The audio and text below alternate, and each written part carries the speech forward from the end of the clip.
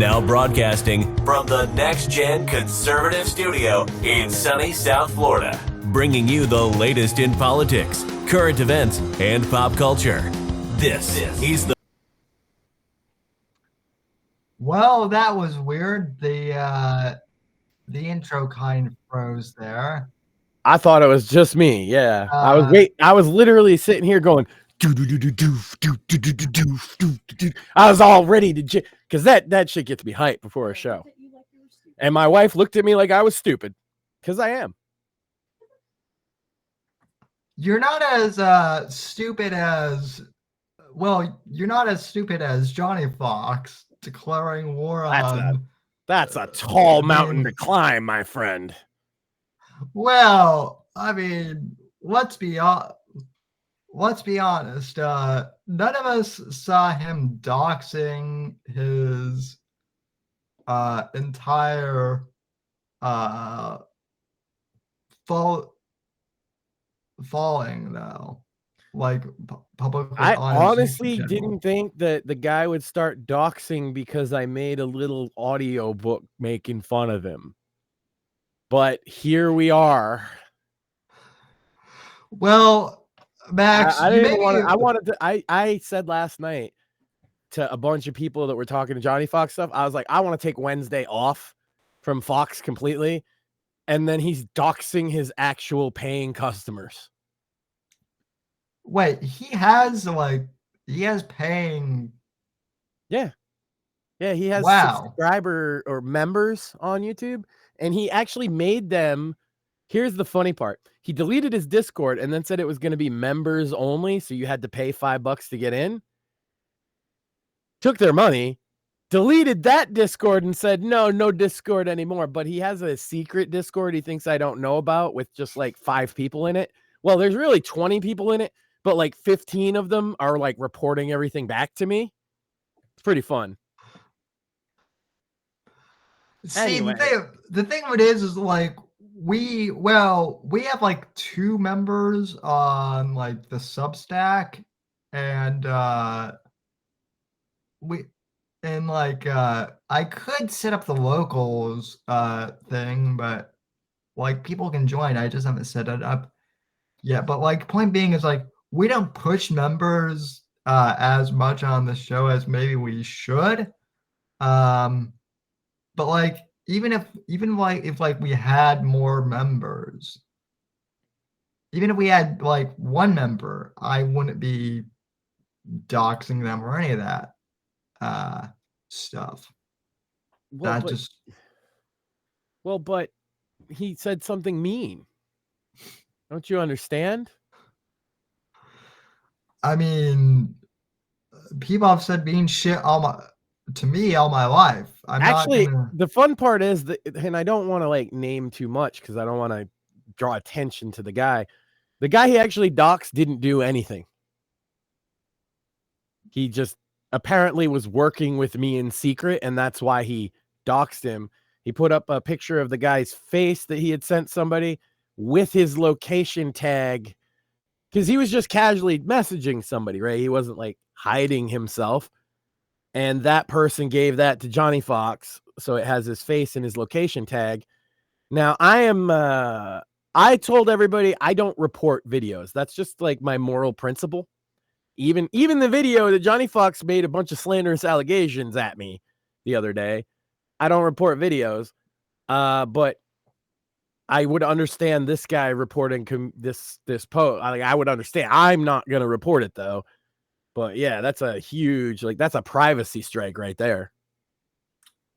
Yeah. So I'm going to do a parody video, I think. You've probably seen them.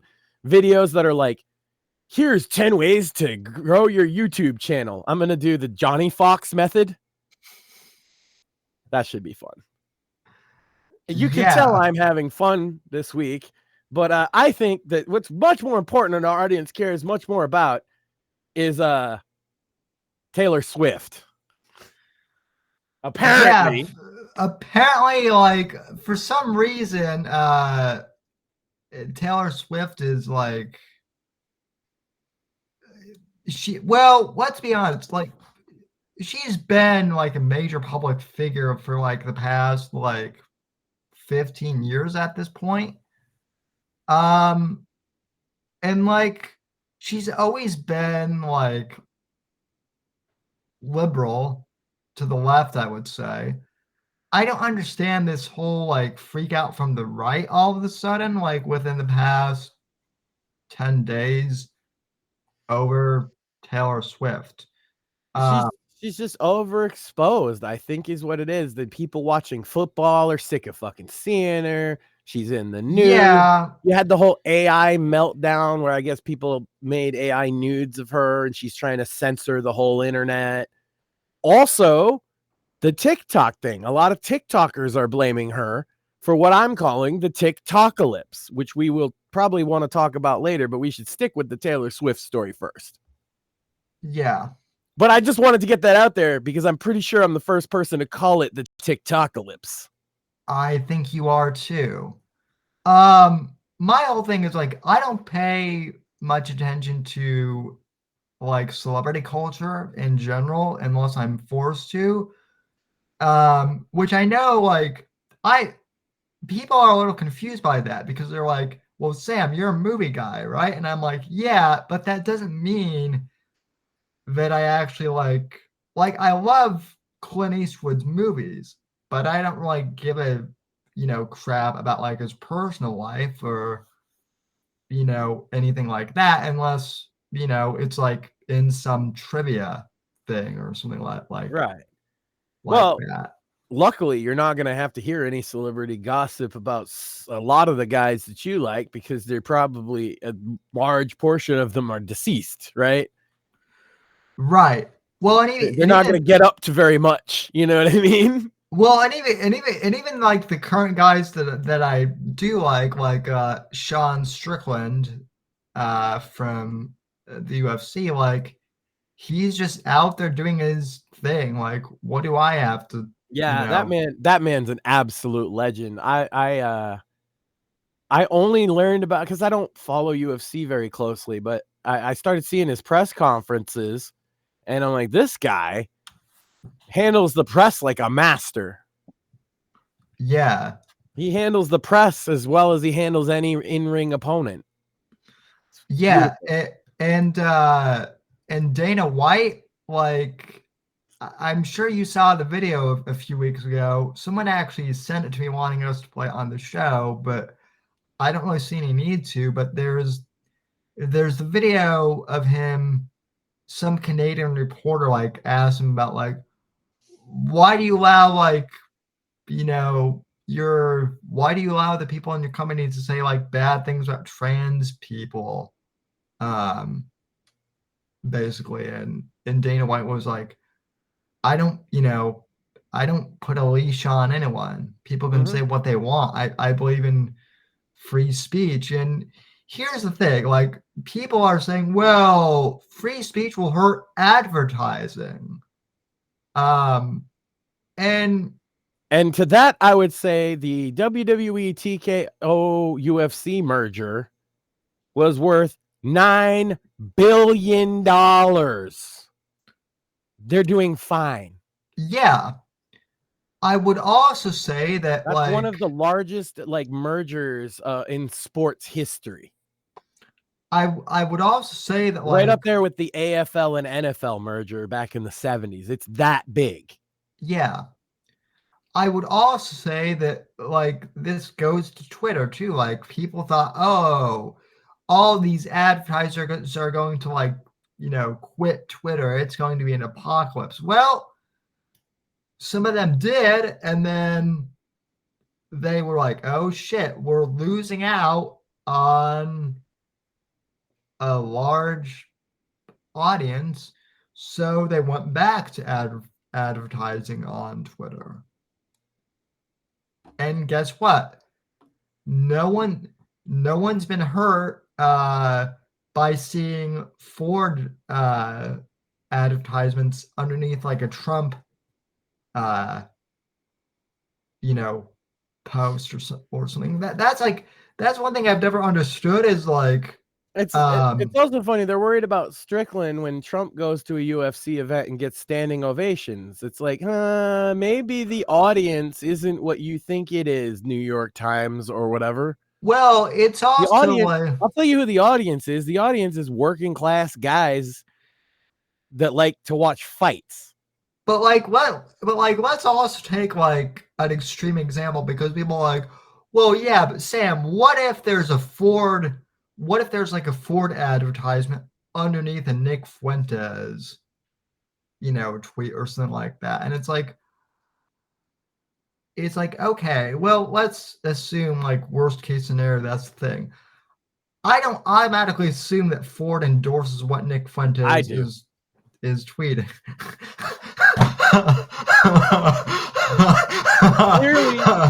Clearly, Ford supports this. That's why their ad is there. They vetted every single post, and they were really supportive of that one. The whole well, first off, like, I don't think any of those manlets would be taught up to get behind the steering wheel of like a Ford F-150 to begin with. Well, right? They make hybrids now. Well, yeah, that's true. But like, no, in all seriousness, like, I don't like, anytime I see a Ford advertisement like underneath a tweet, like, I don't think, oh, Ford endorses that. I think, oh, there is a Ford advertisement. Or whoopee.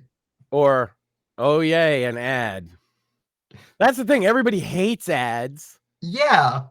I don't like how you not blocking them. You know what I mean? Like, most people block ads. No, they or do. People will pay YouTube its exorbitant price just to not see ads. I don't think it's really that big a deal.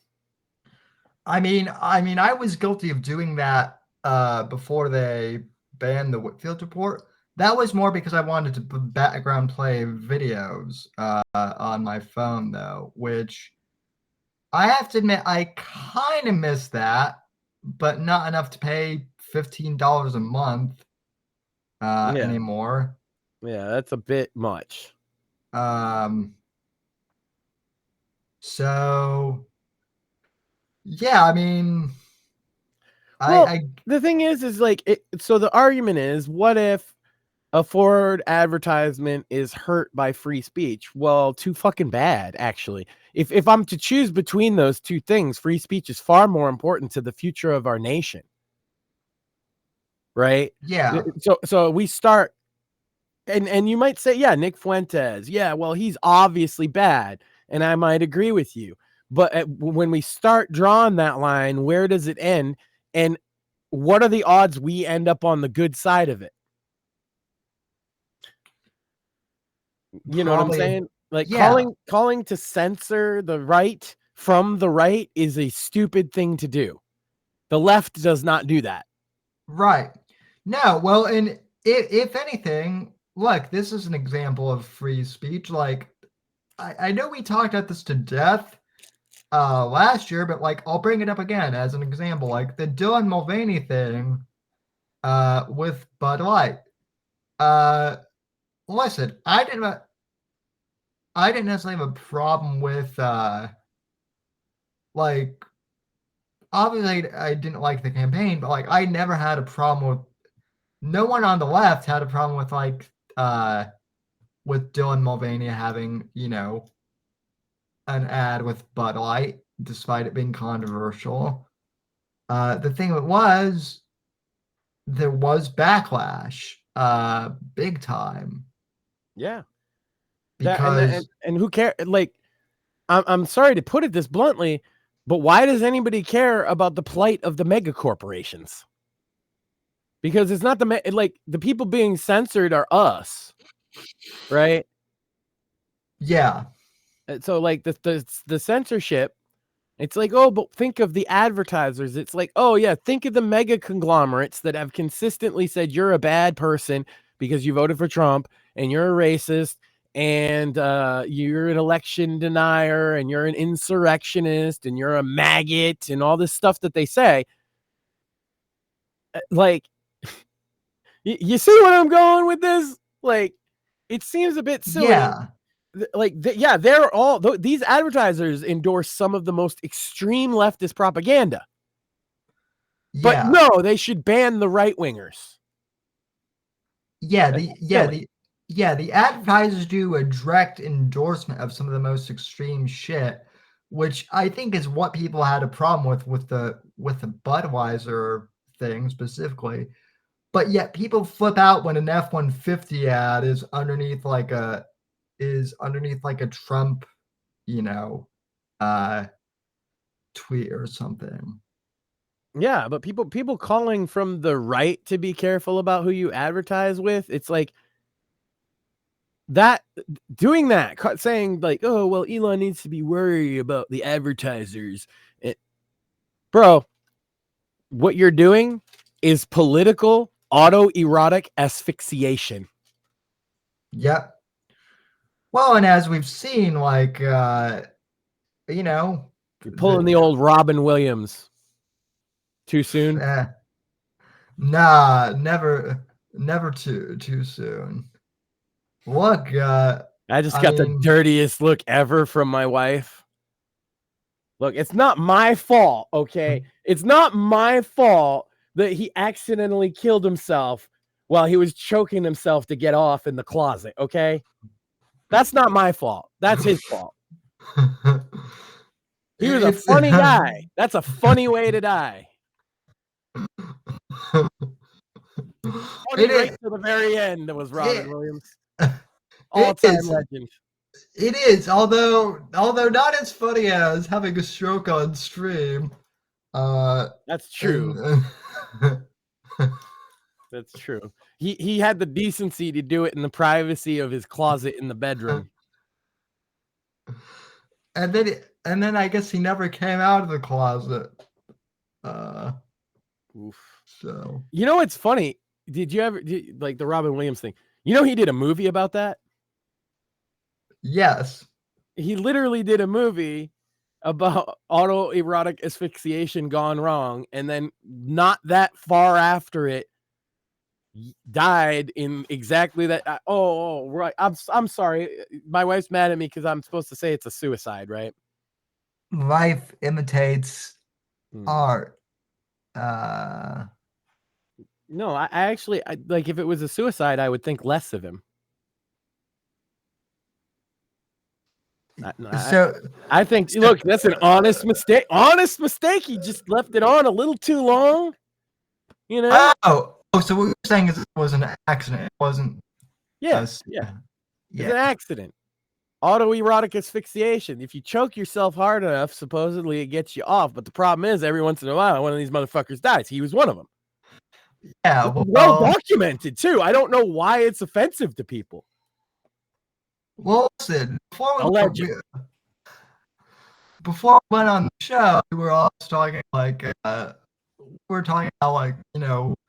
Louis C.K. was pretty, out there, but then Johnny Fox, decided to one up Louis C.K.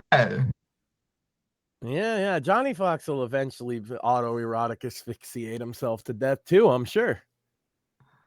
That sounds right up his alley, if anything. Probably by his desk. Man, if we were on YouTube right now, we would be like banned for 18 things I just said within the last 2 minutes.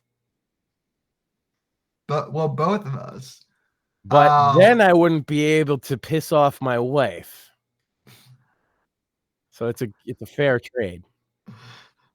One of these days, I expect her to smack you. You're sitting there, and I just see a hand fly across the screen. Nah, that's never gonna happen. It hasn't happened yet. Right. So anyway, welcome to the Whitfield Report, where the political news is once again dead. This is the other thing I love, is where we would rather talk about Robin Williams' autoerotic asphyxiation than the news. Well, see, even though that happened, and it happened. Well, see, even that though, even though it happened to like a decade ago almost, even that is more interesting than the election at this point. Um, Yeah. like what? I guess like some news organization like leaked that like RFK was going to be Trump's running mate, and then and both the Trump and Kennedy campaigns were like, no, that's fake news. Yeah. That That's super fake news. That's one of those wishful thinking ass things that certain, like, I would imagine like a real big Tim Pool fan that's their like wet dream, you know? I actually heard the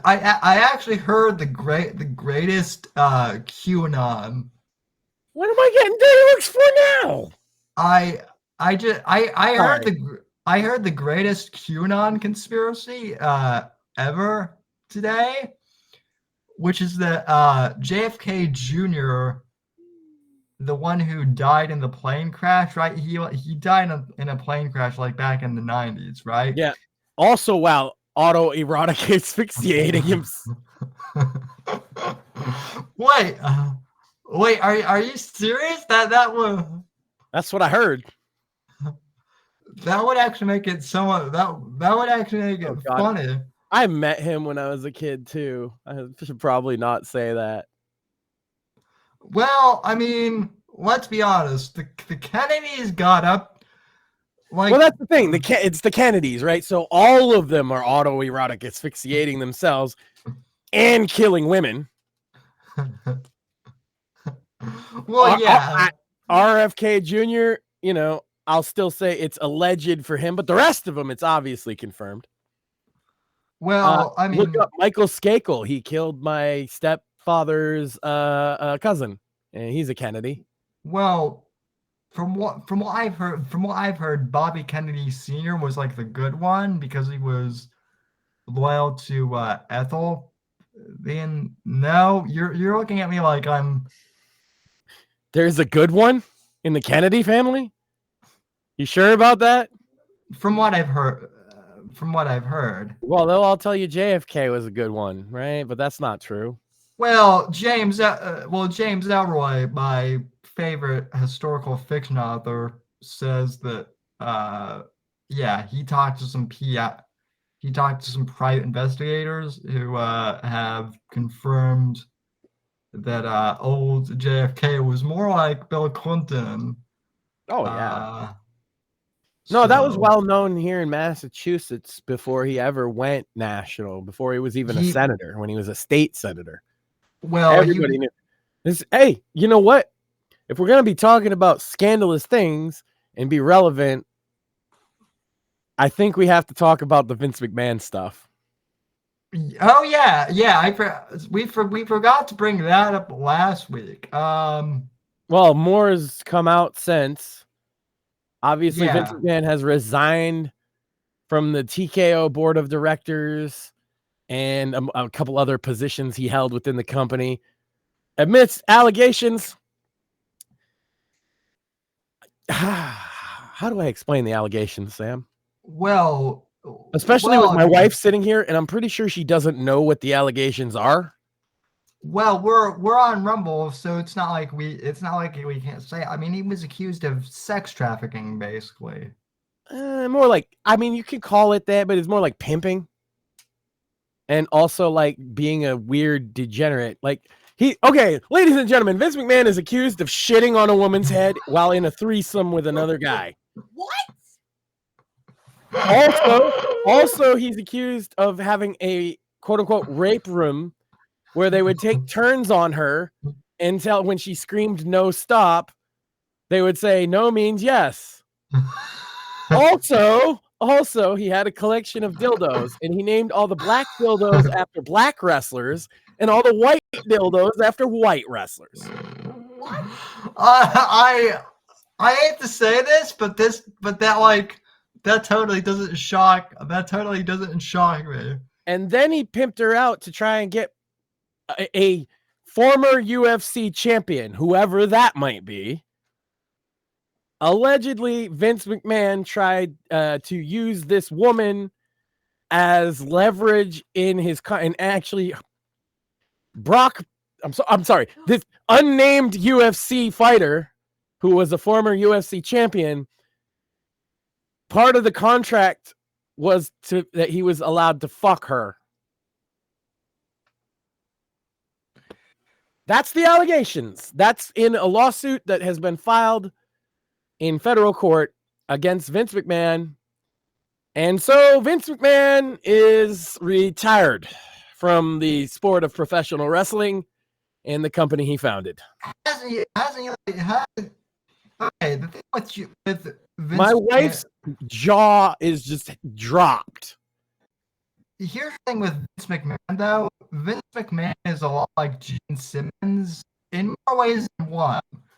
But to be clear, what I'm referring to here is the fact, like, both Gene Simmons and Vince McMahon always say, we're retiring. This is Kiss's final tour, or I'm retiring from WWE. Oh, he ain't coming back. And then he ain't coming back, Sam.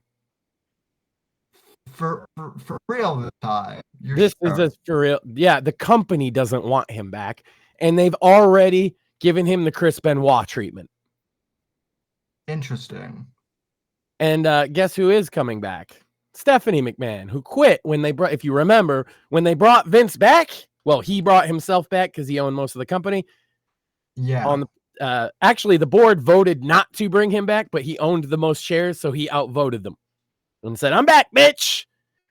That's not the case anymore. He is not he's not the majority shareholder in TKO Holdings, and he sold a shit ton of his stock last year, so he's even less. He can't bring himself back. They don't want him back.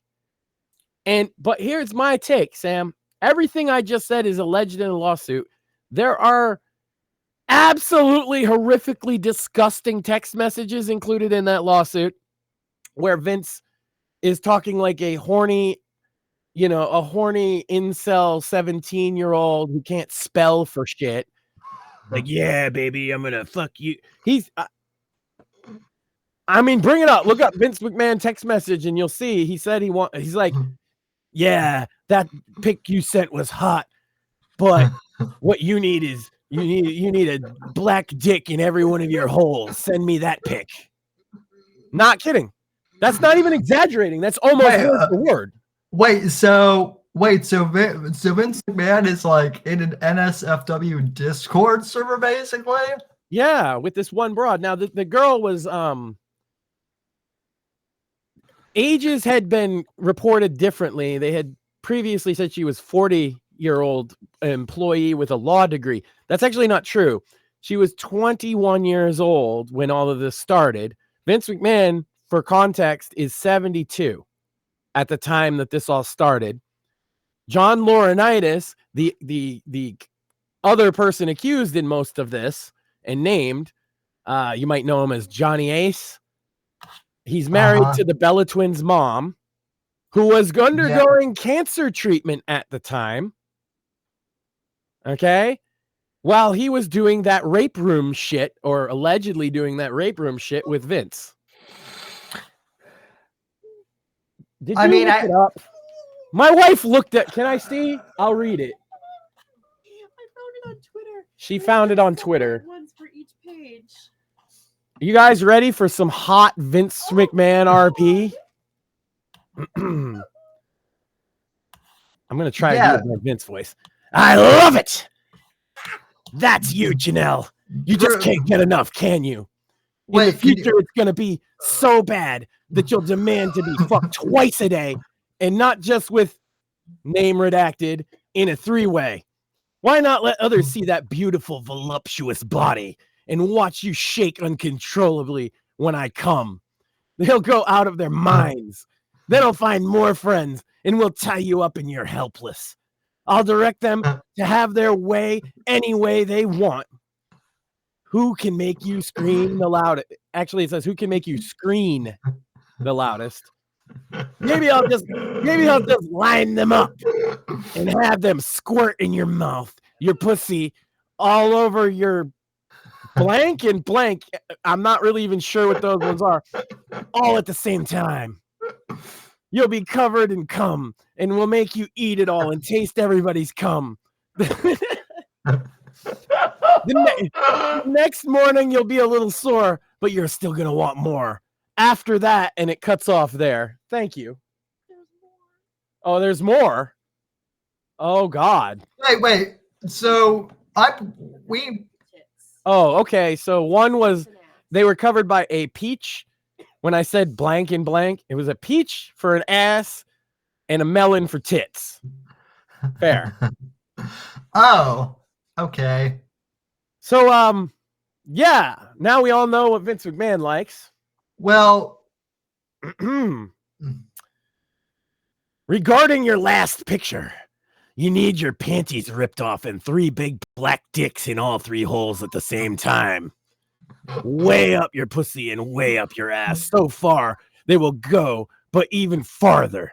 And the thickest cock goes down your throat, so it makes you gag and convulse. Those big black cocks pound away. If Vince! Why? Why, Vince McMahon? It feels like from the start you're being assaulted, but it's made you come nonstop. Just one continuous, constant orgasm. And just before you pass out, those big black dicks squirt their loads of cum inside you. As you lay on your stomach, the cum is coming out of all your holes. I'll turn you over and jack off all over you. That's right, the genetic jackhammer himself. Wait. That's lit. Holy shit! It's like his heel persona is like real. I just passed the phone around to a bunch of guys on the tech crew. They were screaming, "OMG, she's fucking beautiful. Look at that ass. I'd like to get that." I paused to count out loud how many guys there were. 12. I then said, "Okay, there's 12 of you, and she would love to fuck each and every one of you at one time." The guys cheered. Vince. But she will only do it if she takes 3 at a time. That brought a huge reaction from the crowd. He's like writing this like a wrestling bit, right? Oh my God. She wants one deep in her ass, way down her throat, and one in her pussy. And you can pound her and keep on pounding her till you pop your load. She may scream and try to say no, although it would be difficult to say anything with a dick down her throat. They laughed. I then said, "Listen, no matter what, just pound away till you squirt." Baby, these guys were having a blast with me. So I said, "You were the greatest fuck in the world, and no matter how much you get, you always wanted more." And then I said, "She loves cum.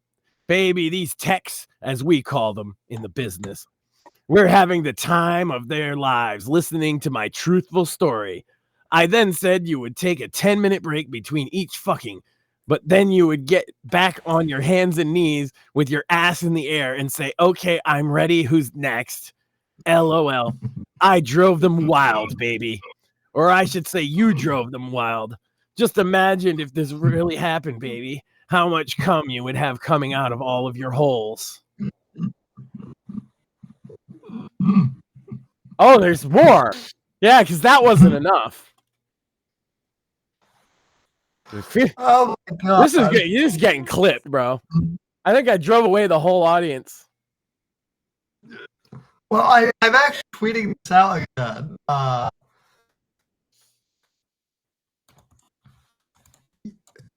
Yeah, folks, you wanted us to cover the Vince McMahon news, so you're welcome. You guys asked for this. That's right. Oh, those compliments will keep on coming, baby. Just wait and see. I totally understand and agree regarding being scared of communications in photos. Johnny gets drunk and sloppy and could easily make a mistake that could cost him his job and yours too. Verbal communication is the way to go. That said, have you and Johnny talked about breakfast tomorrow? And then she replies, we haven't discussed it at all. It's up in the air. Johnny complained about getting a new phone and it just arrived. I haven't set it up to coordinate setting it up with because I need him to assure me that he's erased everything he has ever saved. Truly, I regret that he ever got those pics. It's not worth the stressing. I'm feeling I'm done with it. That one's not as funny. But there is a human victim on this. Like, he's talking about a woman. And the reason, like, it is alleged, right? Because these are the contents of a lawsuit and we've only seen her side. But here's the thing that makes a lot of people say they believe it. These are text messages, okay? If they were faked, it's really easy to say, let's subpoena the records. Vince McMahon is a literal billionaire. So if he wanted to dispute this, it would be easy. Oh, God, there's more? She said she'd be ready.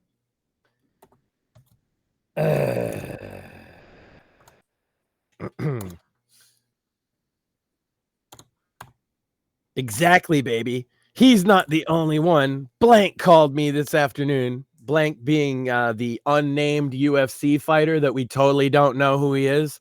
That totally is a former UFC champion and also a WWE superstar, but we have no idea who he is. You know what I mean? Yeah. Mhm. Yeah, totally. Yeah. Brock called me this afternoon begging to eat you out and fuck you with his nice and hard cock. There you go.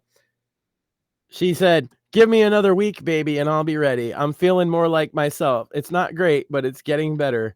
Tell him soon. And Vince said, I already told him, baby, but Johnny wants Tuesdays. Johnny wants dibs on Tuesdays. Good. What is going on, Sam? You know, like, the thing with Vince is he always struck me as the type where, like, his heel personality was not like a personality you know, you can tell, like, when someone's acting, right? And, like, when basically what I'm trying to say is either Vince is like a master method actor or he's just that nuts. What I think is because he wasn't, like, by all accounts, he wasn't like this in the 90s. He wasn't like this in the 80s. He wasn't even like this in the 2000s. That this is recent behavior. I have a theory. He started wrestling in his 50s and received many concussions. He also started using steroids and human growth hormone in his 40s, 50s, and 60s. I think the combination of drugs and concussions has, like, he's and maybe some type of dementia combined with his natural kind of, like, God complex he's always had. If you remember, he booked himself in a match against God. Do you remember that? Yeah. And he won, by the way. He won the match against God. Vince McMahon is 1-0 against God. Well, now God has evened the score. Yeah. I was gonna say I don't think God takes things sitting down. Neither does this girl. Oh, no. Sorry. Wow. And people that I'm horny on. Yeah, he's the horniest on Maine, right? Like, geez, Vince McMahon wins the crown of the horniest fucking person ever. I don't even like. I'd like to point out too. I retweeted this the other day. I retweeted this today, but Kimberly Hefner, who is Hugh Hefner's, I think, second wife, Yeah, came out and said that the allegations against Hef are basically fake, and that he, Well, you I'm know, waiting to see the WWE no, WWE's not representing him. I'm sorry. WWE and his longtime attorney, Jeremy McDivitt, who's about to retire, won't be representing Vince in this matter. So because of that, they haven't presented their defense to the court yet. So like, this is all alleged. But like I said, these are text messages. They're not like screenshots. These are text messages that were presented to the court. And they are, this is public record. Obviously, they redacted some of the names. People figured out there's only one former UFC champion who wants to put his cock anywhere. There's 2 former UFC champions in WWE ever, right? Three. Sorry, Dan the Beast Severn, who would never do anything. I wish for the days when Dan the Beast Severn was around, because he wouldn't do anything like this. But the other 2 are Ronda Rousey, and she ain't putting her cock in anybody's ass for obvious reasons. And so then you can only rule it down to one guy. And that is the most concerning part to me, because I didn't think Brock Lesnar was like that at all. But me either. I mean, and it's redacted in the lawsuit, but when the actual court case happens, that stuff's not going to be redacted anymore. So these people are going to be named. And if Brock is up to this behavior in some way, he's married to Sable, right? Yes. I wonder how she feels about this. Even if it's not true, because it might just be Vince fucking bullshitting this girl, right? Oh yeah, Brock really thinks you're hot, That could be it. We don't know. But yeah, if he didn't send these text messages, if the text messages are fake, it would take a simple subpoena and the case would get dismissed in a day. But that's what they meant by sex trafficking, Sam, is he was just pimping her out to all the boys. Especially Johnny Ace, who should be ashamed of himself because his wife was getting chemotherapy.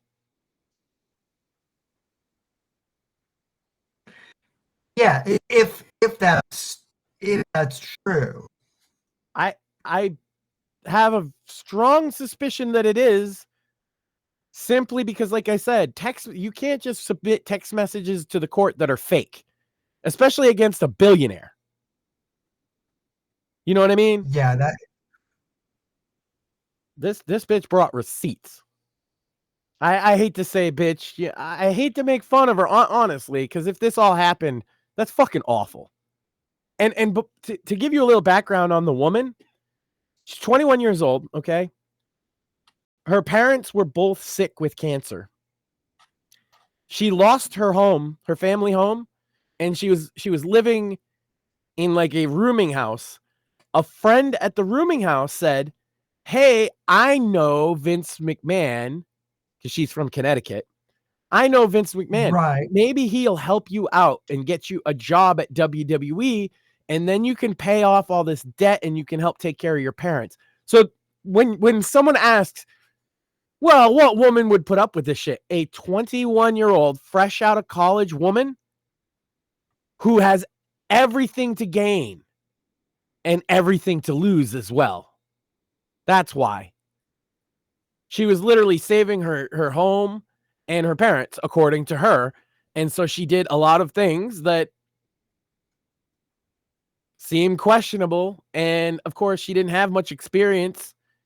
And it also seems like if any of this is true, there's other people at WWE who looked the other way. Which is wow. Yeah. So we're going to wait. We're going to wait to see what defense that the McMahon camp presents in this case before we really say for certain. But it looks, Sam, you know me. I don't just believe allegations, right? I'm not that guy. I don't just say, hey, believe all women. In fact, I've gone against the grain. Right. I've even argued with you like about the Blizzard case and things. This one is, he's going to have to make a hell of a case against this. And even if he makes that case and even if he wins in court, Vince McMahon's legacy is ruined in the mind of a casual fan. This is the end for him. He ain't. Yeah. That's why I say you hadn't heard the text messages before when you said, oh, he's like Gene Simmons. He'll come back. You think he's coming back from this? Not after hearing that shit. No. Yeah. Yeah. I only had seen one of those before. So a lot of that was new to me too. Yes. Chat, if you're happy, you can thank my wife for her crack research on this. That. But Yeah. but if you're really, really cringed out and uncomfortable, you can blame me because I was the one that wanted to read it. She just looked because she heard, and then she was like, I have to look into this. And then she's like, oh my, like I could just see her. Hey, I was talking to you, and I could just see her out of the corner of my eye going, I can't even see her, but like visually in my mind, I could see her cringing. But I mean, I hate to say this too, but like none of this. The worst part of it too is like, oh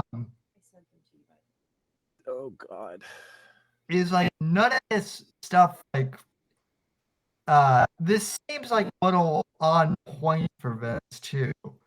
Like, I'm not shocked that any of this would be coming from him at all. Oh wait, there's one more worth reading here. Oh, is there? Yeah, it says, here's what blank unnamed UFC fighter that's totally not Brock Lesnar. Yeah.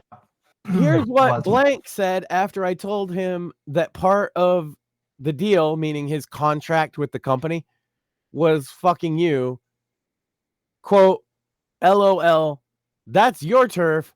She will be ruined after me and leave your ass. Plus, after me, your tool won't fit anymore.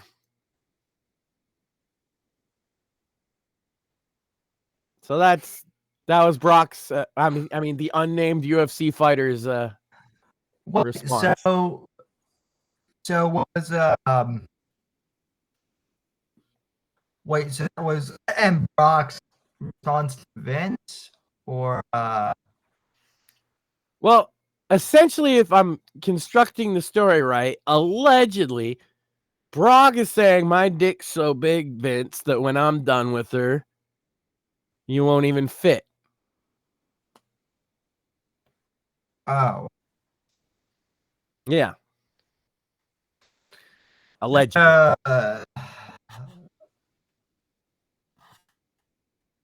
You know, like, yeah. So this could ruin Brock Lesnar's career just as much as Vince. Oh, yeah. Then. Yeah. Rumor was that he was supposed to come in the Royal Rumble, but they replaced him with Brock Steiner. Yeah. What's his name? On NXT.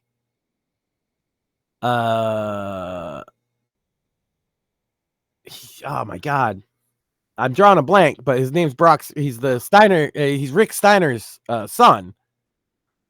Oh, yeah. Let me see. Yeah. The rumor is that he took Brock's place in the Rumble because all this came out. Allegedly.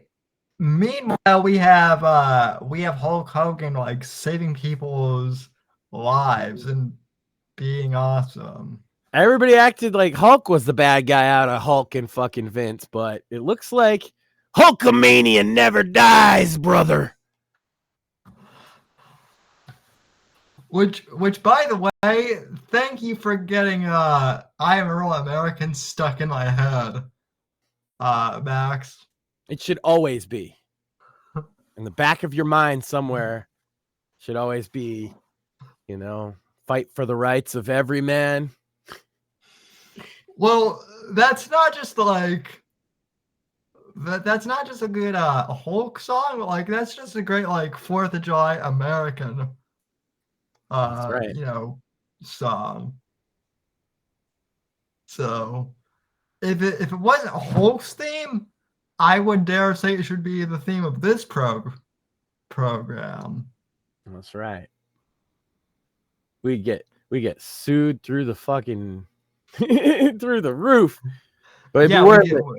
We'd get sued by Rick Derringer, and the one thing I couldn't find though was, did Rick Derringer write that for the Hulkster? Yeah, it was specifically for the wrestling album, and then it was just such a good theme song.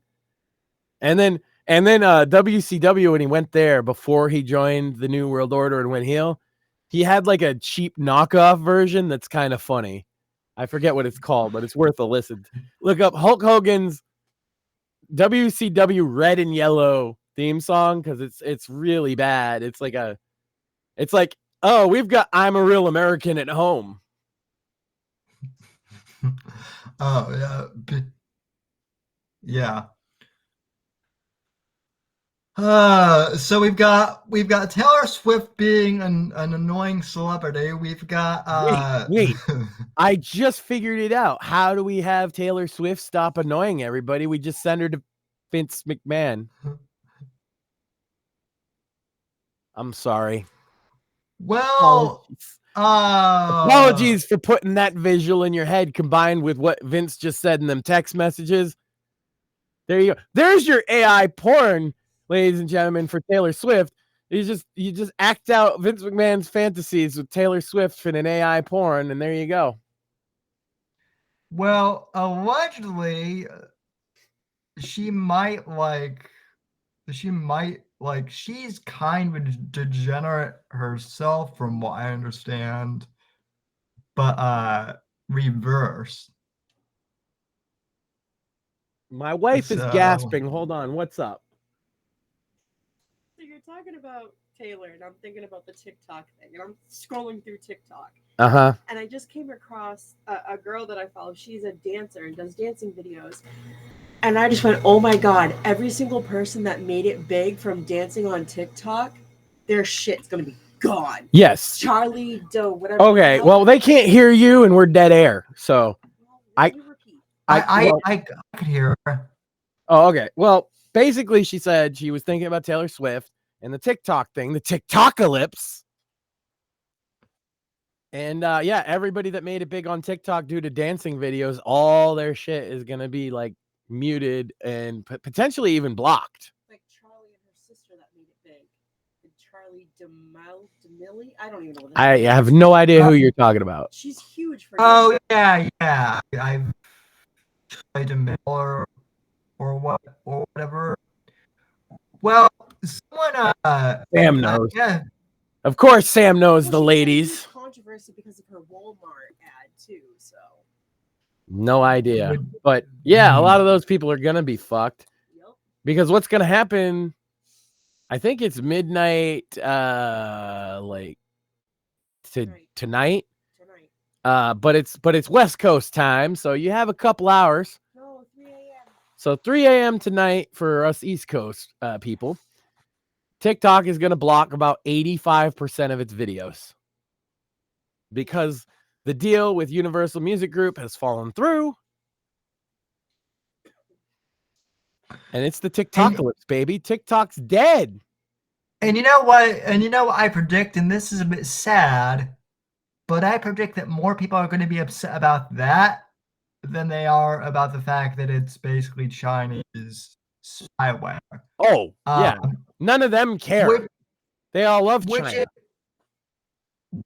That's another thing I want to like bring up, because people ask me, Sam, why don't you post clips of the show on TikTok? Like, you could grow the show and like be viral. I tried TikTok for like 5 minutes and I didn't really like it. B, and that was like 3 years China. ago. China is an asshole. Yeah. And B, there's that. So, but we do get listened. If somebody else wants to clip and put it up on TikTok, there's no music, so we'll be some of the only content there. Yeah. No, if someone wants to post my clips, because I do make clips of the show. If someone wants to post my clips to TikTok for us, just DM me. I'll send you the clips, and you can do it. But like our clip, the clip of us talking a Clockwork Orange from Monday's show, that got traction on Instagram. Actually. Nice. I was trying to find like the actual soundtrack for that movie is really hard too. You know, it's mostly classical. Specifically the synth version of Joy is not on there. Is not like anywhere in the digital space. And I don't know why. Well, you could always use a loop of Necro Agent Orange because it's sampled from that. Oh yeah, I could. Yeah. So, and I could even get permission from Necro because he's cool as fuck. I talk to him on Twitter sometimes. If you remember, I got Necro to famously last year. I got Necro to do a diss song about Kanye West. Yeah, that was fun. Someone also asked. I don't know why people think that like A Clockwork Orange is one of our favorite movies, but like it is one of my favorite films. Yeah, for sure. Well, I love the book as well. I did a book club about Clockwork Orange with a couple people years ago. I think it's on BitChute, and it's funny because like it's basically just me explaining it to two people that didn't seem to understand what they were reading. Which is that's what I expected. No, it's a great statement on like it's a deep book. Like it's not a fun read and it's not a fun watch necessarily. It's not meant to be, but it's meant to talk about free will and choice. And if a man is not able to choose to do evil, is he still? Can he be good? You know what I'm saying? And all of that stuff really. Right. And also, is it right for the government to take away a man's will for the safety of the public? Like these are all real heavy themes wrapped up in like a really kind of intoxicating world that's built for you, even though it's a world that's horrible, full of violence and just criminality and all this stuff. And if you notice in Clockwork Orange, all the art is really like vulgar. It's all sexual. And that it's to show a society that is degraded so far that high art is frowned upon because that's too much thinking, you know? Well, and that's the thing, because I actually I rewatched it recently after your recommendation, and because like I get that the rape scene is a lot for a lot of people. I understand it's supposed to be. Well, the first time I saw it, I was 9. The first time I saw it, I was a freshman in college. I was 19 at the time. And here's the thing is, well, we had just started the movie. Like the professor didn't really give like a primer on it, which I think he maybe should have, because your audio has been breaking up off and on throughout all of this. I didn't want to say it because I hate to fucking troubleshoot on the show, but it's pretty rough. Okay, well, thanks for letting me know. Let's see if we. Okay, let me see. But yeah, no, I get what you're saying. You were younger, and you take different things from it. It's like an edgelord movie for young men, but as you get older, and especially the book, I want to point this out. The last chapter of the book was actually taken out of the US release of the book and thus is not in the film. Yeah, which I It was read. essentially the good ending. Yeah. Well, and I read the other day that that they supposedly Stanley Kubrick never read that last chapter, so that's why it wasn't in the movie. Yeah, it wasn't available in the US at all. And so he never knew it existed. He might have known it existed, but he had his version. And I think that the ending of the film works for because they're a little different, and they're trying to tell two different narratives that are similar, but there's slight nuance. But for those that don't know, at the end of the book, there's an extra chapter after what you see in the film, where and as I mentioned in that clip, he sexually assaults 2 10-year-olds in the book as well. Not 2 women his own age. He's 15 and he lures these 2 10-year-olds into his apartment and then he assaults them. It's really awful. It's a tough read, actually. It's supposed to make him the book's point was to make him as unredeemable of a character as possible, so that you couldn't possibly relate to him, to see if you can still feel sympathy for a guy like that when something is wrong done to him. Whereas the film understood that if you hate him that much, you won't sympathize, particularly with the graphic medium of video. Like reading in up to your imagination, it tends to be a little easier. So either way, the final chapter is when he's kind of gotten back on his feet. He's got a job with the government.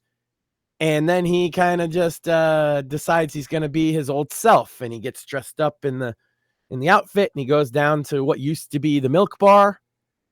And he sees, I believe it's Pete, one of the other guys, his droogs.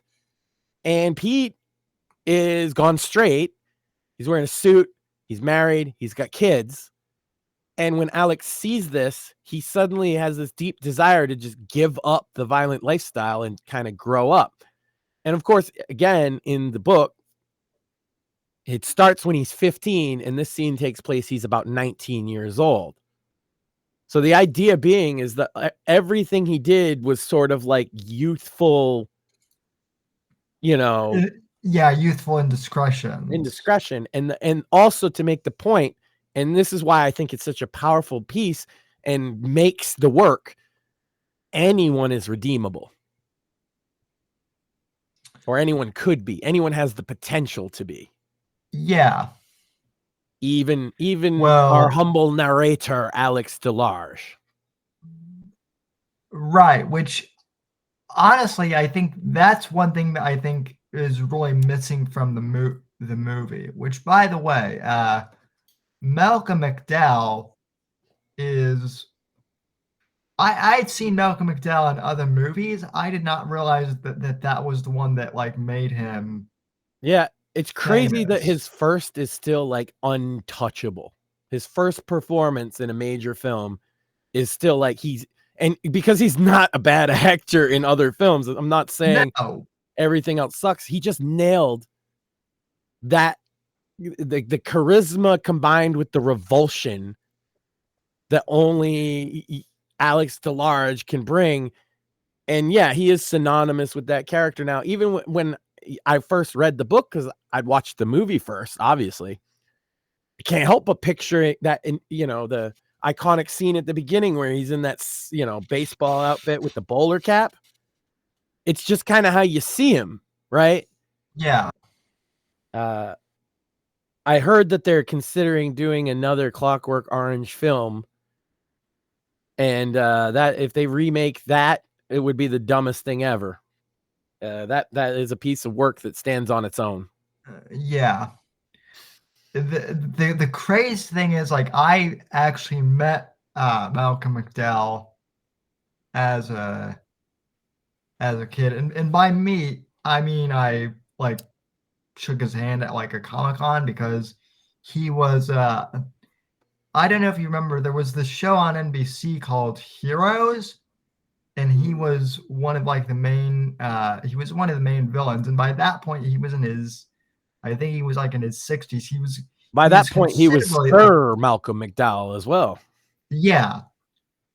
Yeah, and very very sweet, and on screen he plays like a really like creepy villain, but in person, uh total content British gentleman, classic guy. But yeah, So there's so much at play in the book.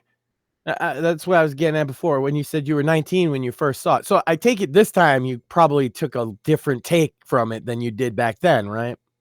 Yeah, even seeing the movie, because when I was 19, it was like when I was 19, my whole thing was like, well, this, like, yeah, what the government is doing is fucked up. But, like, this guy is awful, and he kind of deserves it.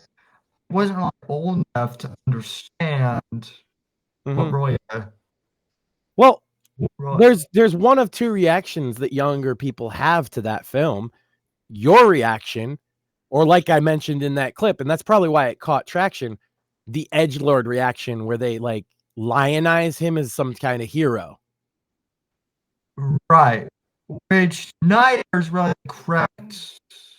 No, it's a complicated gray area.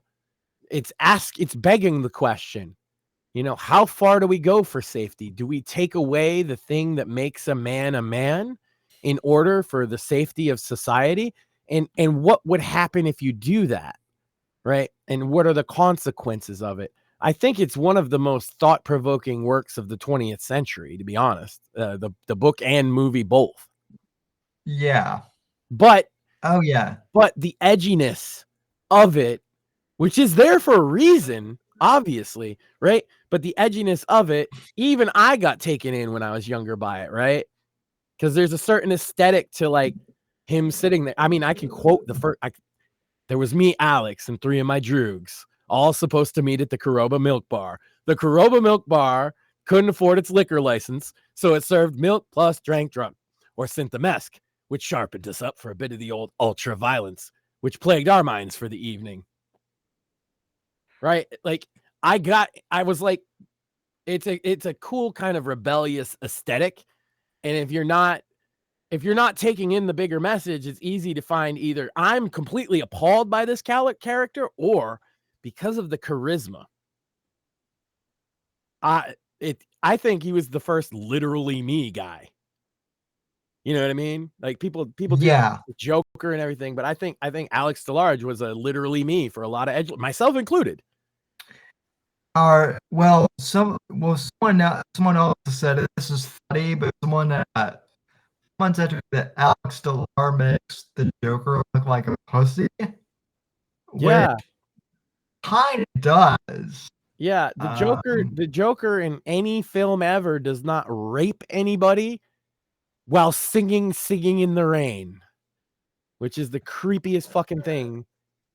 Yeah, and by the way, that was improvised.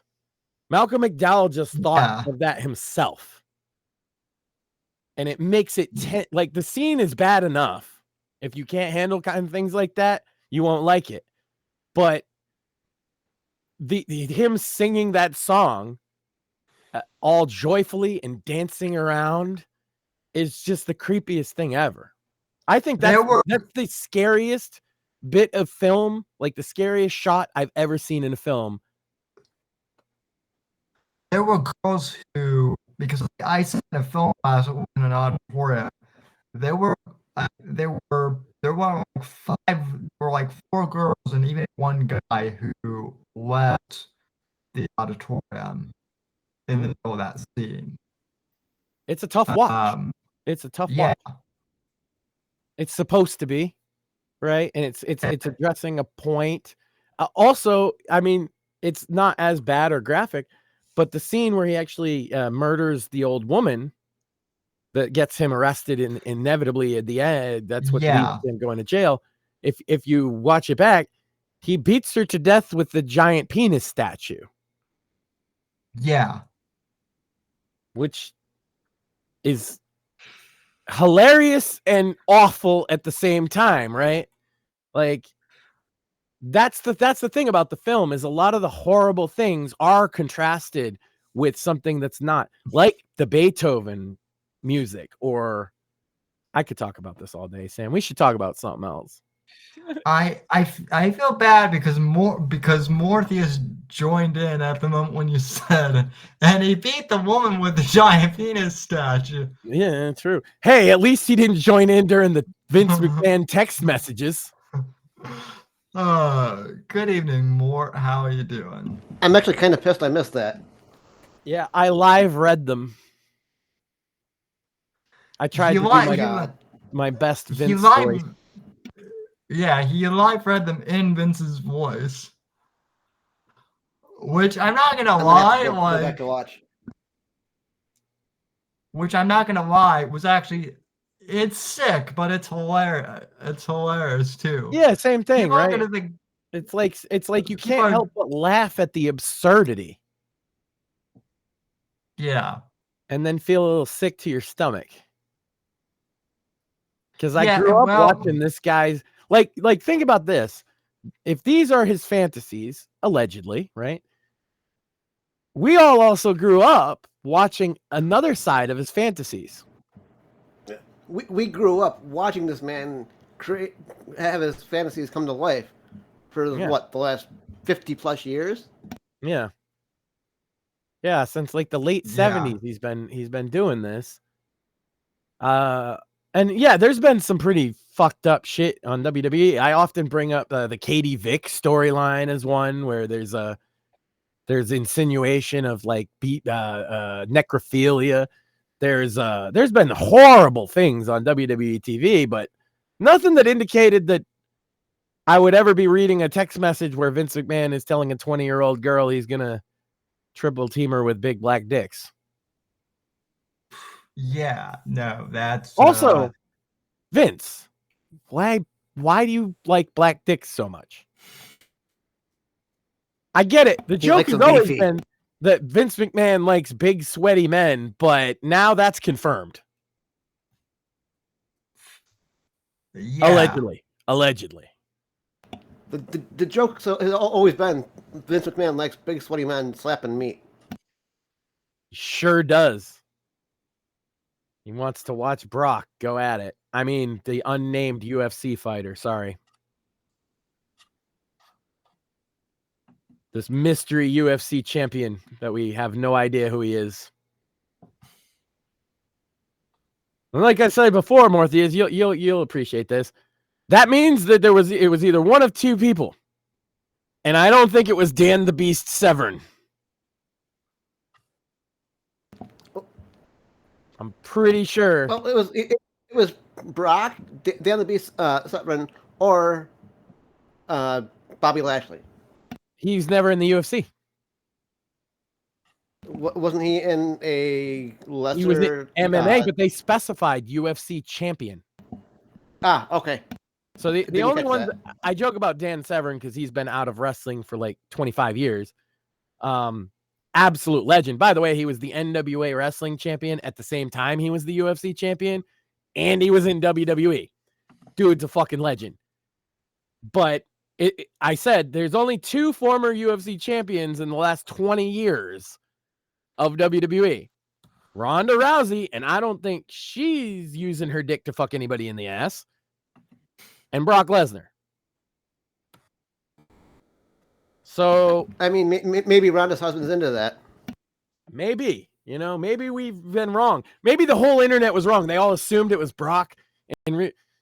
But then why would Ronda Rousey, this is the question, why would Ronda Rousey say that when I'm done with her, I will destroy her ass and your tool won't fit anymore? Right? Just doesn't seem to fit. So it's like Brock seems likely, but we don't know, guys. Allegedly. And also, again, though, I'm legitimately waiting for the defense to be presented by Vince's team to see what they have to say for themselves. And maybe they could convince me. It's going to be an uphill battle, and I'm usually skeptical of these kind of allegations, but this girl brought receipts, and them being text messages, a simple subpoena will prove whether they're real or not. Which they've already subpoenaed. So the court knows. The sealed records already know if these are real or not. I would assume that they are. Vince is a billionaire. If it was fake, it wouldn't have gotten this far.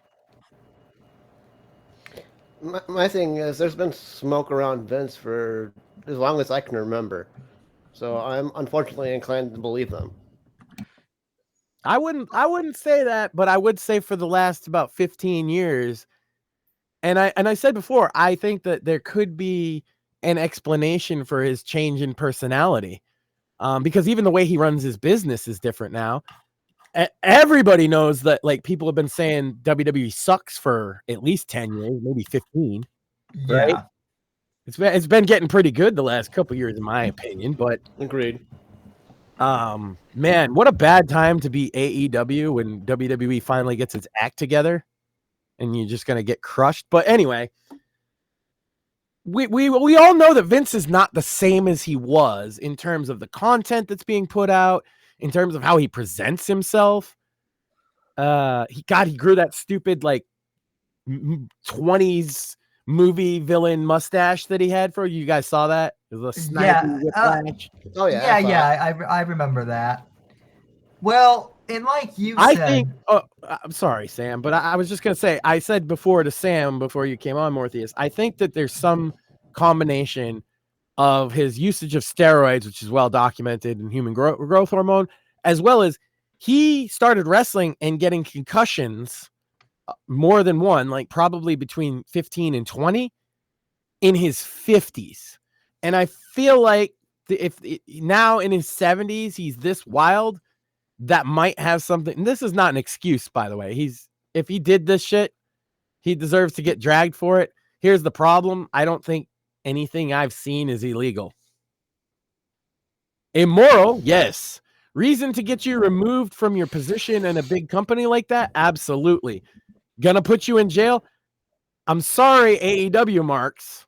Vince isn't going to jail over this. I have the same assessment there, Sam.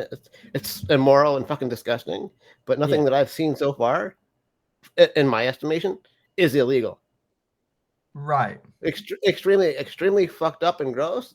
And hilarious. Yes, hilarious. Like, just some of the things that I've read, like, why? Just why? That's my only reaction. Why?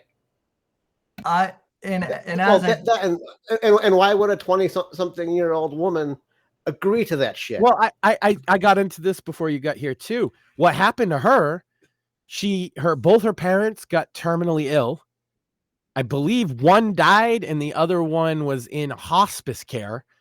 And because of that, she was at the time like 18, fresh out of college. She lost the family home as well. And she was living in a rooming house in Connecticut when she was approached by one of her neighbors who felt bad for her situation, as you would, right?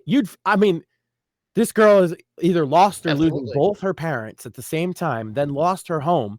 And somebody said, hey, I know Vince McMahon. I can give him a call. Maybe we'll get you a job in like the mailroom. And then Vince met her and he really liked her, obviously, as you can tell, or allegedly. And he got her a job in the legal department. She had no qualifications, and according to what she said and some of the other stuff in there, everybody knew that she didn't know what she was doing. And so and everybody knew that she wasn't expected to do any work. So put two and two together. That would mean that a lot of people there knew that she was there for a reason. To be a piece of ass. And so when you say, why would a 21-year-old girl consent to this? I mean, she was manipulated by a master, by all accounts. Anybody that's ever worked with Vince will tell you he'll convince you of fucking anything. Add to that the fact that she was desperate and in a very bad situation.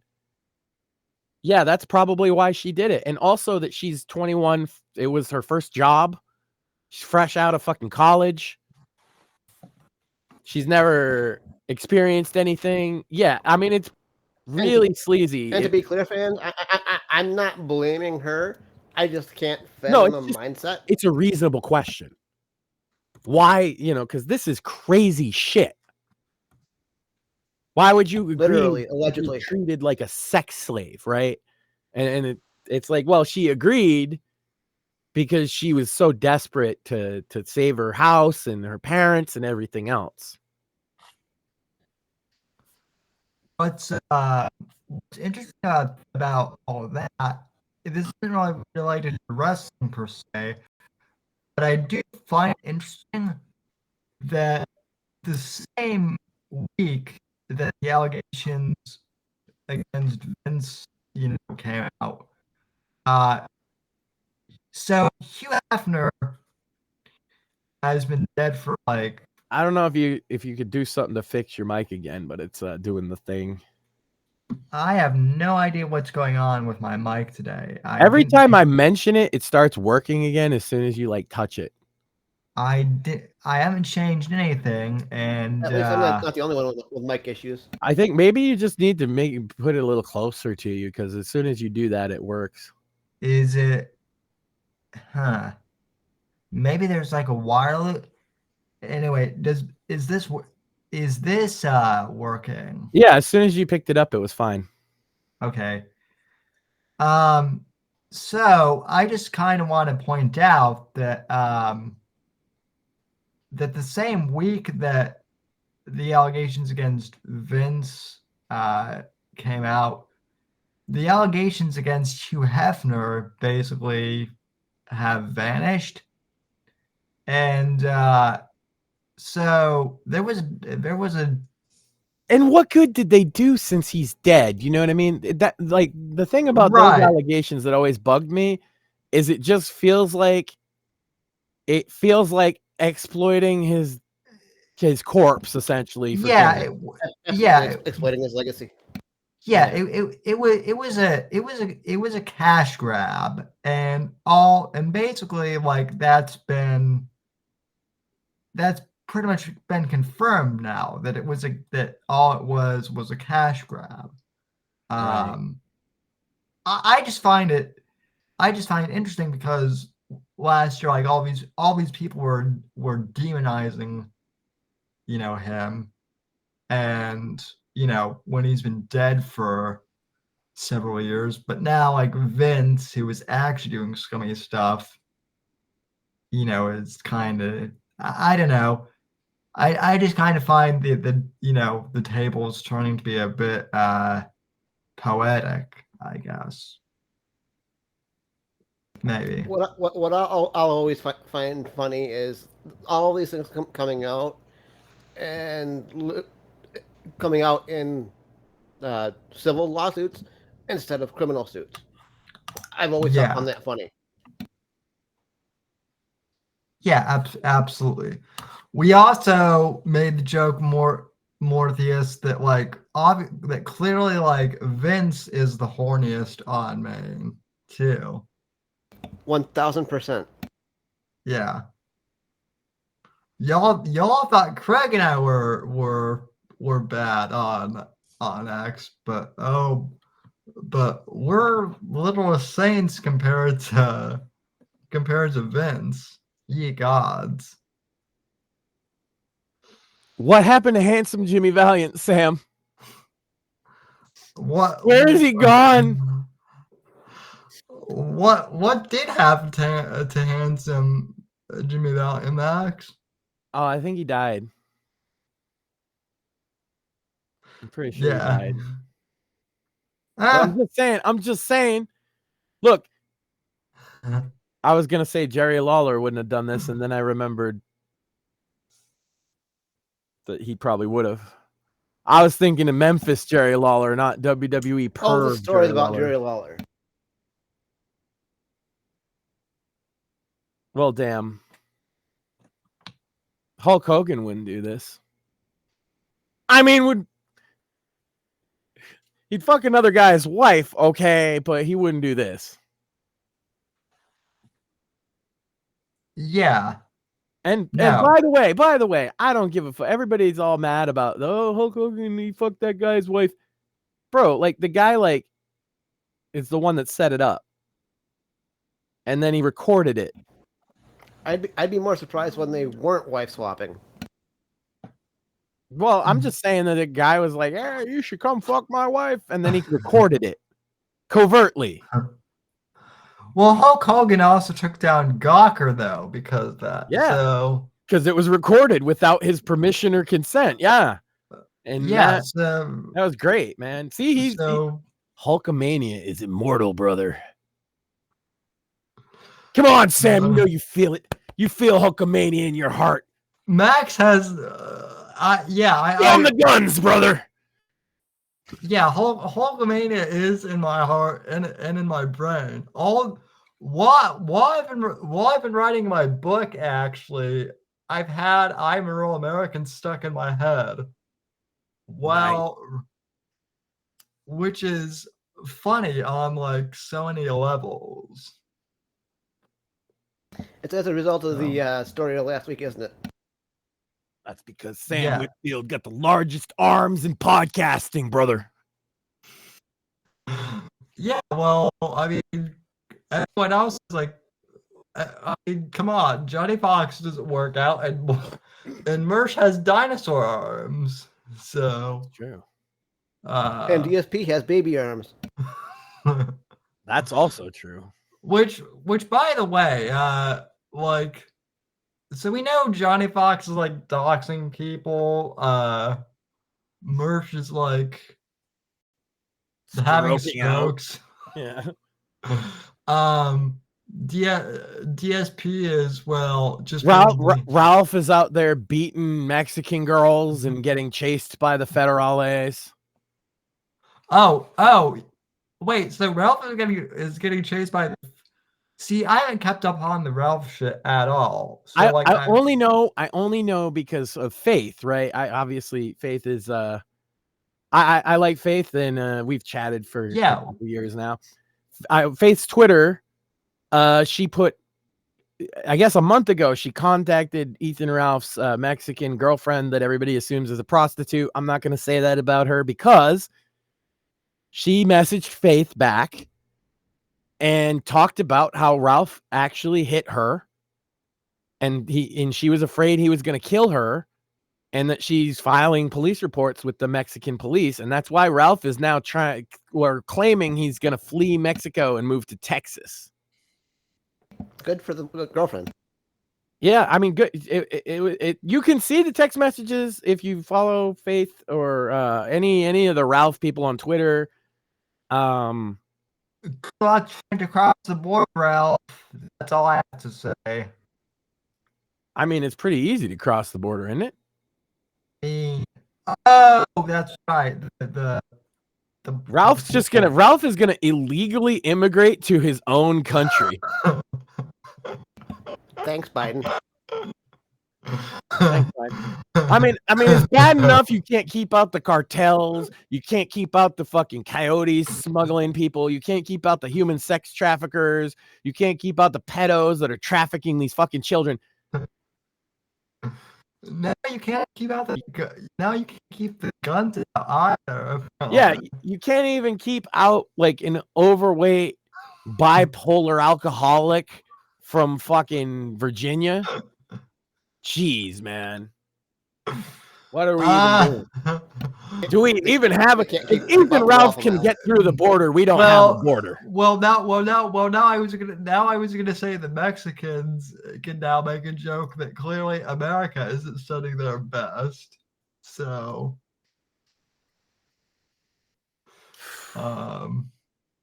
it's so ridiculous, by the way. I don't know if you saw this, that Mr. Medicare is going to do a stream on Friday.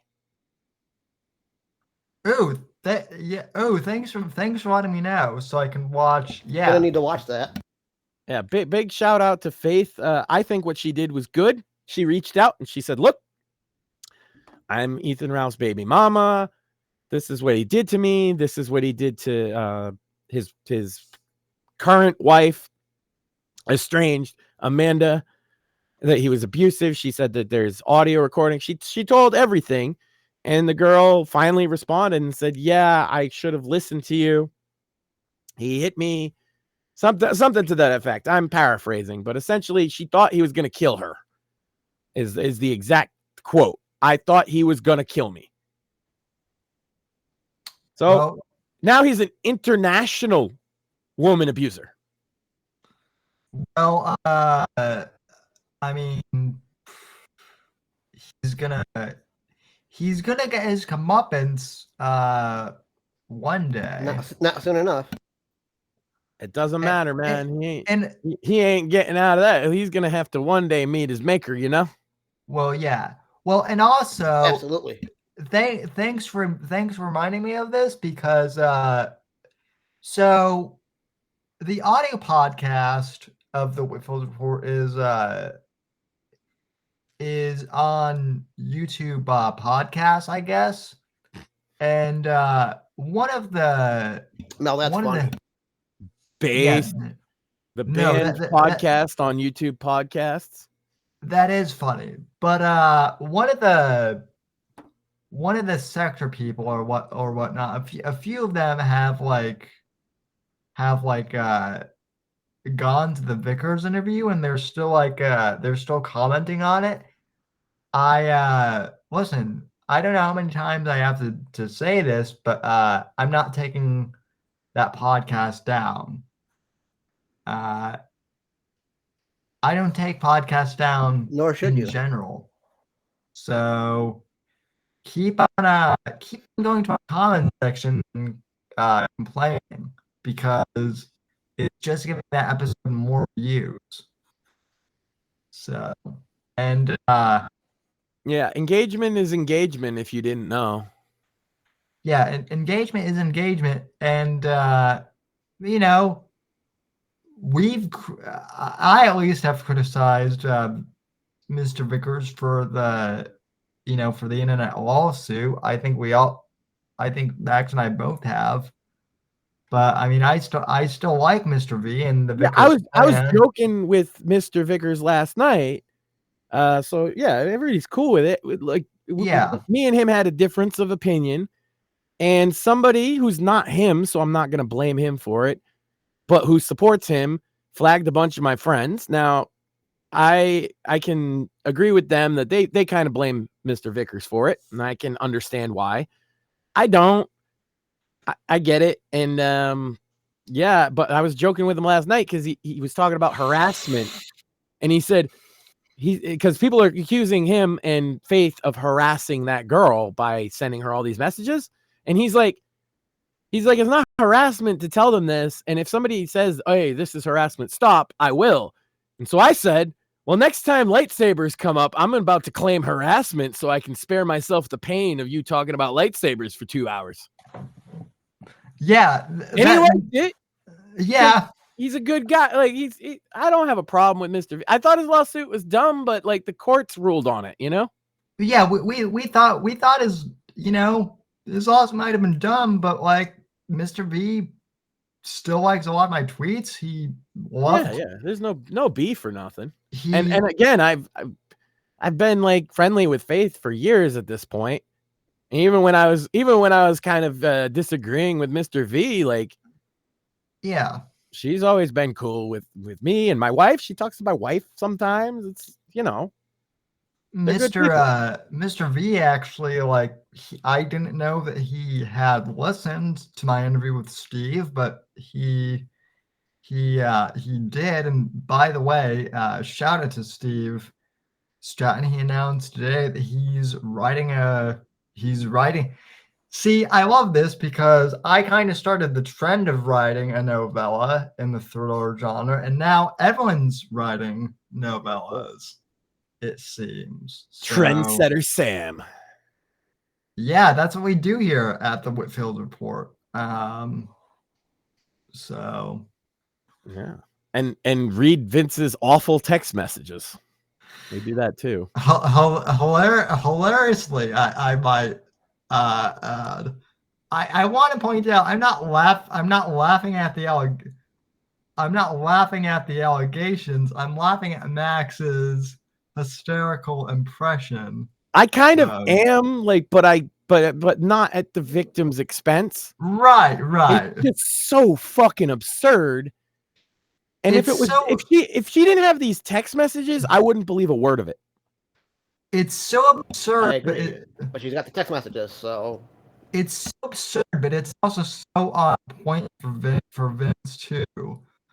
Like everybody could picture him in the voice. That's why I was like, yeah, I'm picturing it in my head. How would Vince say this? Well, no, if anyone else were to write like vulgar text messages like that, like you would think, okay, someone, like these texts are fake or something like that. But no, it's Vince. You can totally.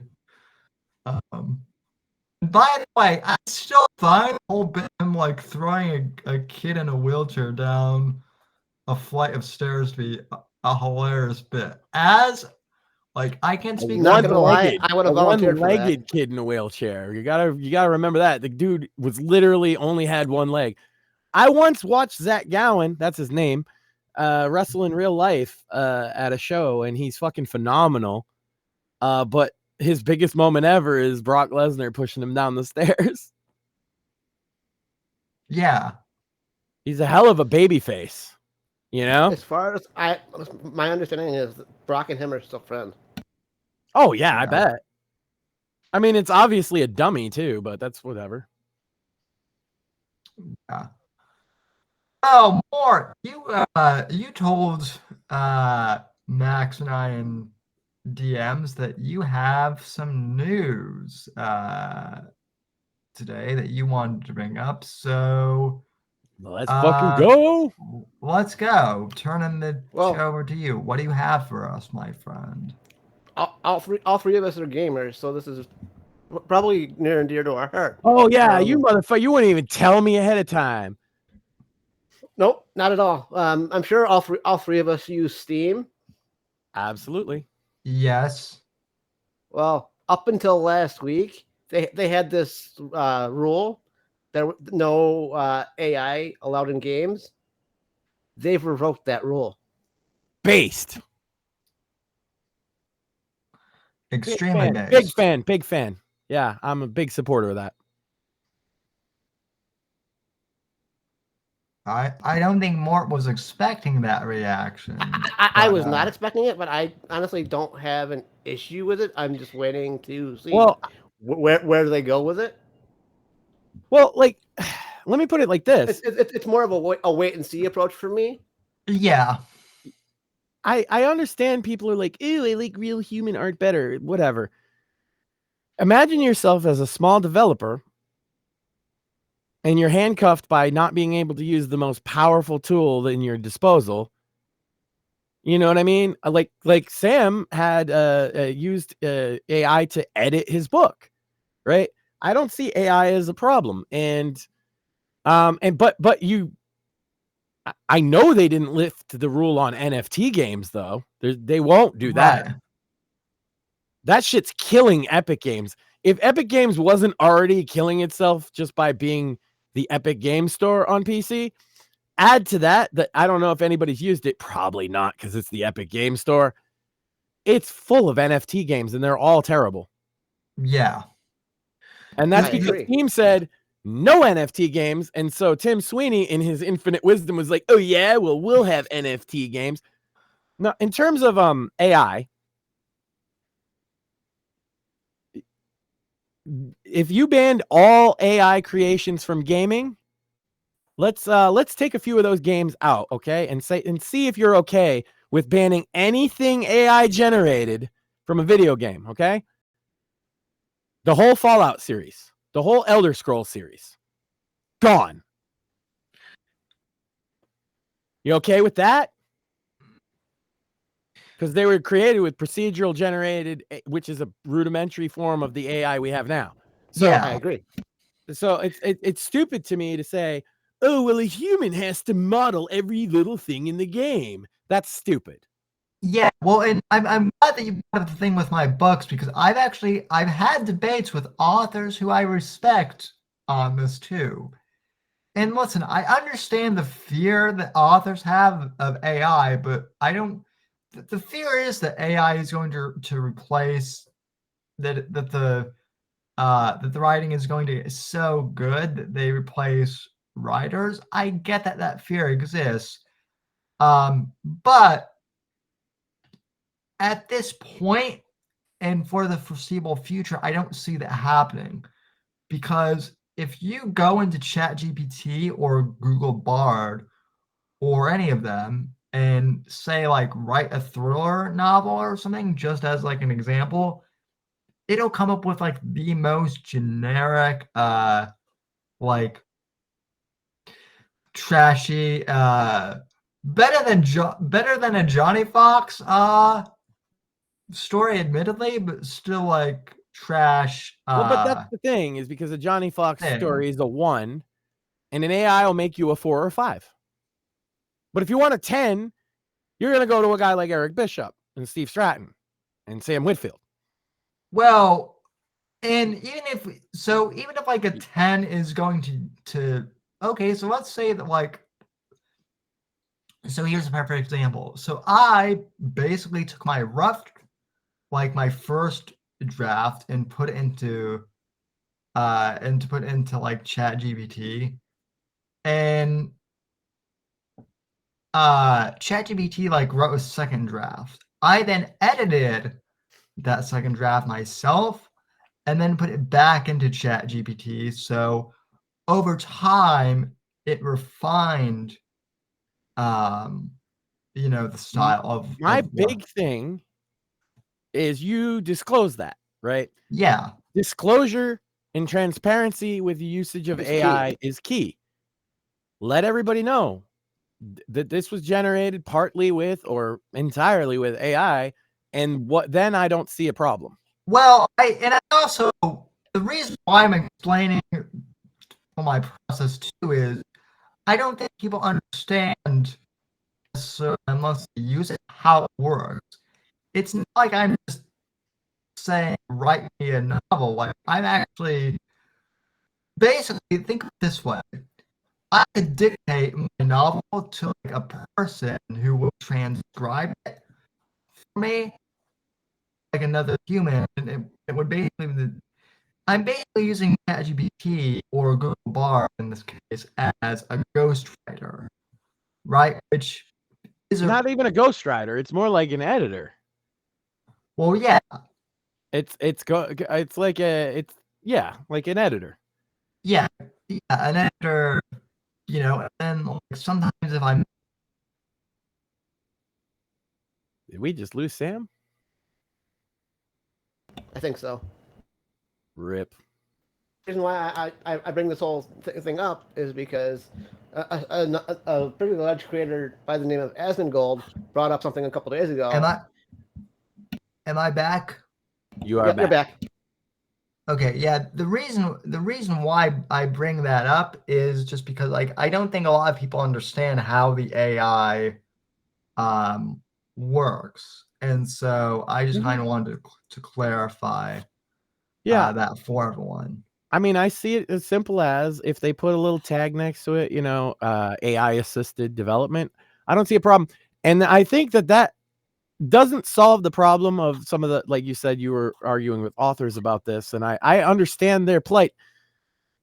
But when the factory workers got replaced by robots, I didn't see the authors up in arms and the musicians. And so the artists only care because it's affecting them now. They didn't care when automation took everybody else's job. They care when it takes theirs. And I understand that that's kind of like, that is an opinion that might ruffle some feathers, but it's fucking true. No, it is true. And you specifically, and I mean, me too, I'm the same way. We're both very sympathetic to the working class. Mm-hmm. Like I'm also very sympathetic to artists, though. Like I'm saying I have been in a job that I was replaced by automation. I can empathize with you authors, but Here's the thing. What I'm saying is, if you're labeling AI content, if you're labeling the AI content so that the consumer can choose, and the consumers choose the AI content over yours, that's called the free market. And also, and my message too is, rather than trying to fight AI, because here's the thing too, we must become the Borg. I'm down. I'm down. Well, let's go. Do I get legs? I want my goddamn gorilla arms. Well, in a way, Cyberpunk. Well, in a way, yes. Not merge, but we need to control the AI instead of letting it control us, because it's coming. Can't put it back in the bag. No. Elon, this is the thing I think people miss with Elon. Elon's right when he's saying that, like, we can't put the genie back in the bottle. But what we can do is learn to master AI. You've got to make the genie work for us. Yeah, exactly. More. And immediately wish for more wishes. Well, wish for infinite wishes. That's right. Well, yeah. In the way, and listen, if you know how to use ChatGPT, if you know how to use ChatGPT properly, you can more or less do that. So that's my little spiel on AI. Also, though, what is this crap I'm seeing about? Well, hold on, because we both stepped on more. He was talking about Asmongold. I wanted to hear what he had to say. I mean, Mort's sitting down, so it's kind of hard not to step on him.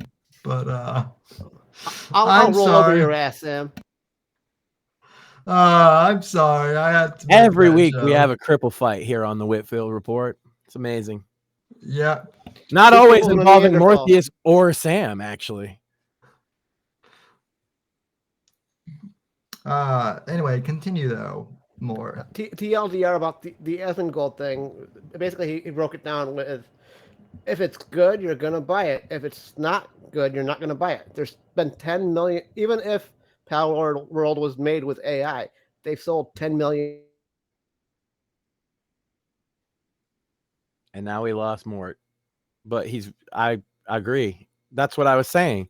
The market's going to decide for sure.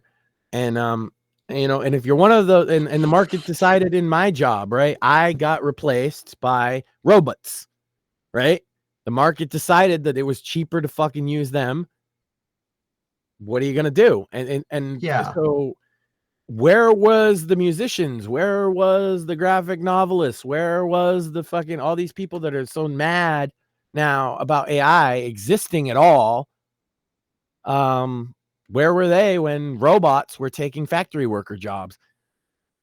Where were they? Hey, where were they? Were they against McDonald's having touchscreen ordering instead of you talking to somebody? No. Nope. Were they against self-checkout at Walmart? No. All these automation that replace working class people's jobs. I didn't see all the artists up in arms about it. It's only when it's affecting them directly. And then they want to, I mean, you look at like the way that the Hollywood went on fucking strike about the whole thing. They're willing to shut everything down. Oh God, something might outcompete us. We have to stop it. You can't, you can't stop it. Just like I couldn't stop my job from getting replaced. You can't stop it. You can, like Sam said, you can embrace it. You can fight against it, but it's going to be here and it's going to be a part of the market. And probably, I mean, look, I'm an artist, as you know, in a sense as well, right? It affects a lot of people. As am I. But yeah. I also was a working class guy that was affected by automation, and nobody cried a tear for me.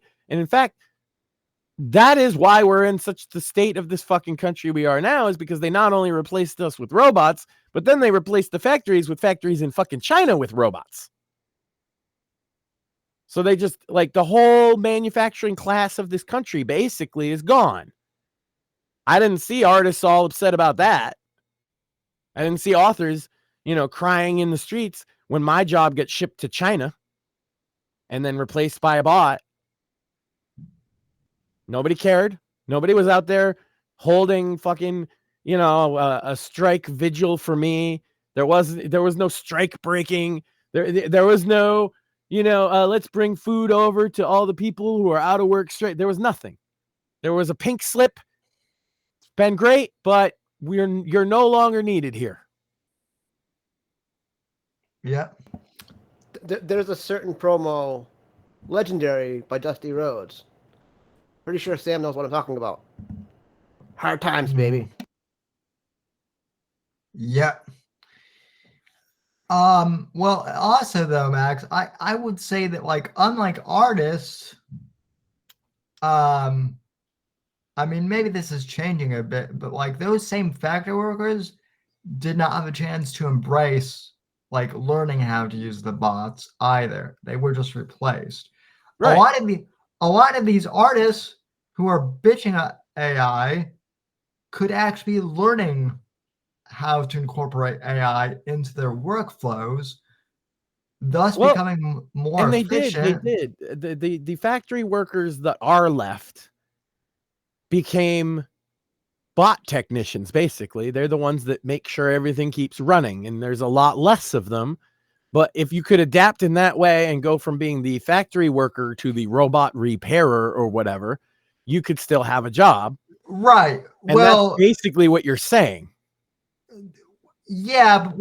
I'm also saying though that like that a lot of these are, but there's a lot more technical, there's a lot more technical know-how. What I'm saying is that like a lot of these creative people, instead of bitching at like, oh, AI is taking my creativity away or stifling, learn the tool and learn how to make it work for you. That's the other thing. AI isn't automatic. It requires human input. Yeah, and that's what I'm saying. That's what drives me crazy, because that's the point that like a lot of people miss about these things. And I understand it. It's a new field. People are still learning. We should make a whole bunch of like, if we're already doing a little bit of a rebrand, we should just use AI art for everything. Get really, really high quality AI art for the show. I mean, I know, but I mean, we should get an overlay made. We should, like, all that shit. I'll look into this. Just to irritate the one guy who's like pissed at me right now. So I don't know who he is. I don't know where he is, but I know he exists, right? As soon as I said that the AI was good, there's one guy that was like, Max. Well, so Johnny Fox now is going to be like, see, here's the thing, is like Johnny could actually improve his writing by using, but it would be a downgrade because Johnny at least has a niche. Okay, Johnny can write a book so bad, no AI could do that. Just like I said, the AI can't really make 10s. It can't make a 1 either. You know what I mean? And so Johnny is uniquely positioned to keep putting these ones out that no AI could produce. I will say that for the record. Johnny Fox writes books that AI could not produce because it can't write that poorly. Wow, I don't know whether that's like the best, like that might be the nicest insult you've ever given. That's one of those famous Max backhanded compliments, right? To be honest, I was surprised at your guys' response. But I know you guys well enough to know that you guys are going to give me a reason why. No, it's certainly interesting. It's interesting that it sounds like Asmongold came to the same conclusion that I did instantly. Yeah, indeed. Yeah, when he's right, he's right. He's just usually wrong. Well, because he's a little bit of a commie F slur. Yeah. Also agree. He didn't used to be, but he is now. Now that he hangs out with all those weird Twitch people. That's why I don't like Asmongold. I'm sick and tired of hearing him say about all kinds of leftist talking points in his videos. I'm like, geez, shut up. You're a fucking neckbeard that's famous for living in a gross apartment. Shut the fuck up. Oh, he knows everything. This is like, honestly, I get it why people like him or whatever, but it's amazing to me that people think he's smart. He's not. He's not very smart at all. He has good instincts sometimes, but he's not very smart. Well, to be fair, he's slightly more smart than the masses. Yeah. No, I think he's right with him. One question I wanted to ask you, Morpheus, is supposedly in the upcoming Witcher remakes, they're getting rid of the quote unquote outdated elements. I can tell you the first and foremost thing that will be. In The Witcher 1, the fucking sex cards are gone. The sex cards, yeah. So, because Sam hasn't played, so I want to explain. In The Witcher 1, you can romance all the different romantic interests in one playthrough. They don't conflict with each other. And when you do, when you have sex with an NPC, it gives you a trading card of them naked to collect. And so the idea being to collect them all. I guarantee you sex cards are gone. Also, a lot of the racial tensions between the dwarfs and the elves and the humans is probably going to be taken out as well. But the sex cards especially. So everything... Let's put it this way. Let's put it this way, Sam. If they current day Witcher 1, as much as I want a remake of Witcher 1, I will not buy it. All I graphical upgrade in UE5 and to bring that for them to bring it in line with Witcher 2 and Witcher 3. I do not want it current date. If they current day it, I am done with CDPR. As much as I love the company. Yeah. Well, that's the thing with like all these remakes. Originality is dead, and then the same people who are responsible for a lot of the originality being dead are complaining about AI. Yeah. Oh, yeah. That's actually that's a good point. Actually, Now I'm not saying all the artists that are opposed to AI are that, but like EA had a statement about AI at one point, and it's like you're responsible for like the most mid-dreck that's produced. Right. Maybe AI could do a better job of that than you do. Well, yeah, and in the author world, like George R.R. Martin, who has taken like fucking forever to finish, like I'm not sure people are aware of this. It takes a long time to write about big floppy wieners, okay? I mean, listen, if anyone needs AI to help them finish a book, it's that guy.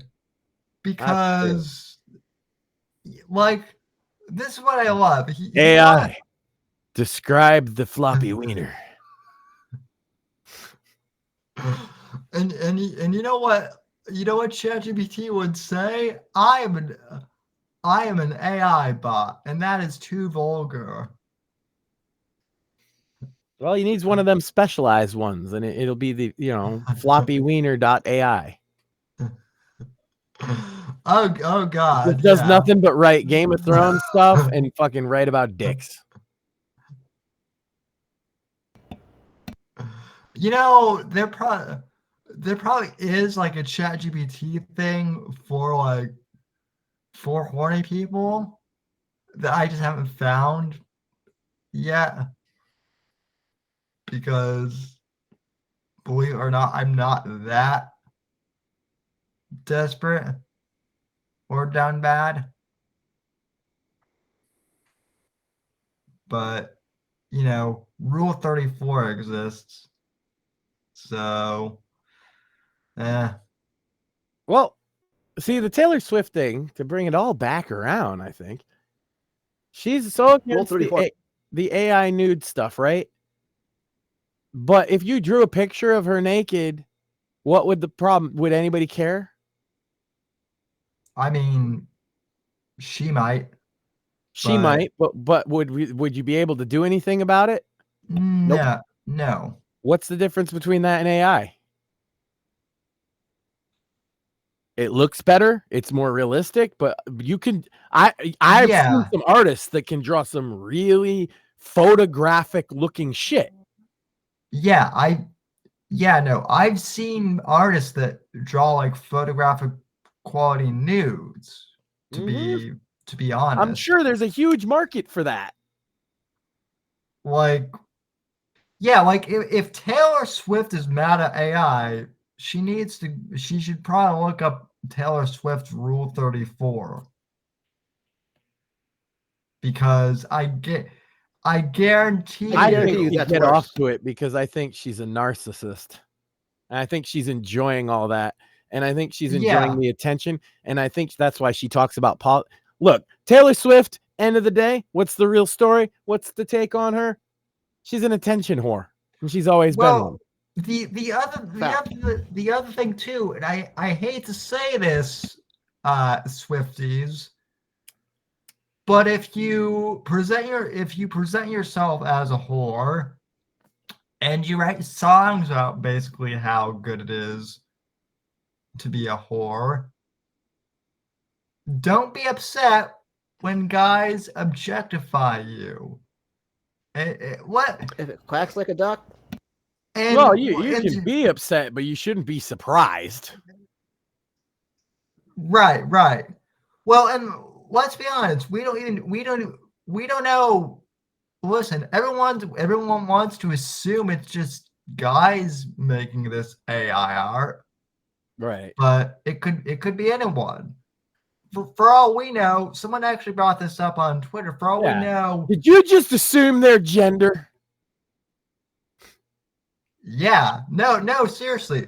For all someone actually brought up this point. I was texting out this with a friend today, and they brought up the point that for all we know, Taylor Swift's publicist could be generating these just to create a controversy. And imagine that she gets all the controversy of having a sex tape without actually having to show off the goods. Yeah, it does seem a little fishy, doesn't it? And I mean, yeah, I hadn't considered that, but you know what? Celebrities do that shit. So I mean, I don't think that Pamela Anderson and Tommy Lee's sex tape was leaked by anybody but them. Same with Kim Kardashian, right? Sex tapes have historically been good for female celebrities. Not so much for male celebrities. Yeah, I mean, people... Except for porn star guys do all right, but the rest of them not so much. Well, listen, people are. I do want to give. Listen, I know people have in the Trump circle have given Megyn Kelly like crap in the past, but I do want to give a shout out to Megyn Kelly because she did point out earlier this week that Kim Kardashian's mother is a horrible person for basically writing, for basically exploiting Kim and using her sex tape basically to get the entire family fame and clout. And I'll give Kim, I've taken a point of I don't bash Kim Kardashian because of the prison reform. I'm not working with Trump on. No, I just want to say I get it. I get why people hate her. But as a guy that's been supportive of prison reform, I never thought I would see the day that we would get anything done on it. And so I've taken the stance of I don't really talk about her much because she's otherwise not really relevant anyway. But yeah, coming to the whole family coming to prominence over her sex tape is a bit fucking gross. Well, and that's why I'm not bashing Kim. I'm actually glad that you brought that up because in regards to Kim, Max, I agree with you. I'm talking Chris Jenner, the mom, and family more as a whole. It's Um, certainly it's enough to leave a bad taste in your mouth, right? It's like that's most people who are young. I mentioned Pamela and Tommy Lee's sex tape, right? But both of them were famous already at that point. Right. But there's been a lot of younger celebrities than that, female especially, that have made sex tapes that made them famous, or made them more famous, I should say, in a lot of cases. Yeah. I mean, Paris Hilton. yeah. Well, there. I was just bringing this up too. Like, Paris Hilton is famous for her sex tape, and also most young people don't know this. I know you two probably will, but I mean, Conrad Hilton Hotels. That's where she gets her fame and her money from. She's an heir to that fortune. Kim Kardashian is Robert Kardashian's daughter, who I believe, I can't remember whether he was OJ's lawyer or whether he was or if he was the prosecutor. OJ's lawyer. Okay.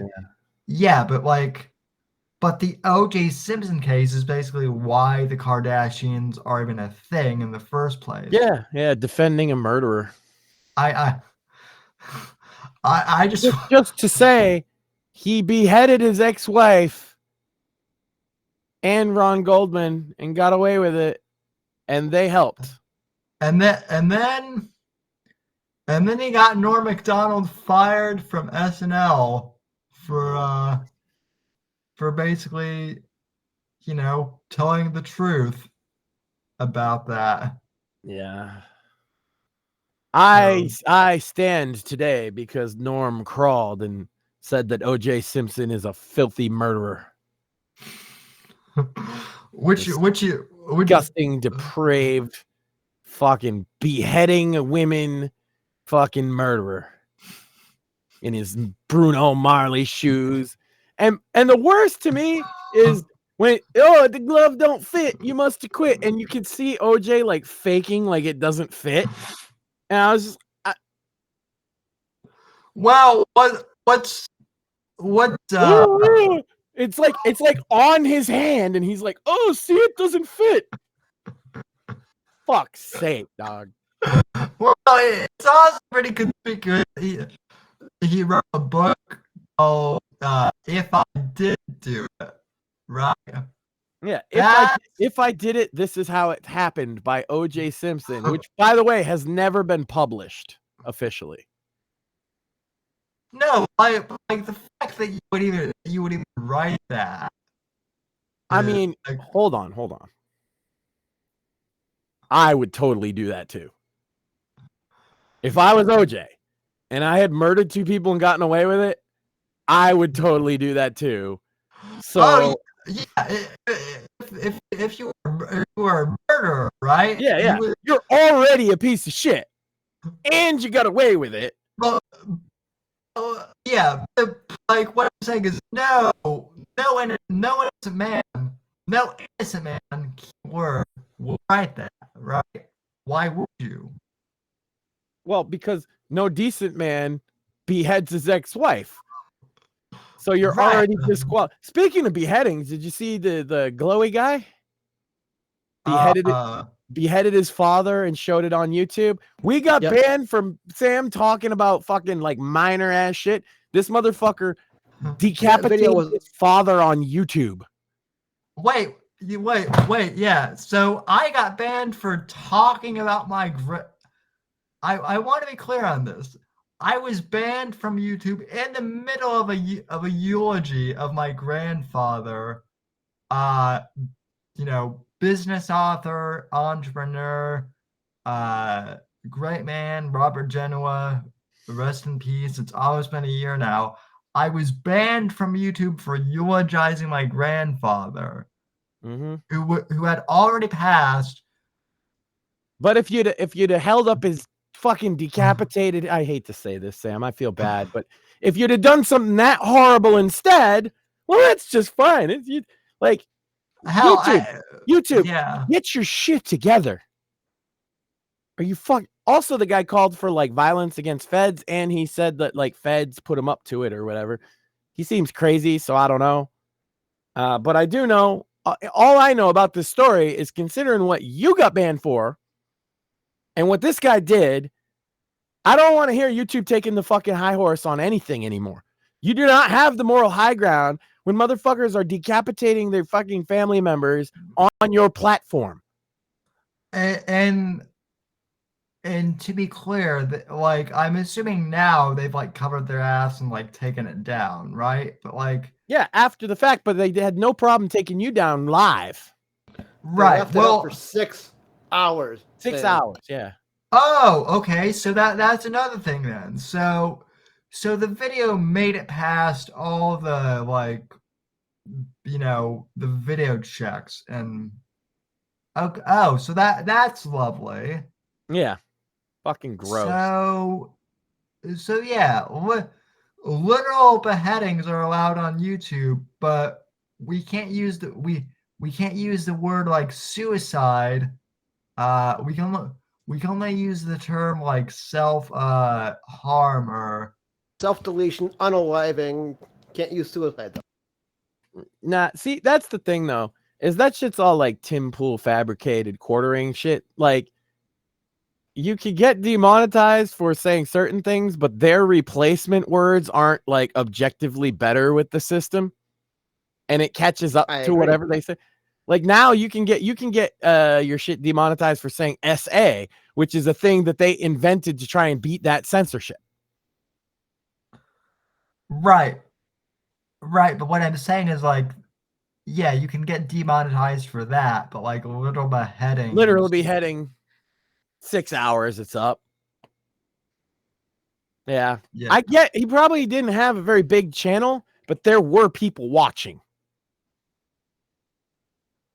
It wasn't like he streamed to nobody. He was streaming to people, and then I guess 4chan somehow caught wind of it, and there was like a lot of people in his chat, and it stayed up for a very long time. Enough time for him to basically lay out an entire manifesto while he was wrapping his dad's head in fucking plastic wrap. Yeah. Well, a lot of YouTubers are quitting YouTube.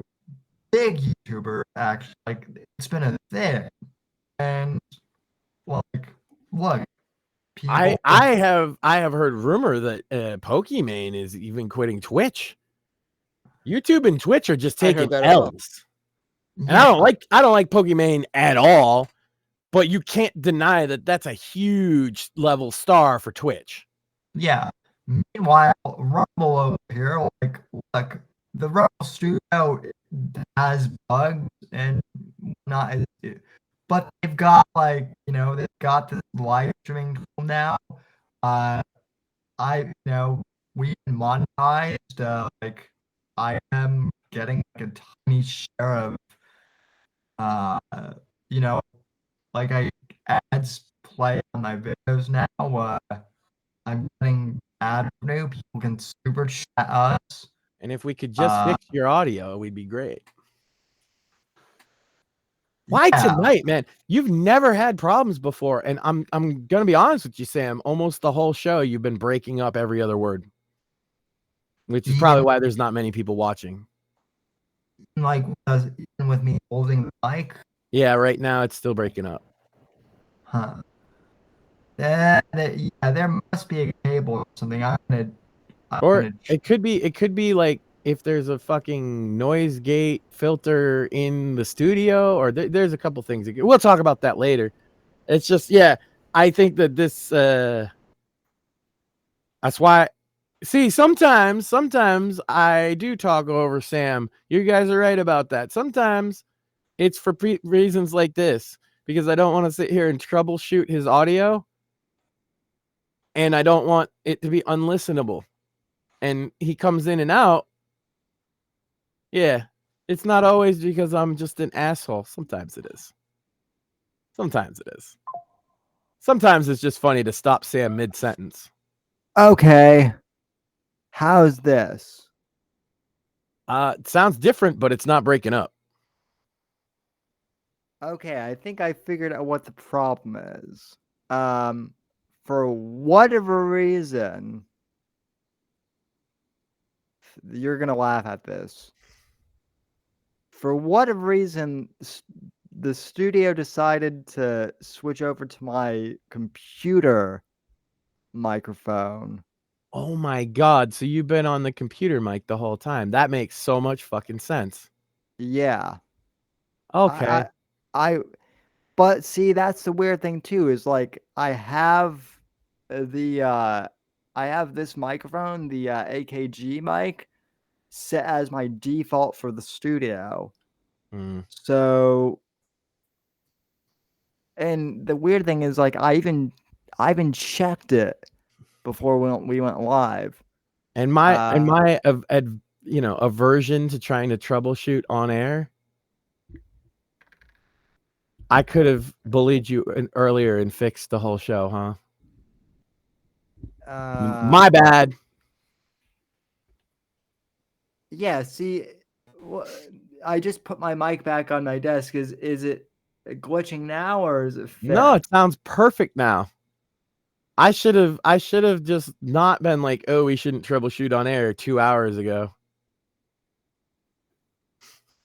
Well, we were troubleshooting a little bit like before the show because it started then, and I mean, to be fair, like Morpheus had mic problems that were like really weird because Streamlabs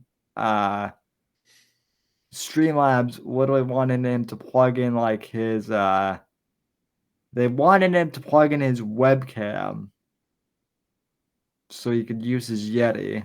Yeah, hey man, the Rumble Studio is new to us. We're learning still. It's give it a break, man. It's fine. We did that good show on Monday. That got a lot of laughs. You know what? You're gonna listen. I know you. You'll listen back to most of this, right? And you're gonna realize how bad it was. Maybe we should do another show this week. Yeah, what to make it up? Why not? Why not do a Friday show? It's been a while, so yeah, we could find something to talk about. We've been talking about a lot tonight.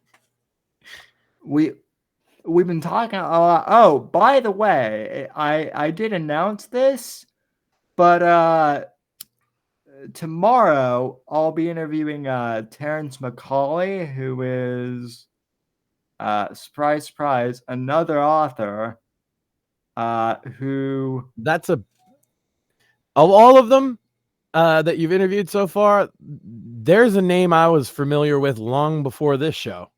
Yeah. That's huge, Sam. I kind of knew that, but like it really just kind of hit me. I will definitely be tuning in. I'm a big fan. Yeah, Terrence, I would. Well, there you go. There's the makeup show. Don't even worry about another one. That's beautiful. Get that out there as soon as possible. Well, I'll be interviewing him and let him know I'm a big fan. I'll be interviewing him tomorrow, and then I'll be posting that on Monday. I was supposed to have him on this past Monday, but then because he got busy, we had to reschedule. As quick lesson for all you aspiring podcasts, that does happen on occasion where I guess we'll have to reschedule last minute. That's no reason to spurg out or give up. That's the thing, is we ain't about giving up over here at the Whitfield Report. Or, trash talking your audience and then going gambling. That's it. We gotta find who in our audience would be the one that is the doxed one. I'm gonna say probably Mega News Network. Oh yeah. Megan, he's the detractor, isn't he? That motherfucker. I love that guy though. Yeah. He is the birth of the Sam is faking it conspiracy theory. It wasn't even Shmuley, it was MAGA News Network. The thing with it is I actually thought that was like a Shmuley alt that was like fucking with it, because yeah, but then you got him on the show at the same time as the yeah. I can see why you might think that though. I thought so too for a little. I was suspicious. Yeah, no, we both thought of that, and then like I asked Shmuel, and he's like, no. So, I also thought it might have been Dip at one point, but it's not Dip. No, either. I guess yeah. So that's the one. When you get caught having furry RP, you're gonna immediately dox MAGA News Network. That sounds legit. I'm down. Which, listen, like, that's not gonna be me at all. If anything, it's going to be me with like. You're not a master of furry RP, Sam. No. Mm. I don't even like. I don't even like regular RP. It's weird. Agreed. Well, at least sexual RP. Well, sexual RP online. Yeah. I mean, if you got a person with you, it's a little better. Sexual RP IRL is like different. Yeah, that's right? a different thing. But not that I'm a big supporter of it, but I would say you at least get a little more respect. Like if you hear, oh man, that guy, he's into like weird sex RP, with his hot girlfriend in real life, versus, hey, that guy's into furry RP on the internet and he's never had a girlfriend. One of these things sounds less bad than the other. Yeah. Just like using your laptop mic sounds worse than using your professional mic. Correct. I should have known. So. I kind of had a suspicion, because as you held it closer, you didn't get louder. Yeah, well, it was weird. It was weird. Same thing that happened to me a couple weeks ago. Yep. So. Professionals here. Right to Offend Media. We nothing but the highest quality content, as evidenced by the Whitfield report. No. Listen, I mean, the one thing I will say about us, I don't know whether it's laziness or genuineness or both, but like, we let the audience see our mistakes and whatnot. Oh no, they might laugh at us though, Sam. Oh no, my ego. If they laugh at us, then they'll be laughing at us, and that's really, really bad. I need Sam. I need the validation of random people on the internet that I'm never going to meet in real life. If I don't get that, what do I have? All right, I have a good life. Never mind. Fuck that. Well, you could always like spurg out on them. That's what it is. And say, listen, chat. Stop being mean, chat. Listen, chat. I was nice to you. Listen, chat. I am not a fucking cripple. That whole entire. The funniest thing about the merch thing, to me, was that he got so mad because I simply had Alan on my show. Right, like he didn't pick on Alan. He picked on me for having Alan on my show, who I had known longer than Mersh. Yeah. So, if anything, I want to get Alan back on because Mersh will watch. And the funniest part is that was like the very earliest beginning of Pod Awful fucking with Mersh too. Because I went back. That's the first full episode he ever did on Mersh. Yeah. It's in the Pizza Fund, ladies and gentlemen. So it's a paywall content. But look, man, Jesse does some of the best fucking content on the internet if you can handle it. And I have no problem saying, yes, I am a fucking paid member of the Pizza Fund. I'm a Pod Awful cult member. I don't hang out on their Discord because like I'm not that into it. It's fine, you know. That's more other people's thing who hang out on Discord all day, like Johnny Fox.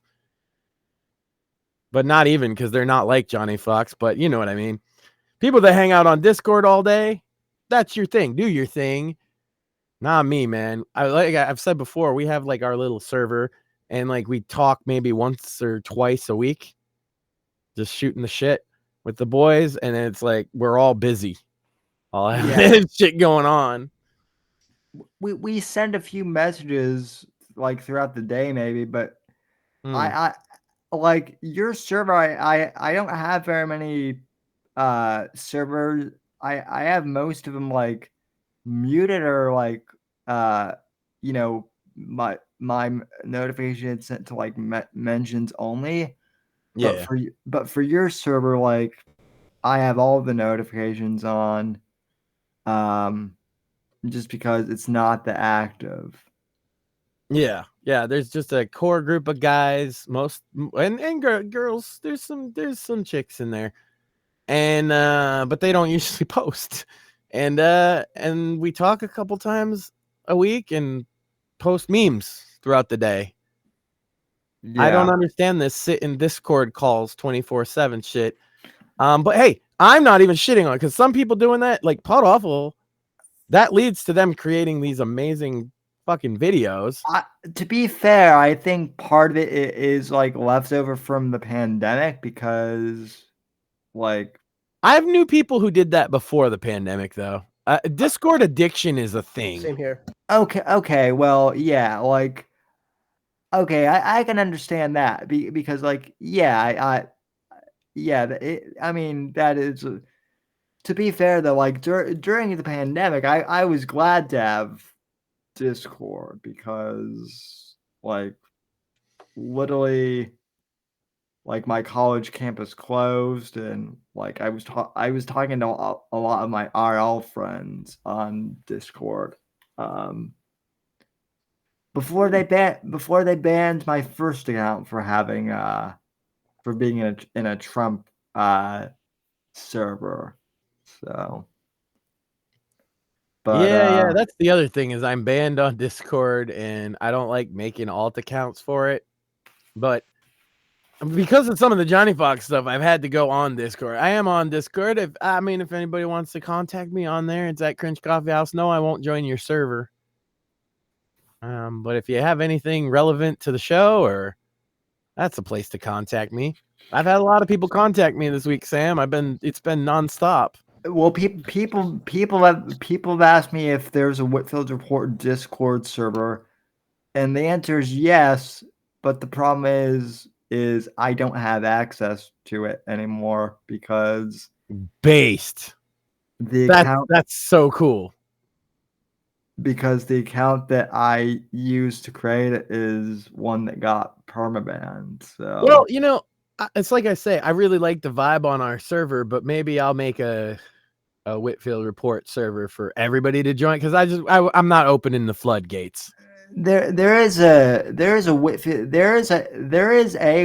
Report Guild server as well. I just haven't like promoted it that much, or really even been in there. That's right. We got to get them all in the Discord, right? So that you can start like you know, RPing with all the girls, and then you can dox some of your fans, and yeah. So we got to get this going. I think it's really important. I'll say that. Good earlier this week. I do feel bad about the fucking audio tonight, chat, as well as Sam, because I should have just bullied him like 2 minutes in instead of 2 hours in. However, you gotta admit, guys, we've been putting out some bangers lately. It is also kind of funny that I figured it out. Like, what's funny is I was like checking wires and shit to see what was Well, because you can't hear what's wrong. wrong, so you're just like, I bet you if you heard it, you probably would have had a suspicion. Well, the other thing too is like I'm using these headphones as like my monitor, and so like from what I'm hearing, like I'm coming in fine. So I was like really perplexed. I'm like, I sound fine in my head. We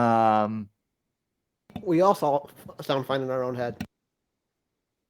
Well, Not Johnny Fox. not. I say even Johnny Fox sounds fine in his own head. No, because there's 3 people in there. I'm one of them.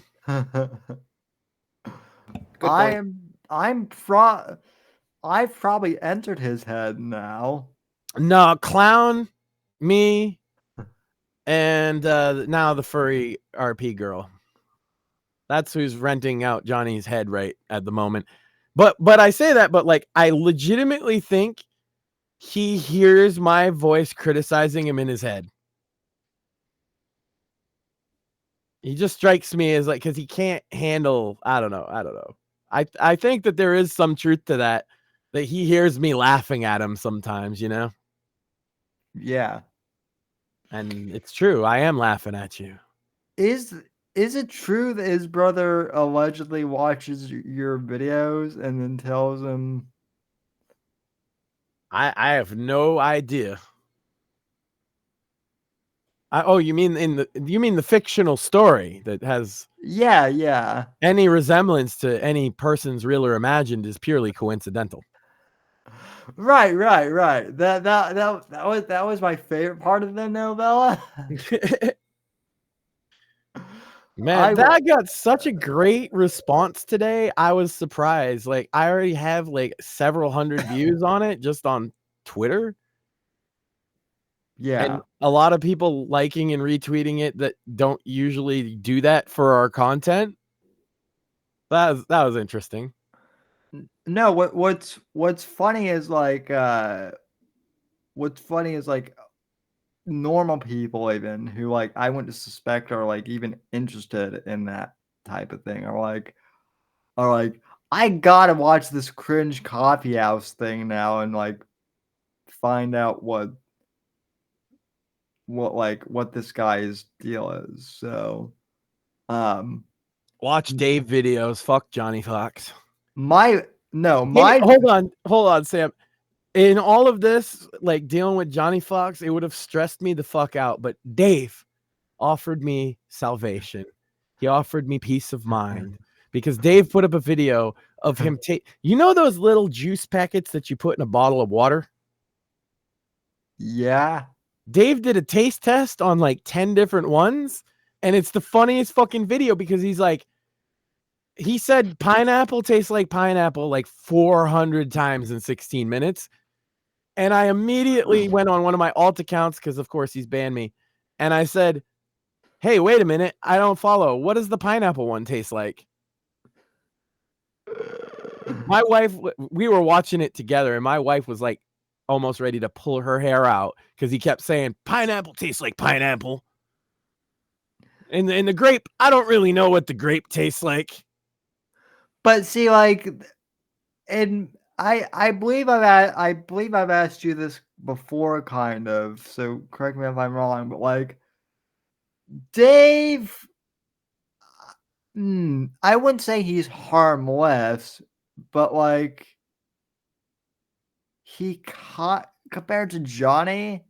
If you're a man, he's harmless. If you're a woman, don't physically go around him and you're fine. Okay, that's fair. I mean, because he has punched a woman in the face so bad she needed reconstructive surgery, so. And also threatened to rape multiple women. Oh boy. including his food stamp worker, because his food stamps got cut. He went on Twitter and said he was going to rape her, and then they arrested him, and he spent like a month in jail. Yeah, that's a smart move. Hey, nobody said. Well, no, Dave's obviously a genius. You can tell. Or the time that he. See, this is why I say you guys are like, oh, Johnny Fuck's so funny.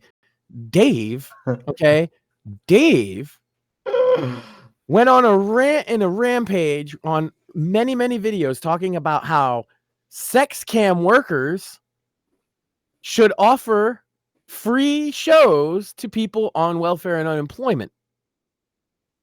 And the fact that they didn't, this one girl made a joke about him in his comment section, who was a cam girl, and he spent like a month stalking her, and he found out she lived not too far from him in New York State. And the police showed up while he was outside of her house in his car with like rope and duct tape and all this shit. Now, here's the thing. I know that sounds bad, ladies, but I believe he wasn't there to rape her, even though he said, quote, "You're going to have sex with me whether you like it or not." I believe that his intent, because it's Dave, was not actually rape, but rather to get her to consent. And then you're like, well, why the duct tape? Why the rope? Why a knife? Because he always has those things in his car. Because Dave's just a weirdo. Well, like that's what I'm saying. Like Dave's like, yeah, Dave's not harmless, but Dave is also a weirdo. Like, the impression I get is like, the impression I get is that like you at least kind of are charmed by Dave's oddness. A bit, maybe. But I don't get that impression from Johnny. You don't. No. See, Dave, even though I can say Dave's done these awful things, when I watch his content, there's not like that feeling of ick in the middle of your stuff. And I hate to use that word, but there's no other way to. Johnny Fox is like, I have girls coming to me crying about what he's done to them. It's not as funny for me. I know that people like the videos. I get it. And it's funny to laugh at them. But like some of the shit, it gets to me. But Dave will then put up a video and he's like, pineapple, it tastes like pineapple. Pineapple, it kind of tastes like pineapple. You know, 16 minutes. And it warms my heart. And he did another one here. He was screaming and ranting and raving because he used up all his electricity, his propane and his oil for his mobile home. And this is his first winter with the mobile home, so he didn't really know how to deal with it. And it was on the Sunday night before Martin Luther King Day, so nobody could come out for him because it's a holiday and a Sunday. And I don't know who to call. He just started screaming. It was great. Oh, man, I was dying. God, I love Dave, and I hate Johnny Fox. And I really wish I didn't have to cover Johnny Fox, but somebody's got to do it. And until somebody takes up the mantle, it's my job. Well, to be fair, you had like a year-long break, and you did say last week on the show that your old Johnny Fox videos were getting traction again. And boy howdy, have they gotten. And since then it has escalated to the point of him doxing paying customers. I'm sure that's great for any business, right? Oh yeah. That's what you want to do. You want to dox your paying customers? It's how you engender yourself with trust and faith, good faith in the community. Is you dox your paying customers. Sam, why aren't we doing this beautiful strategy? I mean, because we actually respect our audience members. I haven't even doxed. Oh, that's so gay. Why are we doing that? Well, listen. I mean, I could dox. How are we ever gonna get as big as Johnny? See, we've already gotten the Mersh one down, right? Because we've definitely had bigger streams than him this year for sure, right? And not just like our biggest stream versus his worst. I mean, like on average, we have more views than a lot of his average streams. Johnny Fox is actually doing pretty well, and hey, look, if that. Obviously, part of his strategy to becoming so successful is to dox paying customers. And I'm just saying we should think about it. Yeah, but here's one thing that I mean, I can't speak for you. Although to be fair, like people received your novella better than his books. But Morpheus asked what I did to piss off Johnny Fox. The answer is I sold more books than he did. Wait, he said you're retarded, Sam. How could you have written a book? You're mentally retarded. Well, I mean, listen. Lenny from I mean, me too. Don't get me wrong. I'm also mentally retarded. So I can sympathize. That makes 3 of us. Yeah, we're all retarded here. That's gonna get and not him.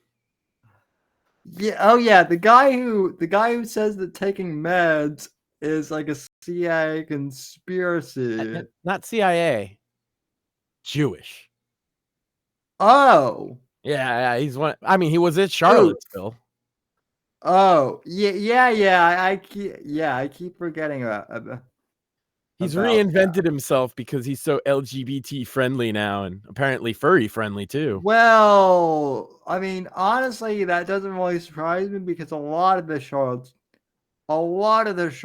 people, for being supposedly trad, are into some weird stuff. Did you see the stuff about Andrew Wilson? Brittany Venti did a video I highly recommend about how Andrew Wilson and his wife Rachel are not trad at all, and you should disregard most of what they say. Yes, and I want to interject and clarify. Which I've always known, but shout out to Brittany Venti. It was a great video, well researched. I want to clarify for any of our author friends, we're referring to a different Andrew Wilson. Correct. Andrew Wilson, he goes by Paleo Christ Khan, and he's associated with Nick Fuentes. He is also on that one. What's that podcast called? Fresh and Fit. He's one of those guys. Yeah, this guy has the audacity to preach to women about traditional marriage when he's got he was married to another woman. I'm sorry. He knocked up his current wife, married another woman, divorced the other woman because he knocked up his current wife again. Now he's married to her. That's trad, don't you know? Also, she has 2 other children from previous marriage, 2 other previous men. They're very trad. Yeah. I hate that shit because why do you have to pretend to be trad when you're not? You know? Well, that's the thing is all of the people who preach trad are not. Yeah. Yeah, and I used to actually talk to the guy on Twitter sometimes until he joined up with the Fuentes people. But I wasn't ever gonna fucking say anything about him, but this all shit comes out, and it's as a guy that's been literally with my wife since I was 22 years old and she was 20, and I am now 40, and we've been married a decade and together almost 2. I don't have any other children. She doesn't have any other children by any other people. Why should I listen to him about what it means to be traditional?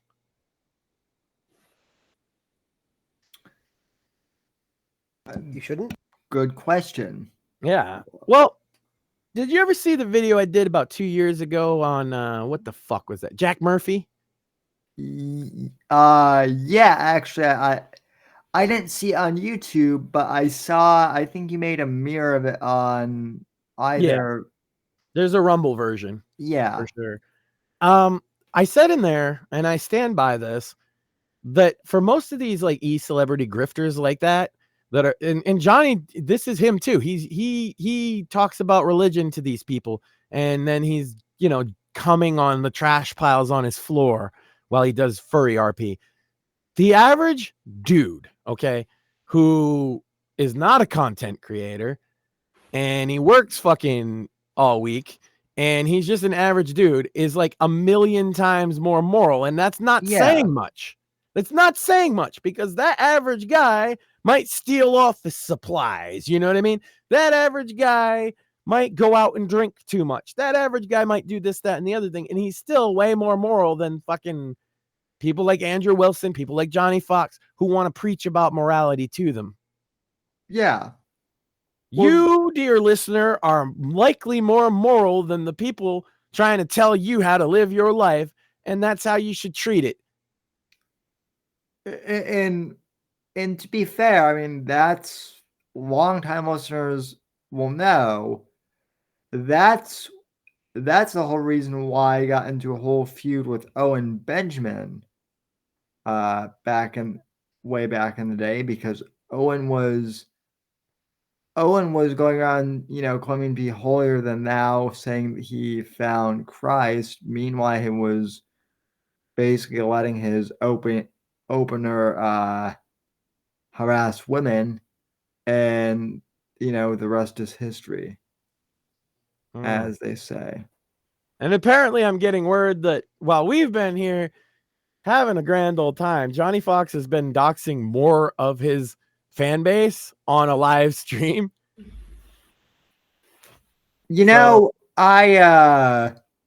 I actually tuned into one of his live streams the other night, and he was.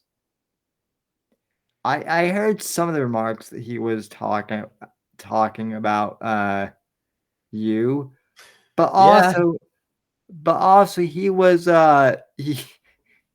he made a bunch of allegations that are completely insane and said, "Well, I heard." Well, he also did like a stream on these vulnerable, like, elderly people who get catfished, and he was making fun of them, but I'm pretty sure he's gotten catfished. He is also catfishing, right? So he's both sides of the equation. It's just amazing to me that we've been having fun doing Vince McMahon tag. He is over there right now in a war with his own fan base and doxing them all over YouTube. But YouTube's probably going to let him, because you can dox and you can behead people, but you can't eulogize a fallen family member. Nope, apparently not. YouTube loves creators who dox their fans. I mean, hell, DSP's done it a bunch of times. That's true. So is Mersh. Now Mersh did get kicked off YouTube eventually, but it was like 2 years after he had already been after he had been doing that. Look, they never banned him for harassing me. To be fair, I never reported him for that either. But even if I had, they probably wouldn't have removed his videos for that at all. So yeah, you know what, Sam? The bonus stream, I was thinking about this. I'll probably grab some beers and we'll just have fun. Maybe we could do open call-ins. I know they don't have the button for it yet. They will, though. That is, but I could definitely set up a call-in system where the audience could come, probably even just using Discord, and I could just pipe their audio through.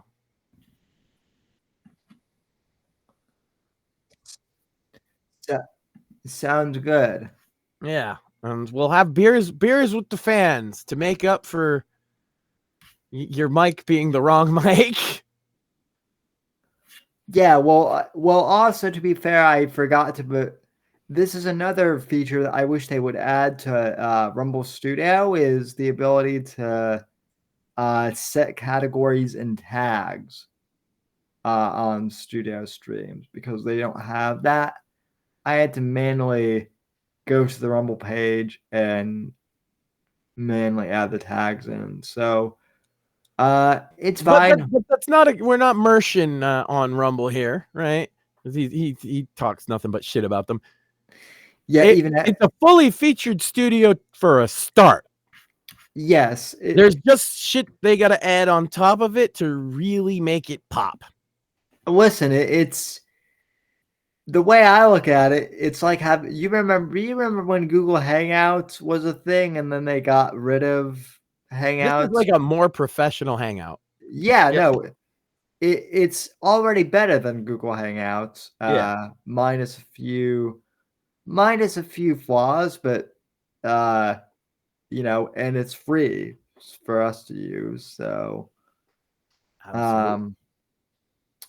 And you know what, like the live stream, I apologize for the audio, but what I might do is level the audio in post for the Spotify people.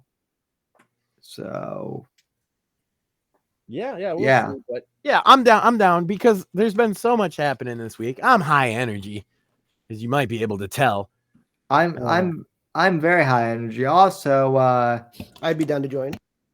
And we're winning. I mean, like, this is the thing. Yeah, we're a politics show. Trump's winning.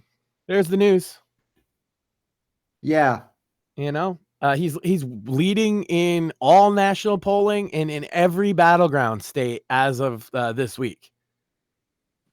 Yeah. He's leading in the aggregate by 4 points. He's beating Nikki Haley in her own state by. Oh, no. I meant against Biden. He's leading the aggregate, which, by the way, he was down in the aggregate in 2016 and in 2020. And this is the first time at this point in a campaign he was leading, and +4 is a pretty big lead. So yeah, it is. Trump's winning. We're winning. We're not sick of winning. I'm winning against Johnny Fox. You're winning against Johnny Fox by selling a way more. Man, imagine if instead of everything he did, imagine if Johnny Fox had actually like befriended you. He'd now have access to all of these amazing authors that are coming on the show and retweeting your posts and everything. Man, wouldn't those be nice connections to have? It's too bad you're an asshole. Listen, I'd like to remind you. I'm an asshole, and they've all been wonderful to me. Listen, I also want to point this out again. I had Johnny Fox on my show twice because the first show Johnny popped on for 20 minutes. I went and listened because all this is happening. Is it not pathetic that he couldn't even promo his own book, right? Oh, that is fucking pathetic. Yeah, so you did find the old show. I found one, and he like expected you to do like a professional quality ad read or something. And it's like, bro, just tell me why I should buy your book, you stupid. Like, yeah. Like, I don't know, like why he thinks he's a professional author. He once did a Reddit AMA. He said, I'm a best-selling author. Ask me anything. You think maybe he could like look at what some of the successful people in that sphere are doing and emulate that? Because I'll tell you, I don't see any of the authors that have been on this show except for one that docks their own fans. Yeah, and I use the term author loosely. Yeah. In the most basic sense is he has published books. Not good books, just books. He published books and then he ignored everyone's advice on selling them, on how to sell them. Yeah, he'll just buy Facebook ads. It's fine. That's his favorite thing to do. I think that's where a lot of people find his like channel now too, is he buys Facebook ads. So he's getting all the boomers on there. Yeah, he's getting, like I've said a couple times this week, mentally ill, middle-aged white women. That's his target demographic. Whatever for, and look, multiple of the women are admitting that that's true of them. If you heard the furry interview I did, she said that too. She's like, yes, I have problems. That's an accurate description of me. She's and she's very nice and self-aware. Yeah. We all have problems. Yeah, nice lady. I talked to her a couple times. Yeah. We all have our problems and our struggles, but the reason that I have to put that in there, mentally ill, middle-aged white women, is because he couldn't pull this game on anybody who didn't have problems. He's purposely seeking a certain type of person. Kind of sounds like what Vince McMahon's accused of doing. I guess, except for I don't think Johnny Fox has shit on anybody's head that I know of. But as he admitted the other day, he's never had a girlfriend and never had sex. So he's a 30-something-year-old virgin. Yeah.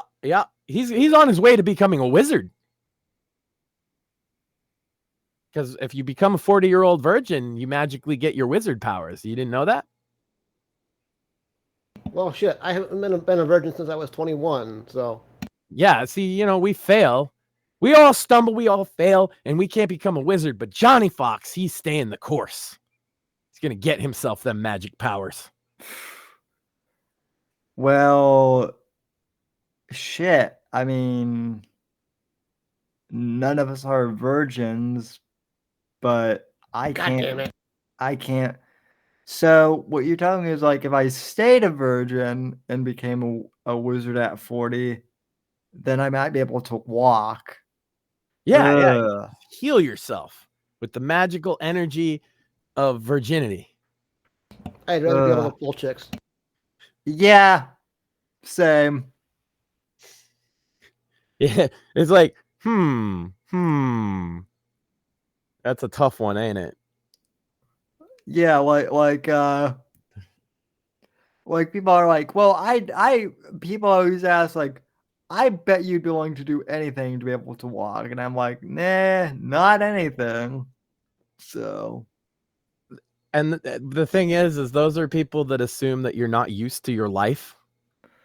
Well, you know what I'm saying though? Like, it's not like it's abnormal for you. It's something you think about like longingly every day of your life. This is actually one thing that I do. I've brought this up on the show before, but I'd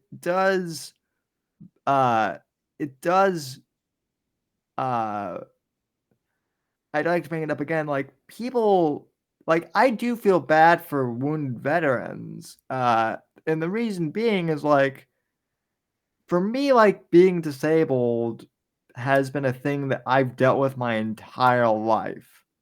I don't want to speak for Morpheus, but I would imagine based on the conversation we've had that the same is true for him. Yeah, I'm the same way. Like I literally don't know any different. I feel bad for people who have had it and lost it. Yeah, exactly. That's my point. Like people are like, people always say to me like, oh, I feel bad for you. You know, life must be so hard. Yeah, you don't need to feel bad for Sam. Like life's no picnic, but I'm used to this. This is the normal. The people that I do. And look, man, I can walk, and I'd say the same thing. Life's no fucking picnic. We all have our crosses to bear, and we just pick them up and go. We all do. And I'm not saying I feel sorry for. I'm not saying I pity wounded veterans because I don't want to give off that impression either, because I don't pity them. I respect. No, but you count. What it is you're counting your own blessings. Right. Well, I'm saying like, hey, look, you know, like, yeah, it's not fun that I have a disability, but like, I can't imagine how hard it would be to be able to walk and then not to be able to walk. Like, Especially in the cases of a lot of veterans, they'll have families and kids and stuff, and it's rough, man. Yeah, yeah, I'm with you. like I'm used to like, to have it and then not to have it. I can't imagine what that's like. And I That's like, gotta be fucking hell. well, and like that's the other thing too is like, so I don't want to give away too many details, but there was this. I met this one wounded veteran a couple of years ago, and his wife, who is now his ex-wife, was giving him shit because she was like, "Why can't you be more like Sam?" And I had to explain to her that, like, look, this is just how my life has been my entire life. What was she referring? Maybe the positive attitude kind of deal. Yeah, I mean, a little bit. Like it would be real hard to have that positive attitude if you're in your 20s or 30s and it starts. So that's that's no slight on him. I imagine trying to come to terms with that. Yeah, and that's what I'm trying to say is people are always like, well, look at Sam, he has such a great attitude, and like, yeah, I appreciate that, but like what I'm saying is like the approach to someone who has had a disability their entire life is different than someone you've had time to come to terms with it. Yeah. And it's new for this guy, and he's in a different scenario, right? And so he's gonna come to it in his own terms, on his own time. And yeah, it's tough when people don't understand. But I can also say that from the point of view of a spouse, I can understand. Like, damn it, I wish you were more positive. I wish this wasn't so hard. It's that kind of thing is tough on a whole family. That's that's why it's like all this shit is it's kind of minor in your day-to-day life. That's why with our message all year last year was like, don't take the internet and all this like doom news as serious, because you can live a good life. That world gone mad. That's kind of my message even this year too. Like I was saying at the beginning of the show, though I don't know how many people heard it because of the same message, but we're doing it double this year. Well, yeah, I mean, like I was saying, people get pissed off because I retweet friend of the show Eric Bishop's like positivity post a lot, and I'm like, why are people getting pissed off at Eric for being positive? Like, yeah, he's a divorced.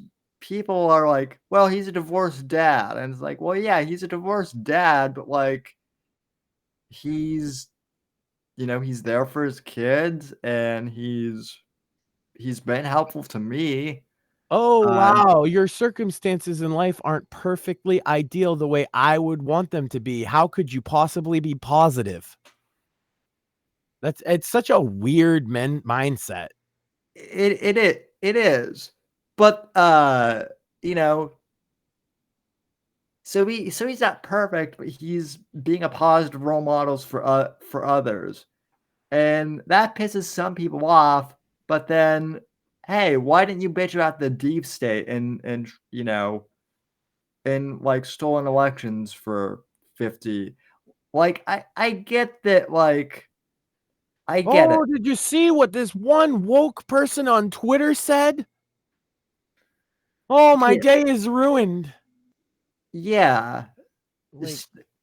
And meanwhile, it's like, oh, you don't want to see all what the things you don't like on Twitter. Well, hey, here's us reposting positive content. Oh, I don't like that. They want to be deep in this negativity. It's an addiction. It's a drug. And that's what I've really come to realize is like people actually like being miserable, which is weird to me because I don't. Like I hate when I'm miserable, right? So I work to improve it, and exactly what Eric said today. You don't tell yourself you can't. You know what I mean? That's exactly how There is no can't. If I if I'm feeling miserable about something, I work to change it. Or to accept it for what it is, like one or the other. Like sometimes it's like life has handed you this and you just got to say, yeah, this is okay. Let's adapt to this reality now because this is where I am. Yeah. And listen, like you kind of made me think of something, like, you know, with my disability, like my entire life, I haven't known any different. But for my parents, especially for my mother, like, she and I actually talked about this on my birthday. When I was first born, she was upset, not with me, but she thought that she had failed, uh, me somehow, or that something was wrong with her, that I was born which is a absolutely normal prematurely. way to feel, right? Yeah. I've had that same discussion with my mom. She's at one wrong. point thought, She's wrong, but it's so normal for somebody to feel that way. Well, it's right. not her fault. She didn't do anything wrong. And I mean, and now that she's older and, now I turned out okay, she's come to realize that. But when she was, when I was first born, she felt that way. I'm sure it ate her up. Yeah. Yeah. That's hard, man, on her end. Meanwhile, you were probably crawling around like, already like a little, having a time of your life. You didn't know. Right. Little baby Sam is like, whatever. I'm just, learning how to use my eyes. Yeah. Like little babies can't even quite see yet. You know what I mean? Sam's crawling around like a little rug rat, having a grand old time. And his mom's like, oh my God, what have I done? But eventually she realizes, like, this is life. And she did the goddamn best job she can, as far as I could tell. Well, she also, she never like rescued me from physical therapy, which is something that like a lot of parents of disabled kids do. They save all the time. They save their kids because they think, oh, it's too hard for them. Whereas like my mom was like, like she's been my biggest cheerleader, but she's also been like my biggest, ass kicker when I've needed it to be. And I'm also glad for that. So yeah, I mean, it's like I said, she took the hand that was dealt and made the absolute best out of it. Yeah, she did. And my dad in his way did too. Yeah. So, and that's what I try to do. And I hope that everybody will make the best out of the hand they're dealt. Because I mean, you're sitting at a poker table, right? And you're looking at your cards and you're like, man, if only instead of this deuce, I had gotten another king, I would totally be winning right now. But instead, I'm going to lose. Or you could say, hey, but I got a pair of kings. What am I? You know what I mean? Like, I got a pair of kings. I might win. Because if nobody else has a pair and they all fold, I win. I don't know. Yeah. Poker analogy. I'm sorry. No, you're not wrong. Meanwhile, like I have friends who they came from money. They, they were, smarter than me, like grade wise and whatnot in school.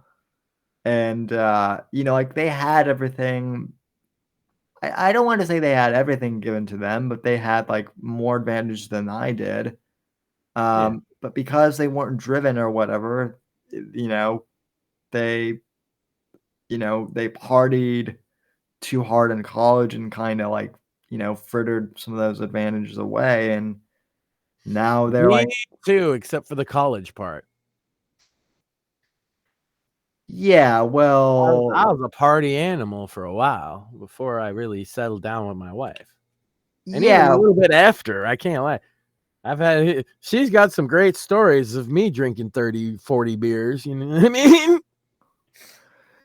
well, I mean, that's true, but like also you weren't see I guess you kind of have the advantage of like too of like you were never one of the popular kids that was told that like you were going to succeed and be awesome in No, every I was always told that I was going to fail and that I should kill myself, mostly by my mother.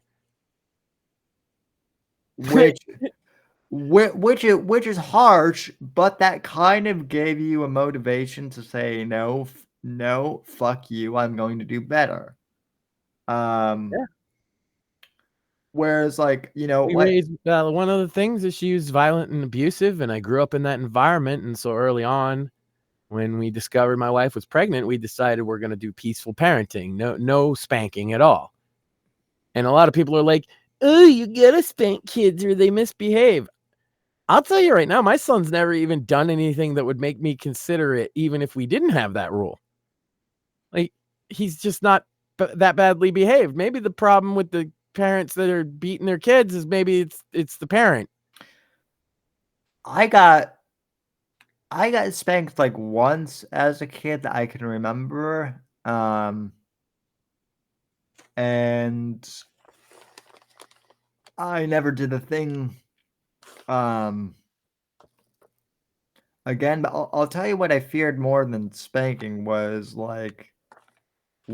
disappointing my mom. Right. That was And that's how my son is, right? He doesn't do anything that bad because I would be upset. yeah. If I use my dad voice, there's a certain noise that I can make. By the way, young guys out there, if you ever become a father, you got to work on your You know what I mean? Yeah. If you just Yeah. the finger too, you have to point. You have to point right at him and look at him with that dad look, and then you don't have to say a word. Yeah. Not only does that make my son cry, it will make other people's children cry. You don't even have to yell, really. No, but it has to be just a syllable that doesn't mean anything. It cuts through. Granted, I have a voice that's like I carry my voice well. Yeah. But even if you don't, you have to. It's a posture, it's a facial expression, it's a state of being. You have to like present yourself as an authority who is upset with what is going on in front of you, and then you interject with the noise and the pointing and everything. That's a outside stimulus that oftentimes is enough to correct the behavior just by that. And I highly recommend it. It works with dogs and cats too. Yeah. Learn your dad voice, gentlemen. Learn it. Get used to it. Even if you don't have kids, don't plan on having kids. You got a good dad voice. You can yell at your sister's kids and they'll do what you want them to. You know what I mean? Or if you're in a family situation or there's kids around, you can absolutely get them to stop with just a fucking And actually, I bet you if my son just like shuddered when I did that, even though he's asleep, he sensed the disturbance in the dad force, you know? Mm-hmm. But it's what you got to do. You got to learn that dad voice. You got to use that dad voice. You got to use that aggressive but confident posture. It's a whole series of things. And yeah, you create that dad's not happy.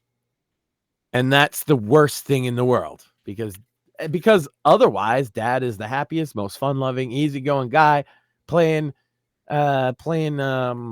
he's got one of them my god, Zelda. He got the sword and shield from Zelda, and I always have to get stabbed by him as I'm a monster. Yeah. You mean you pretend to be a monster No. Johnny Fox says I really am. No, So- I know that Johnny Fox like thinks you're a monster because he told me so on his.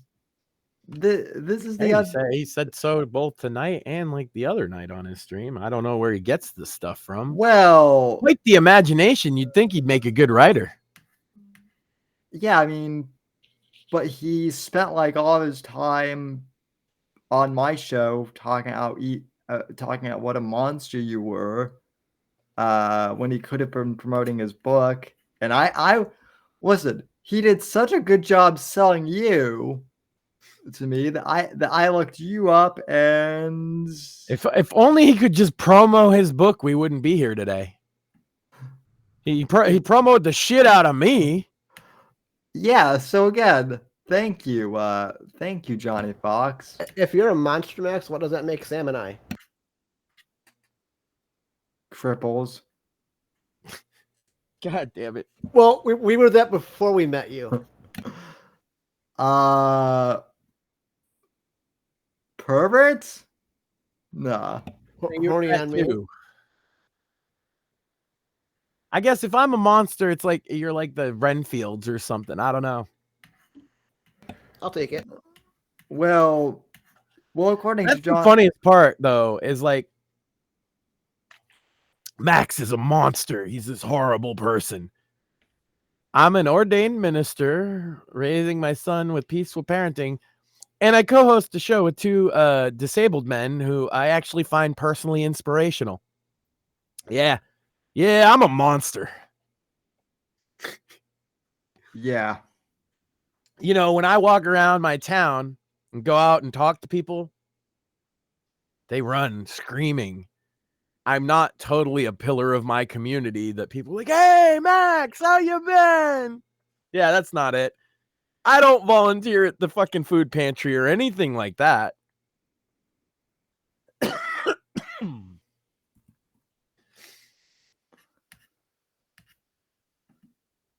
I'm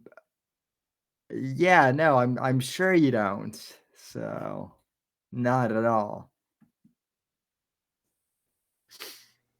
Johnny Fox said, if he sees me out in public, you're gonna have to pull him off of me.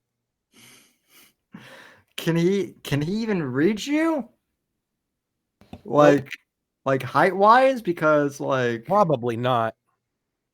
But I'm just saying, it's like, okay, come beat me up while I'm giving, soup to the homeless. I imagine. But I'm the monster. Well, I imagine it would be like a chihuahua, like nipping at your heels or something like that. If he can. Well, I think it'll be more like what's that guy's name? Donga. It's more of that. It's internet tough guy shit. Oh, he's a real tough guy.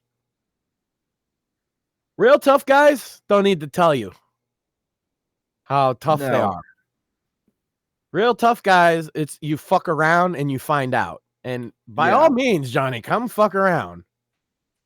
Maybe then you'll get the answer to your question. The question of, am I a man? Maybe you'll find it by yelling at me on the internet and doxing your fans and saying horrific things about my family. Also, everything he said, I never bothered to report because I'm not a bitch, but thanks for those reports, Johnny. They've both been cleared with YouTube, so good job.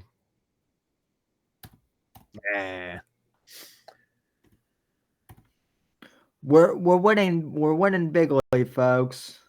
What can I say? Never get tired of winning. Never. He said I would, and I believe Trump that I will one day. But to this day, I'm still not tired of winning. We will get tired of winning, but today is not that day. Right. I believe him. I don't think we'll get tired of that. No, I believe him. He's never steered me wrong before. So when he says that one day I'm going to say, no, Mr. Trump, we can't take any more winning, I believe it. I believe it. But we are nowhere near there yet. Well, that's just like when We got an election to win, boys. Absolutely. Yeah. No, it'll be interesting in 2028 what'll happen. Wait. One more thing before any wrapping up happens. In the title, you said telepathy. What's that about? Oh.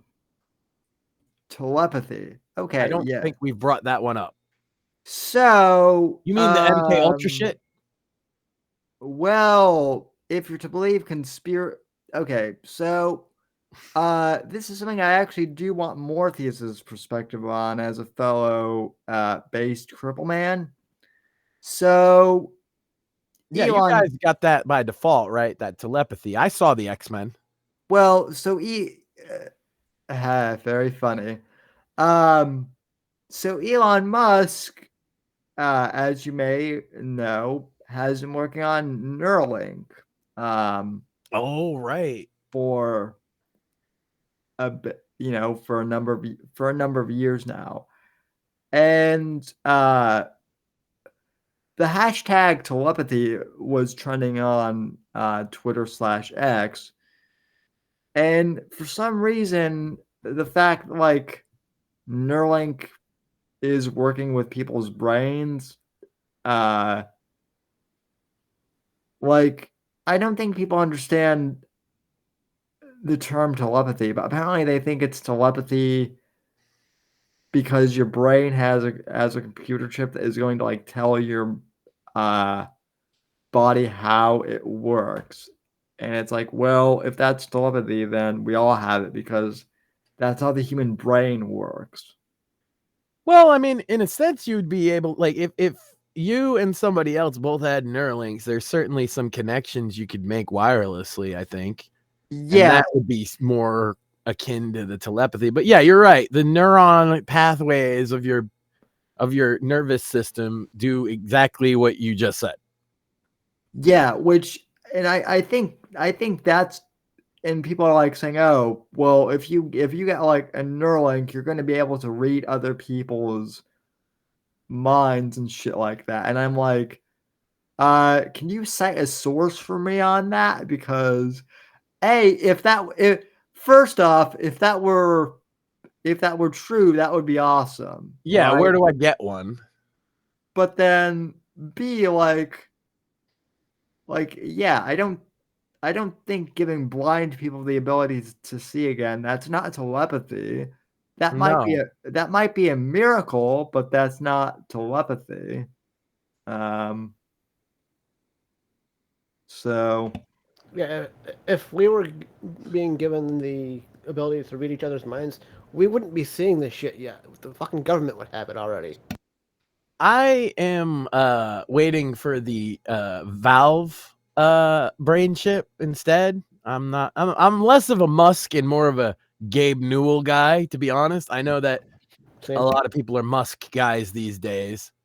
But I would rather trust Gabe Newell with that. Well, and in fact, I've beta tested so much Steam stuff that it's not impossible that I could get into such a test. Well, okay, let's just take Elon's name off of it for a sec. What I'm asking specifically Morpheus is, what do you think of the whole idea of like a neuro chip that could like potentially enable your body to function better?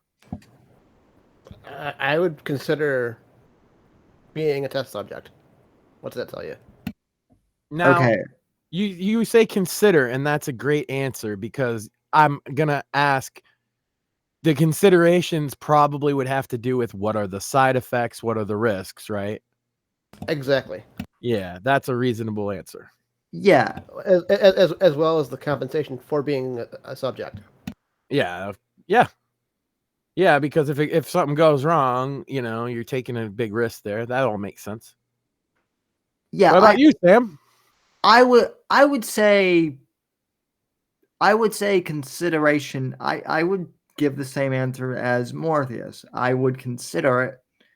I've had a lot of people say that like, No, you should never do it under any circumstances. Because mostly the reason is because God didn't intend it or something like that. Well, my answer to that would be, well, what if God does intend it though? If God didn't intend things to exist, they wouldn't. If God didn't intend for roller skates, we wouldn't roller skate. All part of his creation is valid. It's what we do with it that matters. I mean, you can just read Genesis. Yeah. Genesis and Exodus will tell you that. If God didn't intend me to at least consider it, he wouldn't have had Elon Musk and his team come up with it. Right. Well, or anybody, right? Because it's gonna be more than just them. And like I said, the Valve one is almost as close to market as the fucking Neuralink one. Yeah. And if you haven't, ladies and gentlemen, there's a great interview with Gabe Newell about brain chips and AI and stuff, and he says some pretty amazing and some really reasonable stuff about it too. He says one thing we're worried about is like literally Russian hackers. Like we have to make it so that can't happen, because otherwise it'll be like, oh yeah, Bill's not been the same since the Russians hacked his mind. And these are like things that you're not supposed to say out loud. Like Elon would never say this shit out loud. That's why I'm a Gabe Newell guy, because Gabe is like, yeah, that's probably going to happen. Yeah. He's like, it'll be like a small number of cases, but it'll be something very serious. And that's something we were already thinking about. Well, honestly, that's like one thing that I thought of. And that is one thing that like I am a little hesitant about. Like Russia doesn't scare me so much as like the Chinese doing that scares me. So yeah, but I think what Gabe is just basically saying Russian hackers, because that's like a common. I know. I was just kind of being a little funny. Some of the things he says that it already does, like it already does. By the way, valves, you don't need it implanted. That's okay. I'm gonna have to do some research on this one. Yeah. That is. It goes on the back of your head. And you can take it off. Okay. That immediately sounds like a better option to me. Yeah. That, because like that is the one thing with like the Neuralink that I'm not crazy about is the whole implant thing. There's several different options in the works for CBIs, as they're called, computer brain interfaces. Yeah. And Neuralink is the one that actually requires the most invasive surgery as of right now. A lot of them don't require any surgery at all, and they work right now. There are videos of them working right now. You can use the not the Steam one, but there's another one you put on the back of your head to control a computer mouse just with your brain. Yeah, I've seen those like for adaptive ability type things, and I've seen stuff like that, but I've also seen one where they turn the machine on, and the patient's tremors and whatnot stopped, dead, done. Yeah. Another thing that the Valve one that Gabe claimed it can do right now is that you could pull up your phone, right? And you're like, oh, it's late and I need to get up at 7 a.m. Set an alarm for 7 a.m. Enter sleep mode. In 5 minutes, you go lay down, and in exactly 5 minutes, you pass out into a deep, peaceful sleep and wake up exactly at the right time.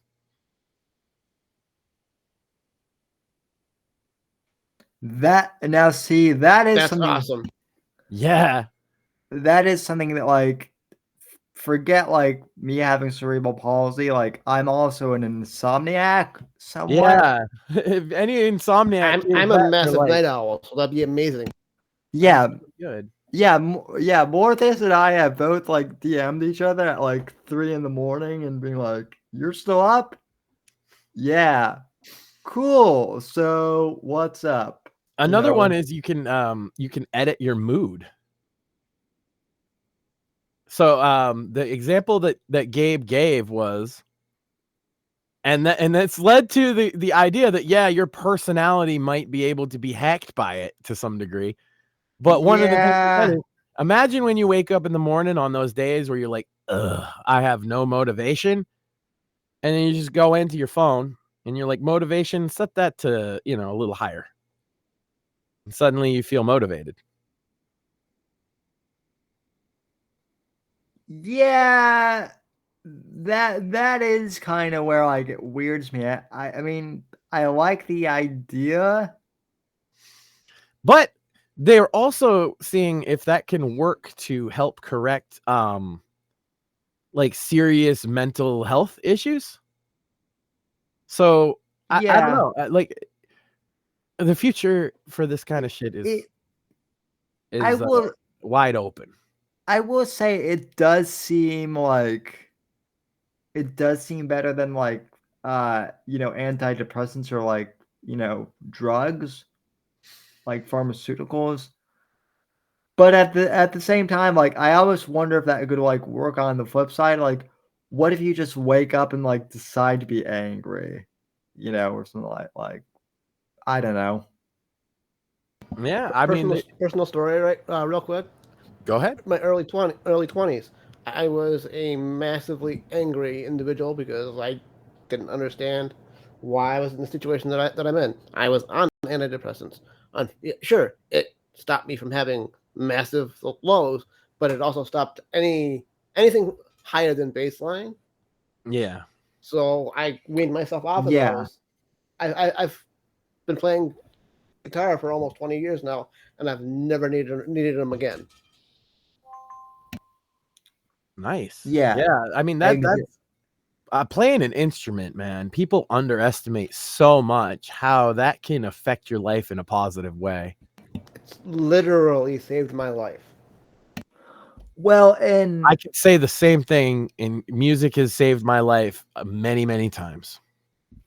Well, and to be honest, like that's one of the reasons, like podcasting saved my life.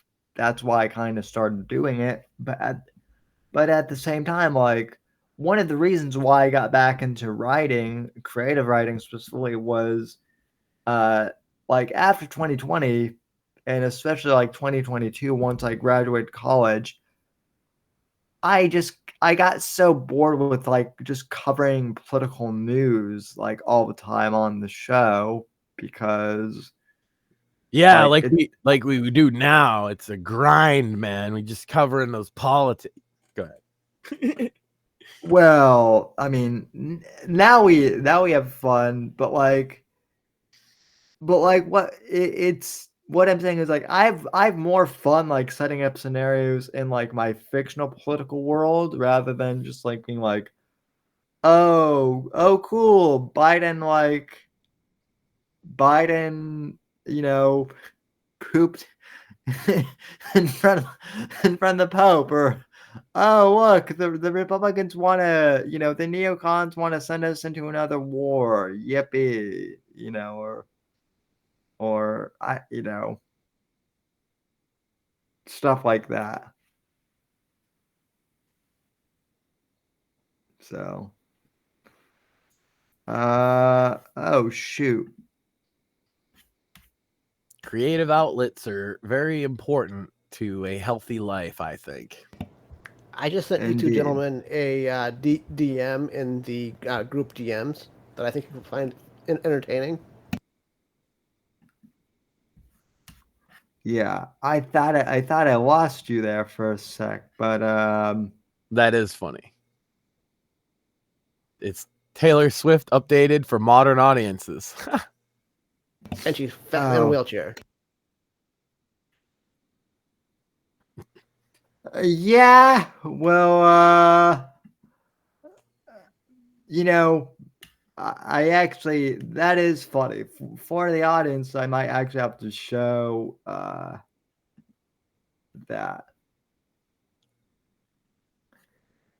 Yeah, that one she might get offended by the most, actually, believe it or not. So, No, somebody should do Taylor Swift if she was broke when she hits the wall. She's just. I mean, She looks like. You guys see when Sunny was on trial? It's just that, because that's what. When Taylor Swift is like in her 50s, if she's not this should. God, that's actually a really good AI though, because it does look like her. yeah. Oh yeah, definitely. I just had to share that with you guys. I mean, She's in the wheelchair just because she's fat, though, I think. yeah. Yeah, probably. Yeah, you know those types. Man, I hate that. Which is You which go, is why it's the crappy hospital chair. Man, well, okay, quick rant too. Like, those types that are in the wheelchair, those are the ones that piss me off, because those are the ones that get handicap parking, but it's not because they're actually crippled. It's because they're just fat. They're the motherfuckers that take the carts at Walmart. Right. And then my father-in-law, who actually had a broken back, couldn't get yeah. Or like, or it's like the fat person takes the cart, but like my 94-year-old grandmother who, needs a cane, like, she can't like, she might actually need this scooter, but like, she can't have it because fat Taylor Swift over here took the you guys will like my story. I went to get blood work. By the way, everything perfect. I am doing great. And so at the blood work place, they obviously it's associated with the hospital, so they have a lot of handicap spots, right? And my mother-in-law has handicap plates. She's got she broke her back as well. Just recently. So she's got handicap plates, right? And we could not get a handicap spot, even though there was like 20. And I said, as soon as she pulled into a regular spot, I was like, I bet you as I walk down this way, how many of them you think actually have a handicap placard? So none of them. Yeah. So, well, take a wild guess. There was 15 cars I counted in 15 spots. How many do you think had a placard? I would say at least like 5 or 6. There's one. One. The rest were all parked in handicap spots illegally. And I don't think they realized the fine for that's like, I think it's like $1,200. My mom, calls.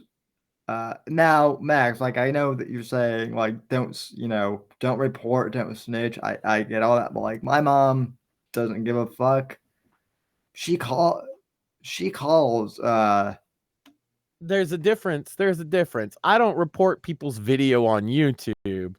Right. I've considered reporting some of these motherfuckers in the handicap spots, but at the time, it's like, well, my mother-in-law isn't even coming in, so technically, like, I think like this: if she's just dropping me off, we don't need the handicap spot, right? But then I see all these motherfuckers parked in handicap spots, and I'm like, and look, she has one of those like wheelchair vans for me, but like, and like sometimes she'll take it even if I'm not going with her, but she's told me, and I believe her, she doesn't use the handicap placard unless I'm with her. Yeah. Same with my family. Because there's no reason to. Well, because anybody that's dealt with assholes in the handicap spot knows, I don't know. Maybe the audience, maybe they can't relate. Maybe they don't have a family member that's got handicap placard, but I'm telling you, you will always find motherfuckers in the handicap spots that shouldn't be there. Like, oh, always. It's it's like an epidemic. Once you see it, you can't unsee it. It's so My- ridiculous. My first like I had one time, Sam, there was a guy triple parked across 3 handicap spaces. yeah. Yeah, that motherfucker's getting turned in. I also That one I did report. I also like I've actually like how they're like those like store signs like out in front of stores that like or restaurant menus that like say today's special, Yeah. or something like that. Like a Well, sandwich board.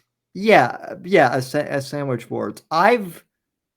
So this doesn't happen a lot, but on occasion, some restaurant owners will put those like right in front of of like the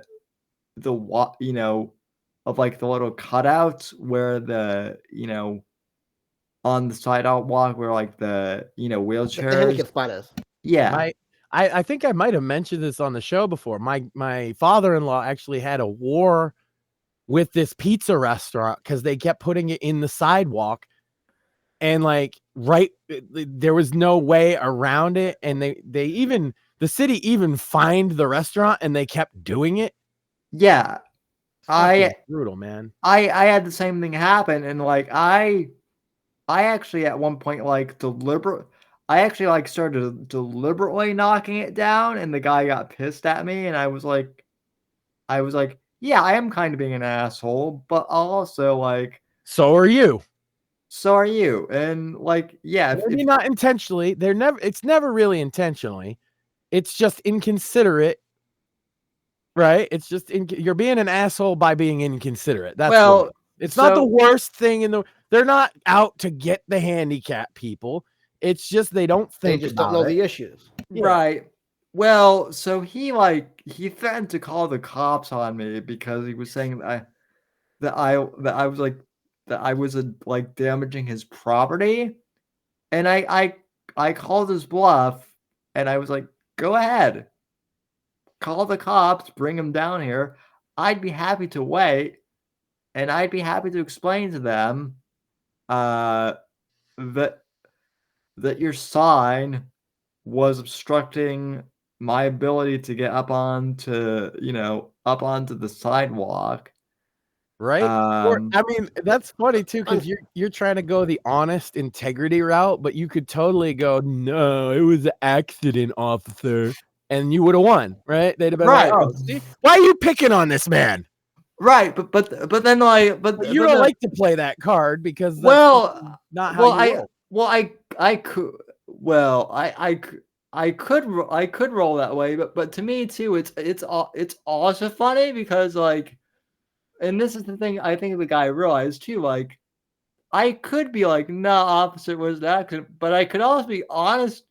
I could also be completely honest, and I'm pretty sure that the cop would actually cite him for like a civic violation. Well, that's what I say about my unfortunately, there's this little thing called the Americans with Disabilities Act.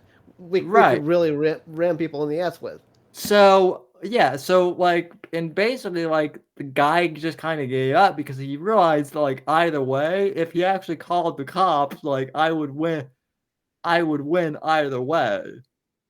Yeah. So on paper legally, or just on who is the bad guy here? And the cop just looks at the situation. Is it wheelchair guy trying to get on the sidewalk, or is it you putting that shit where it shouldn't be? I wonder. And I mean, hey, if they need to put it out there, that's fine. How about instead of coming out yelling at you, he comes out, moves the fucking thing, and helps you out? Well, yeah, that's the other thing too. Is it like if there's nowhere else to put it, that's one thing. But also, like, maybe consider like getting a window sign or something else. I mean, I would think that. I would like to see a study to show how effective those fucking things are at advertising. Honestly, I've never been walking down the street, seen a sandwich board with a special on it, and been like, "Oh, I have to immediately go in there right now." Yeah, even if they're out of the way, or like that's a good point too. Like even if they're out of the way and like not obstructing anything, like I've never seen a sandwich board and been like, now sometimes like the smell of like something in like a restaurant that'll bring you in, and then I'll check the sandwich board to see what smells so good. But like I've never seen a sandwich board in general and been like, oh man, I've got to go in there. Yeah, and it doesn't matter how many cute sayings you put on the fucking sign or whatever you're doing, right? It's like, I'm just trying to walk by here or roll by here in your case. I don't give a fuck very much. No. It's certainly never drawn me into a restaurant just by them having a sandwich board in the middle of the sidewalk. Because even me, I could just step around it, okay? Yeah, sure. It's still in my fucking way. You know what I mean? Yeah. It's still like, oh, I got it. Why is this right here in the walking traffic area? I still get mad at the same pizza joint that my father-in-law fought with for like 5 years. I mean, I'm telling you, he went to city council meetings. He got them cited by the police on multiple occasions, fined, and they kept doing it out of spite. And they still do. Yeah. Imagine being spiteful to the local handicap community, It's such a silly thing. Imagine being spiteful, and it's not just that, but like I also it seems lazy too. It is. Like that's what I mean. It's spiteful and lazy, It's like, yeah. And why I say that is like, oh, you're spiteful to the fucking local handicap community. Well, how many people you think are going to side with you? You know what I mean? Like, average person's going to be like, why don't you just move the sign? He can't move the sign. One, you knock it over. Shouldn't have to. Two, right? Shouldn't have to move the sign. Three, it's just it would just be nice to not do that to people. But hey, whatever floats people's boat, Mm-hmm. Yeah, no, local civic stuff is like if you want to know what's fascinating with politics, it's actually like it's more like local politics, honestly. I feel like we've talked more about this issue than any of the political issues we discussed tonight. To be fair to my local shops, I've had more shop owners and shop employees literally come outside, sometimes in the winter, sometimes in the summer, and ask me if I need help. Yeah, there you go. That's what you should do. That's what I would do. I don't want to dox your location more, but all I will say is like, yeah, please. I'm a little surprised. Well, yeah, you can't dox him. He's not a paying customer. Oh, right. All I will say is I'm a little surprised, given where you are, that's exactly why I said it, is because I've had more shop owners offer help than be assholes. Yeah, that's pretty dope.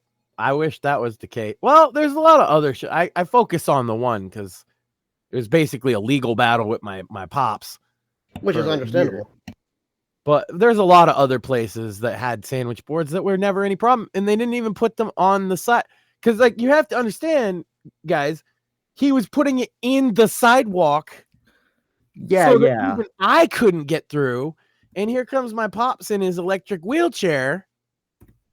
He can't go off the curb and around it and then back up the curb. What do you want him to fucking do? That's another thing that kind of annoys me is is bikers who use the sidewalk to bike when there's a bike lane. So then that forces me to use the bike lane instead. And even if there's not a bike lane, a biker is fully within their rights to ride in the road. If they follow traffic and use hand signals and shit, you can ride in the road. Yeah. And the reason for that is exactly what you just said. So you don't have to get in the fucking bike lane, or if there's no bike lane, the road. Right? Yeah. That's why they make laws like that, because it's come up, a time or two. Yeah, if you're on a bike, ladies and gentlemen, don't ride on the sidewalk. Kids will do it. Kids are kids. If you're grown up. Yeah, and it's the kids I don't have a problem with. Really, it's not even the teenagers. It's the old ass boomers that should know better. Yeah. Speaking of kids, if I'm out and about and a kid wants to come up to me and ask me what's going on, I am freely open to talk to a kid about why I am the way I am, as long as they're respectful. Usually, I have more issue with the parent than a kid. Yeah, that makes same. Their questions, even if their question, it might not seem respectful on its face. It's because they're kids. Exactly. Yeah. Yeah, I've had if a parents kid walks up and says, "Whoa, what's wrong with you?" Like if an adult said that, you'd be like, "What's wrong with you?" But a kid says it, it's like, I understand. Yeah, well, yeah, well, they don't see that every day, Yeah, thank you for bringing that up more, because that's another thing. I've had perfectly innocent 6 or 7-year-old. Mostly it's boys, to be honest. Ask me because they see I'm in a wheelchair and they think that I'm some sort of transformer. So they'll ask me. You have a cool little car that's just for you. They don't really know, Right. And so they'll ask me, and then I've seen their parents swoop in and be like, "Oh God, honey, don't do that. Oh no. Oh I'm God, so sorry." Yeah, and I've actually told them, I'm like, "Ma'am, it's fine. I'm perfectly fine with explaining, to your son what's, going on." And I do. So sometimes the parents pull their kids away before I have a chance, and that does kind of irritate me. Same. Too, but it's certainly setting a bad example for kids, in my opinion. But I don't think they realize it, but it is, right? No, it's especially at those kind of ages, those kind of experiences can form, their personality for life. And you're horrifiedly ripping them away from the wheelchair guy. That can leave an impression. That can leave a distinct and then they'll have all kinds of fucking weird thoughts about it later on. Yeah, and that's one of those things of well, we don't want to, I don't want my son to accidentally offend you or something, right? And it's I get that, but at the same time, the road to hell is paved with good intentions. As I'm more offended when people don't ask questions. Yeah, I mean, like they're avoiding the elephant in the room. Yeah, I mean, I call it my fuzzy pink elephant for a reason. Yeah, I mean, there's there are levels to it, yeah, it is an elephant, and I don't like when people go out of the way to avoid it. But on the flip side, I also don't like when people try and virtue signal to me and make. I hate virtue signalers. Well, yeah. So there's a fine line. There's let's ignore it, but then there's also a hey, let's make this thing a thing. And it's oh, I'm so glad you came. Yeah. I see, dude. I seen it all with my pops. You know, I might not have experienced it myself, but I feel you, gentlemen. I feel you, because just being there with my pops, and he just looks at me, and I look at him, and it's like, oh my god, this shit again. I'm sure you have. What's funny is Jeff Clark, who, like, surprise, is an author. Like, I'm going on his podcast this Sunday. But he and I were actually DMing it today, and he's like, I had no idea that you were in a wheelchair. And I'm like, yeah, I mean, I was born. And he's like, but you never brought that up. And I'm like, because most of the time online it's not relevant. Yeah. Well, and plus we sit here talking about it all the time on your little show, but if it's not relevant to the conversation, it's not relevant to the conversation. Right. Well, the other thing is, like, it's not even the most interesting, and I explained it to Jeff. I'm like, and like veterans to a certain extent, like, I get it, because I'm like, like, I'm sure there are times you get sick of people like mentioning that you're a veteran, and he's like, yeah, like, I appreciate it, but sometimes, like, sometimes I just want to be Jeff. And I'm like, yeah, exactly. Kind of the same thing. So, yeah. But seriously, yeah, it's like it amazes me how people have a hard time doing that, because it's not. I have a friend in his 80s with cerebral palsy specifically, and he's also got Parkinson's. Can you imagine? He has Parkinson's now too. So before he was more like you. Is he like, is he online at all that much, or not really? He used to do. He's old. He's like in his 80s. But he used to do Facebook a little bit, but not anymore. He's his hands can't, and he can't. Yeah, his speech isn't clear enough to do speech to text. Oh, yeah, because the reason I asked specifically is because, like, I can't speak for Mort's situation, but one of the frustrating things that I've encountered is, there's really, like, as far as cerebral palsy goes, like, all of the literature is all pediatric stuff, all for kids, and same here, and somewhat for teenagers, right? Yeah. But the thing with it is like, for whatever reason, most medical professionals, at least that I'm aware of, they don't bother to, like, document any stuff, like, beyond that. And so, like, here's a thought. Maybe because, like, statistically, right, they're very negative in their prognoses with a lot of people with it, right? Like, even with you. Yeah. Maybe that's why. Maybe their, like, assumption is that there's not many of you, but I've known a couple of adults with cerebral palsy in my life.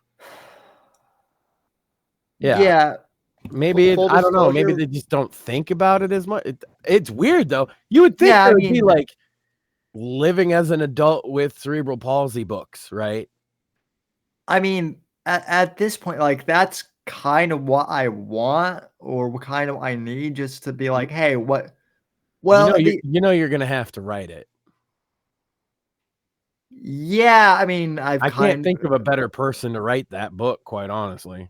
Yeah, well, I mean, the other problem though too is, and I mean, this isn't with the problem is like, with cerebral palsy, I don't think a lot of people understand this. It's not like something like Down syndrome, where there are, like, a lot of common, like, similarities, because every cerebral palsy case is a little different. Like, yeah, like, there are people who are because it's a neurological thing.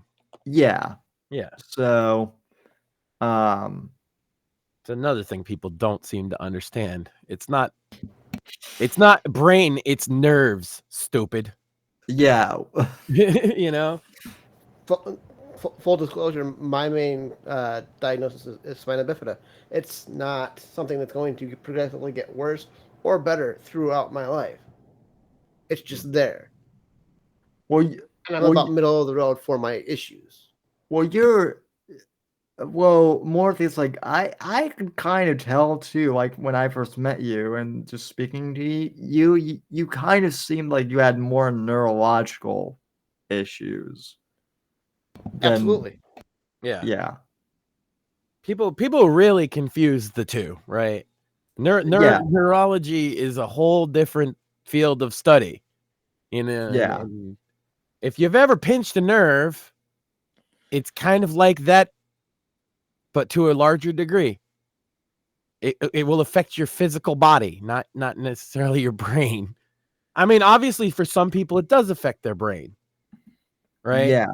But that's I'm as far as I'm aware, it's not even the majority. It's like a minority. Oh yeah. It's mostly a physical thing and manifests in different ways depending on what part of the nervous system is affected. Of course, I'm not a doctor, so I'm just speaking out of my ass. But no, neither am I. This is the other thing too that I love is people like they think that because I'm disabled, like I'm an expert on everything, like disability wise. Like, yeah, I can speak to some of it, and like I can speak to some of the medical stuff, but like I also wouldn't trust me as like a medical. You're speaking from like what you learned at PT. You know what I mean? Like, right. Yeah, we're speaking personal experience, but not in the medical field. Right. Yeah, but people think, oh well, Sam, you know a lot about cerebral palsy. You could be a doctor. No, I mean, like Craig would honestly, Craig Mansfield, I should say, could probably literally be. He's literally going for his PhD. He would probably be a better one to diagnose some of this stuff than I would. Yeah, but it's not even his field of expertise. He'd probably say the same as we just said. He doesn't really know. Right, but I'm saying like he's a chemical engineer, right? Yeah. So, although, damn, if he didn't solve the equation for pussy smoke, so well, it was a liquid dynamics and friction question, so that's exactly up his alley. Yeah. Neurology, though, he'd have to go to a whole other school for that. Well, I'm sure that he knows. I'm sure that like he's run into people that in that field who could probably like feel that type of thing. Yeah, but I'm just saying, if we put him on the spot, I guarantee you he'd say, "Well, I'm not that kind of doctor," even if he gets his PhD. Yeah, because that's I am almost certain that's what his answer would be. Exactly what our answer was. It's like, this is what I kind of think, but take it with a grain of salt. I'm certainly not an expert. I feel he'd probably say the exact same thing. Yeah. Now, listen, I've actually learned more about like not even engineering, but like I learned more about like the Harvard situation from learning to the fake Untitled podcast. Yeah. They have some of the best coverage of it. Yeah. Yeah. So. Oh God. We just crossed the 4-hour mark, gentlemen. Are we got anything else? No, I think at this point, the one thing I don't pull a Johnny and forget to promo your book. Well, I already promoted the book that's already out. But as people, there's another one. There is another one which I revealed on Monday's Whitfield Report. Yeah, but But see, if they didn't listen to it, they wouldn't know that I know that. Correct. So if you go on to let me see here. For some reason it didn't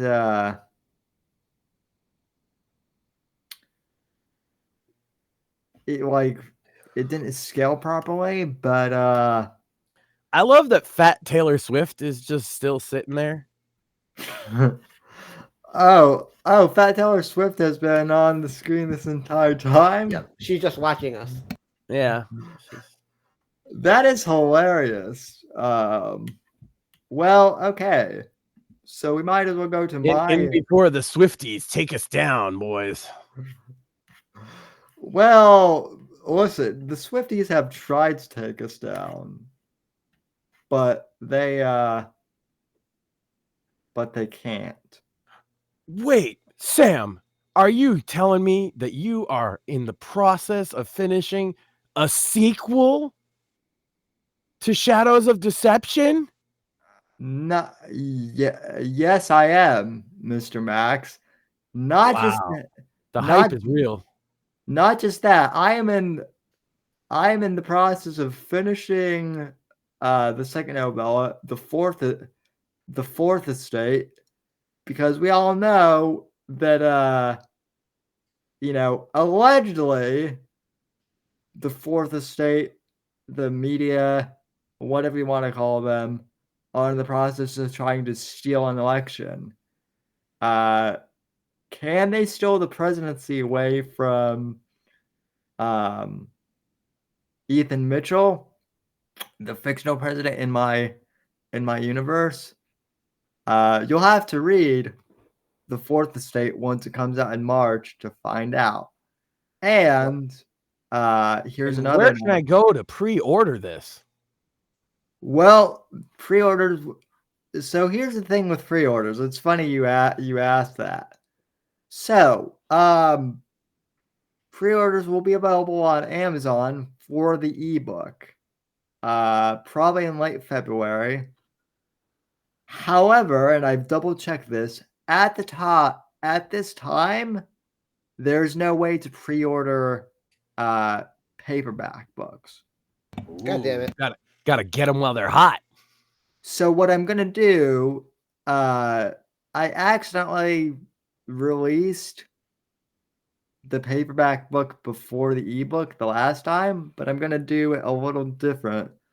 I'm gonna have to manually publish. Shmuley got that shit before you even thought it was possible, I remember. Yeah, no, it's true. And I was like, I was the sucker that did the ebook instead, right? And so I'm like, wait, how did you get it before me? Well, but to be fair, you actually gave me this isn't a secret, but this isn't really a secret, but I will say the reason why Amazon pushes the Kindle version a lot more is A, so they can sell Kindle devices, but B, authors do get higher royalties from digital copies. So the ebook market does have value. I know, but then the value of me, I ordered the ebook specifically to get it first. You're saying this time if I do that, I'm gonna get it early? Well, yeah. Well, if you pre-order the ebook, you'll get it early, and then what'll happen is I'll publish the paperback the same week, and then there's just like a 2 or 3 day delay between when the paperback is like listed and when you can actually buy it. So And then when it actually gets to you. So basically, the paperback in the ebook will be released the same week. No, I kid to make a good promo, but I'm getting the paperback this time. Well, and so I could hold it up to the camera and say, this is one more book that Johnny Fox didn't sell. Well, there you go. I did see that you ordered that you did order the Body Man, and yes. I'm I'm hyped. I'm telling you, you you will all like that book. So The title itself reminded me of an old ICP song, "The Dead Body Man." So that just kind of struck me as funny, but then everybody, it's so highly recommended that I had to. it I will. think it's coming Friday Well, also like I don't know or if he's next seen, Friday. I don't remember when it's coming, but I don't know if he's seen the video yet, but I did send the Pussy Smoke video, or at least the timestamp to Eric, because we brought it up because you know, the whole reason why we did Pussy Smoke was because of Bill Clinton, right? yeah. And I don't want to spoil anything in the Body Man, but there is a part where one of the characters goes like, well, imagine the stuff that the Secret Service had to watch Bill Clinton was witness to during the Clinton administration, right? Yeah. And so I kind of want to like float the idea of like, what would happen if the Secret Service were watching Pussy Smoke happen? Would that be Imagine the smell. not just that, but I imagine at that point, if something is on fire, like the Secret Service would have to evacuate, or something, right? Like that would be a safety hazard at that point for the White House. I figure Bill Clinton would make them be there just like because he likes them to watch. Yeah, that's a little bit of a Vince McMahon thing going on, if you know what I mean. Well, that was actually one of the questions I asked Steve was like, so what were things like during the Clinton? And he was like, oh, well, I left by that point, and I was like, damn it, I wanted to know about Bill Clinton, but okay. Yeah, you missed the good stuff, man. Well, I mean, from his perspective, he actually got horrific stuff. Yeah. So, like, I wouldn't want to have to smell Monica Lewinsky's pussy smoke either, so I understand. Who the hell would? I mean, Bill. I mean, Bill's not even the one that I would be worried about if I were in the Secret Service. Like my whole thing would be like, I would be if I were a Secret Service agent, I would be worried about Hillary, because I would want to know if I'm witness to something, am I going to end up like shot in the back of the head, like hanging from? Am I going to suicide myself? Yeah. Yeah. No. I don't know what you mean. Hillary Clinton is an upstanding, fine individual, and I certainly don't have any information that would lead to her arrest. Yeah, no, of course you don't. And neither Johnny Fox, though. I mean, I heard he does. That's what I heard, right? Yeah, well, apparently that's all you need to like make a claim now. I heard that. Well, not only that, but like Johnny Fox actually is releasing information on Hillary Clinton on his YouTube channel. That's true. He's doing like a 2-hour live stream documentary on Hillary Clinton.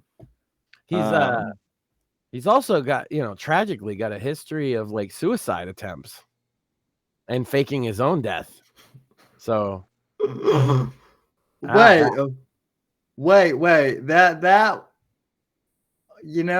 it all makes Holy crap, it all makes sense why he faked his death now. He was trying to throw Hillary Clinton off his trail. Yeah, he should have stayed gone. She's gonna get him now. Yeah. I know that I heard that Johnny Fox was a frequent visitor of Epstein Island.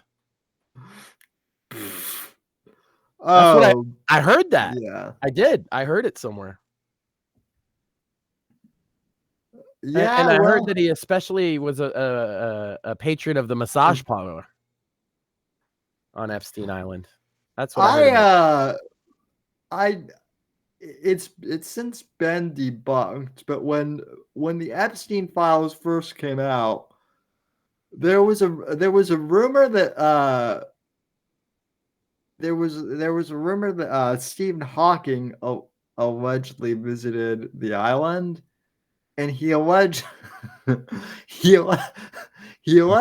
liked to watch like small girls, midgets in particular, like solve complex math equation. What a kink. And that's still a better kink than fucking feet. It's still a better kink than coming on trash piles. Or furry role plays, to be honest. Yeah. Well, I don't want to go too hard on that one. Role-playing furries helped me out quite a bit this week. Well, okay, yeah, that's true. Well, I took some shit for being as nice to her as I was about that and other things about her. But wait, I forgot though. He's not a furry, so my bad. Yeah. I took some heat. There's a couple people that are like, "Why are you listening to this bitch? She's crazy or whatever." And I'm like, "Bro, don't you get it? Yeah. It's funny. He was coming on trash piles. Even if it's not true, I think it's true. I believe her. She came off like very honest and open with me. Every question I asked got an answer. The whole thing where he's asking came off believable to me as well. The whole thing where like he's like asking her, "Did you come too?" That's just weird. So, but that's Johnny for you though. Yeah. Well, I mean, look, Johnny, has basically thrust me back into the cringe coffee house, and I'm having fun. I've been thinking, like I've been mentioning all this funny Dave content. I should probably do a Dave stream. All right. So Johnny here's Fox makes two I have normal. I have a feeling that I'm gonna move my primary to Rumble and keep more YouTube friendly streams on YouTube because I have stuff that I just can't do on YouTube. So here's my question though, Max. Like, would Johnny and Dave ever like team up? No, Dave is incapable of that kind of thing. Not Johnny, but David. Here's the problem with Dave. As a troll, right? You cannot get Dave to do anything he does not want to do, and he's suspicious of everything you try to get him to do. So like you would never have to like worry about like a Sinister Six of like low cap. Oh my god, my Sinister Six. Let's see. It would be Ian Freeman, Chris Cantwell, Dave, Johnny Fox, R-tarded conservative. Who would be the sixth? Ethan Hatchett. Yeah. Well, dude, Ethan Hatchett and Johnny Fox team up would be fucking hilarious. Well, yeah, especially since like Ethan Hatchett, he has more of a beef with me, or at least he did, than he had with you. Well, the reason for that is that I bullied him off the internet. Yeah. Well, no, he got mad at me just because I interviewed Vickers. He said he was gonna come like kamikaze me, which yes, I know that was like a bit, but listen, when you're on camera, You like, know now. well, You're yeah. at the time you're like, what is this psychopath talking about? Yeah. Yeah, he would, yeah, like what is the half naked psychopath wearing the eye patch is like saying that he's gonna find my house and like bomb me because I did an interview with some guy. He did like, I just meant to ironically. Okay, yeah, well, I don't, you know, he was another one of the irony bros. Yeah, well, he hates me for a more valid reason, actually. He, if you remember, received the stolen journal of Faith Vickers and was reading it on air for donations. So me and Faith I said to Faith, look, they're going to release the whole thing anyway. You should probably just publish it and cuck them out of all that money. And so I worked with her to do that. We released it. Kiwi Farms put it right up, and those guys could not make a fucking cent. Yeah, and That's then why he hates me. and then you went through all of his old, videos and made fun of him. Yeah, that's what drove him off the internet for good. Yeah. As far as I know, he hasn't come back. No, he messaged me and like apologized, which I was glad, but I told him to stay off the internet, and I think he's kind of It not to give out too much information, but it almost ruined his marriage. So yeah. his internet activities were affecting his real, and that's the thing, man. If your activity on the internet is ruining your real life, you're doing it wrong. Yeah, that's true. So, because I don't have that problem. Do you have that? Oh, Sam, you're putting no. You're on stream with that, boy. On Rumble. That, like, there's not a lot that you'd worry about on Rumble. That's one of them. Yeah, I don't know. I don't know if there's like a censor thing. I mean, I will contend that it was an artistic picture. Yeah. Oh, this is what I was looking for. I was gonna promo Eric's. You scrolled right by his, and then. Yeah. Well, that's what happens when your mouth and your brain are doing two different things. So. But that could be misconstrued considering the context. Yeah. That's also why the audio listeners titties. There was titties on screen. He scrolled his Twitter and there was titties. Yeah, surprise. And some bush, actually. Imagine that, Sam watching horny posting. Just for the audio listeners out there. He scrolled his timeline and immediately it was like, oh, stop scrolling, bro. Yeah. Anyway, what else is there? Besides your timeline titties, I don't know. I don't think so. I think we've nailed it. I think it's another win for the Whitfield Report. Well, you're busy this week. So, okay, let's get the fucking timeline. That's how we'll finish it with some promo. We already did the book promoed a couple other people's books too, because we're kind like that. Because it's good, good authors deserve promo. Take care of your friends. So you said you're recording with... I'm recording with Terrence McCauley tomorrow. That episode will come out on Monday. Then I'm going on Jeff Clark's podcast on Sunday. I'll be recording that. I don't know when he'll release that episode yet, because he records them. He interviews people kind of like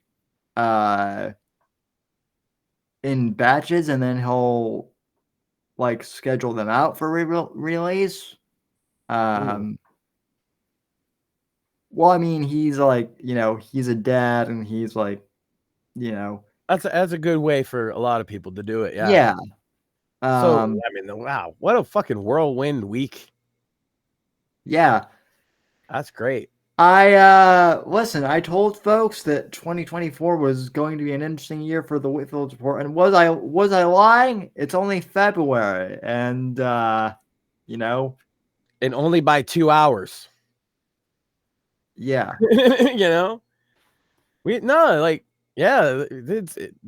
success in the past, the past year, but like really the last 6 months or so has been mind-boggling to me. Yeah. And yes, we will have Kurt Doolittle back at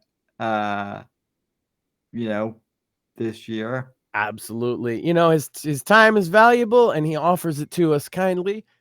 So we can't make any time frame on that, but it will be soon. Actually, it'll be soon. I will also say this, because I do get questions about this, which is why don't we have any authors like on the live show? I've had a few authors who have like said down the line they might want to come on live, but a lot of them, and this is the case with Kurt too, a lot of them prefer to do like pre-recorded interviews, just because like that they don't want to be distracted by like potential live chatters or anything like that, or because they might prefer to like re-record like a segment or something.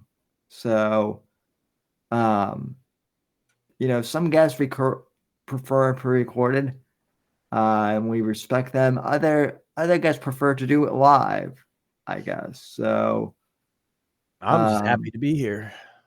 Yep. No. I love that. Obviously, it's clearly because like I'm just so mean. This is, somebody had said this, so I find it funny. It's because they don't want to come on with me. And it's like, no, they actually mostly don't know. Like, these are busy guys. They don't know that, they don't watch every episode and every hour of our show, and they're not afraid of Max. And by the way, Max has only been mean to one guest. Yeah, and for the record. Yeah, and Johnny Fox, but hold on, Johnny Fox wasn't a guest when I was a co-host, so I don't think that counts. Yeah, well, to be fair, that guest wasn't even like a guest. So I mean, he was, but like more in the sense of like, it was an open hangout kind of deal. Yeah, it was an open hangout. He came on. I went back and watched the thing, and like we were watching the Tucker Trump interview, and he went off on a tangent about the whole thing, which was bizarre. So he opened the can of worms, and you could just see me getting progressively like more unable to keep my mouth shut over the like. I know most people have seen the clip that I made of it to shorten it, but I'm telling you, watch the whole thing sometime if you really want context. And it's just literally, there was like an hour and a half before that where you can see me visibly getting more and more agitated by the things he's saying, until finally I start asking questions, really basic questions. And yeah. And then, where's the civil course? Also, you're just a young, whippersnapper who that is the only time as an adult man I have ever been able to ask another adult man, "You gonna cry?" That alone was worth it. Uh, And he was too. He was totally gonna cry. But other than that, I've been polite as hell to every guest. And oftentimes, the reason I'm not on those shows is because Sam doesn't need me for those shows. He's a good interviewer. well, and also, I mean, yeah, I appreciate that. Also, it's Monday, and let's be Yeah. honest,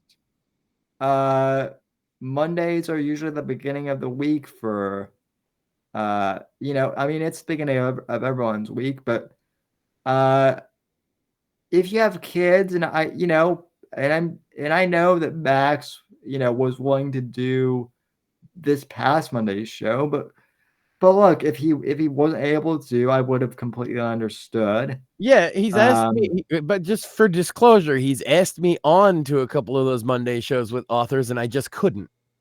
Yeah, Not just the author, like you've done Monday shows with other people, and I'm just like, you were like, hey, you want to come on? I'm like, oh, I'm busy. So that's why.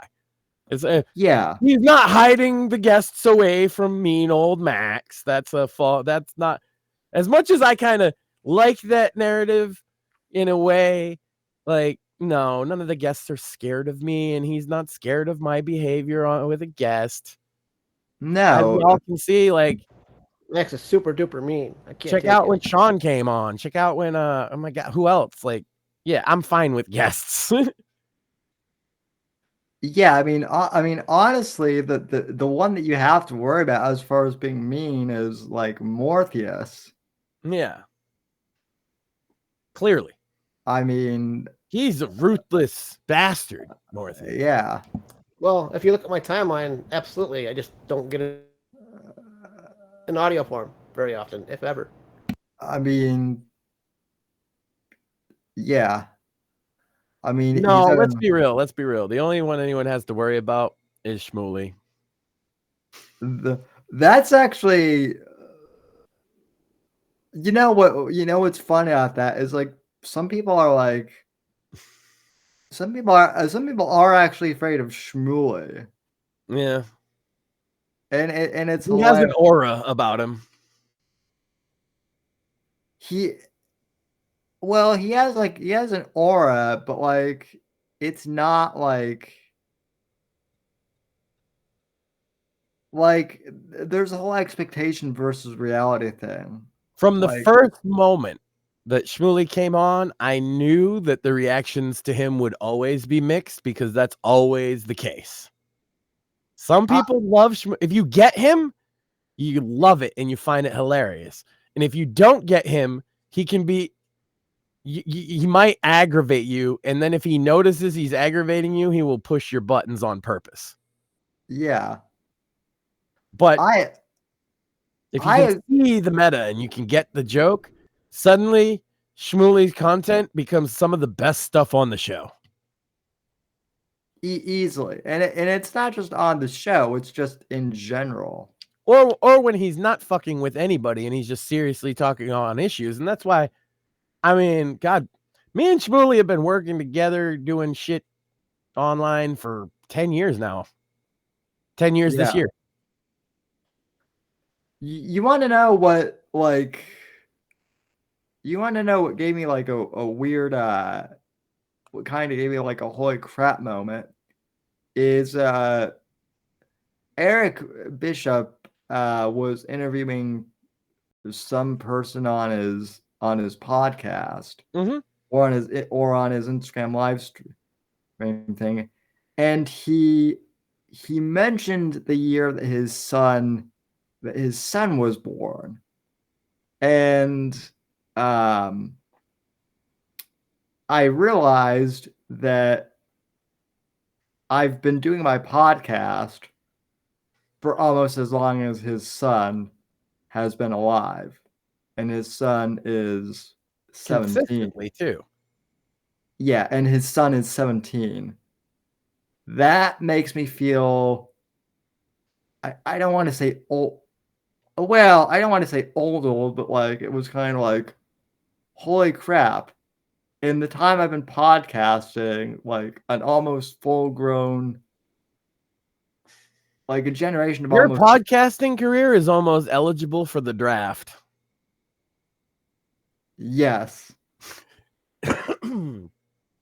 Next thing you know, your podcasting career is going to be going to bars and renting cars and probably like picking up chicks and whatnot. Oh yeah. So. And still get more than Johnny Fox. Well, all he needs for that is one. Yeah. Imagine never getting laid and then having a couple of cripple guys laugh about how you've never gotten laid. That must suck. Because everybody assumes that you guys don't. Or whatever, right? Right. Yeah. I'm not going to say I've gotten I laid. didn't know. I feel like I knew as soon as I saw Sam, I'm like, he smashes. I'm not going to say I've gotten a lot. You know, no, you got the baby face going. You know what I'm saying? I figured out how to make the aw shucks thing work for me. So. Yeah. I wouldn't say I've gotten a lot, but I've gotten my. Yeah. I wouldn't say I have either. I've been married for almost 2 decades. Well, married for a decade, but with the same person for 2. 18 years this year.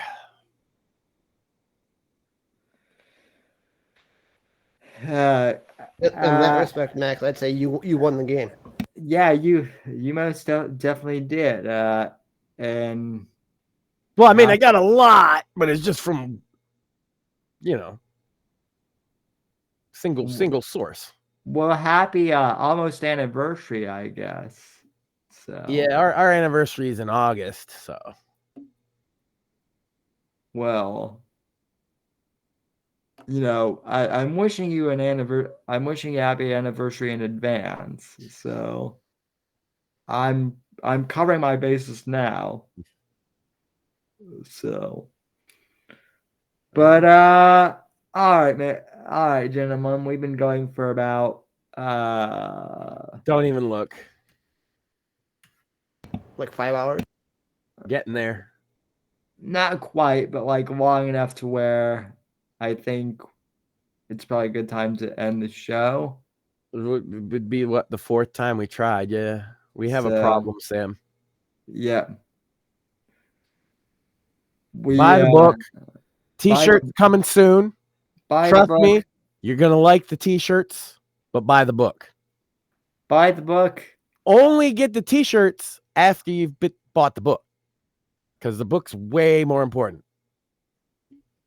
I would agree. And if nothing else, buy the book just so that Johnny Fox doesn't win. Every time you buy a copy of Sam's book, Johnny cries into his pile of cum trash. Also, leave a review on Amazon too. If you're so inclined. Be honest. Yeah. Be honest and give it 5 stars. There we go. Alrighty, folks. We'll be back Friday night, I think, and we won't have audio issues. We can't promise that if I'm going to be drinking. Well, okay, yeah. Hopefully, we won't have audio issues, but damn it, we'll have a good time regardless. As always. So thanks for joining us, and until next time, have a good evening. And happy February, folks. Have a good morning.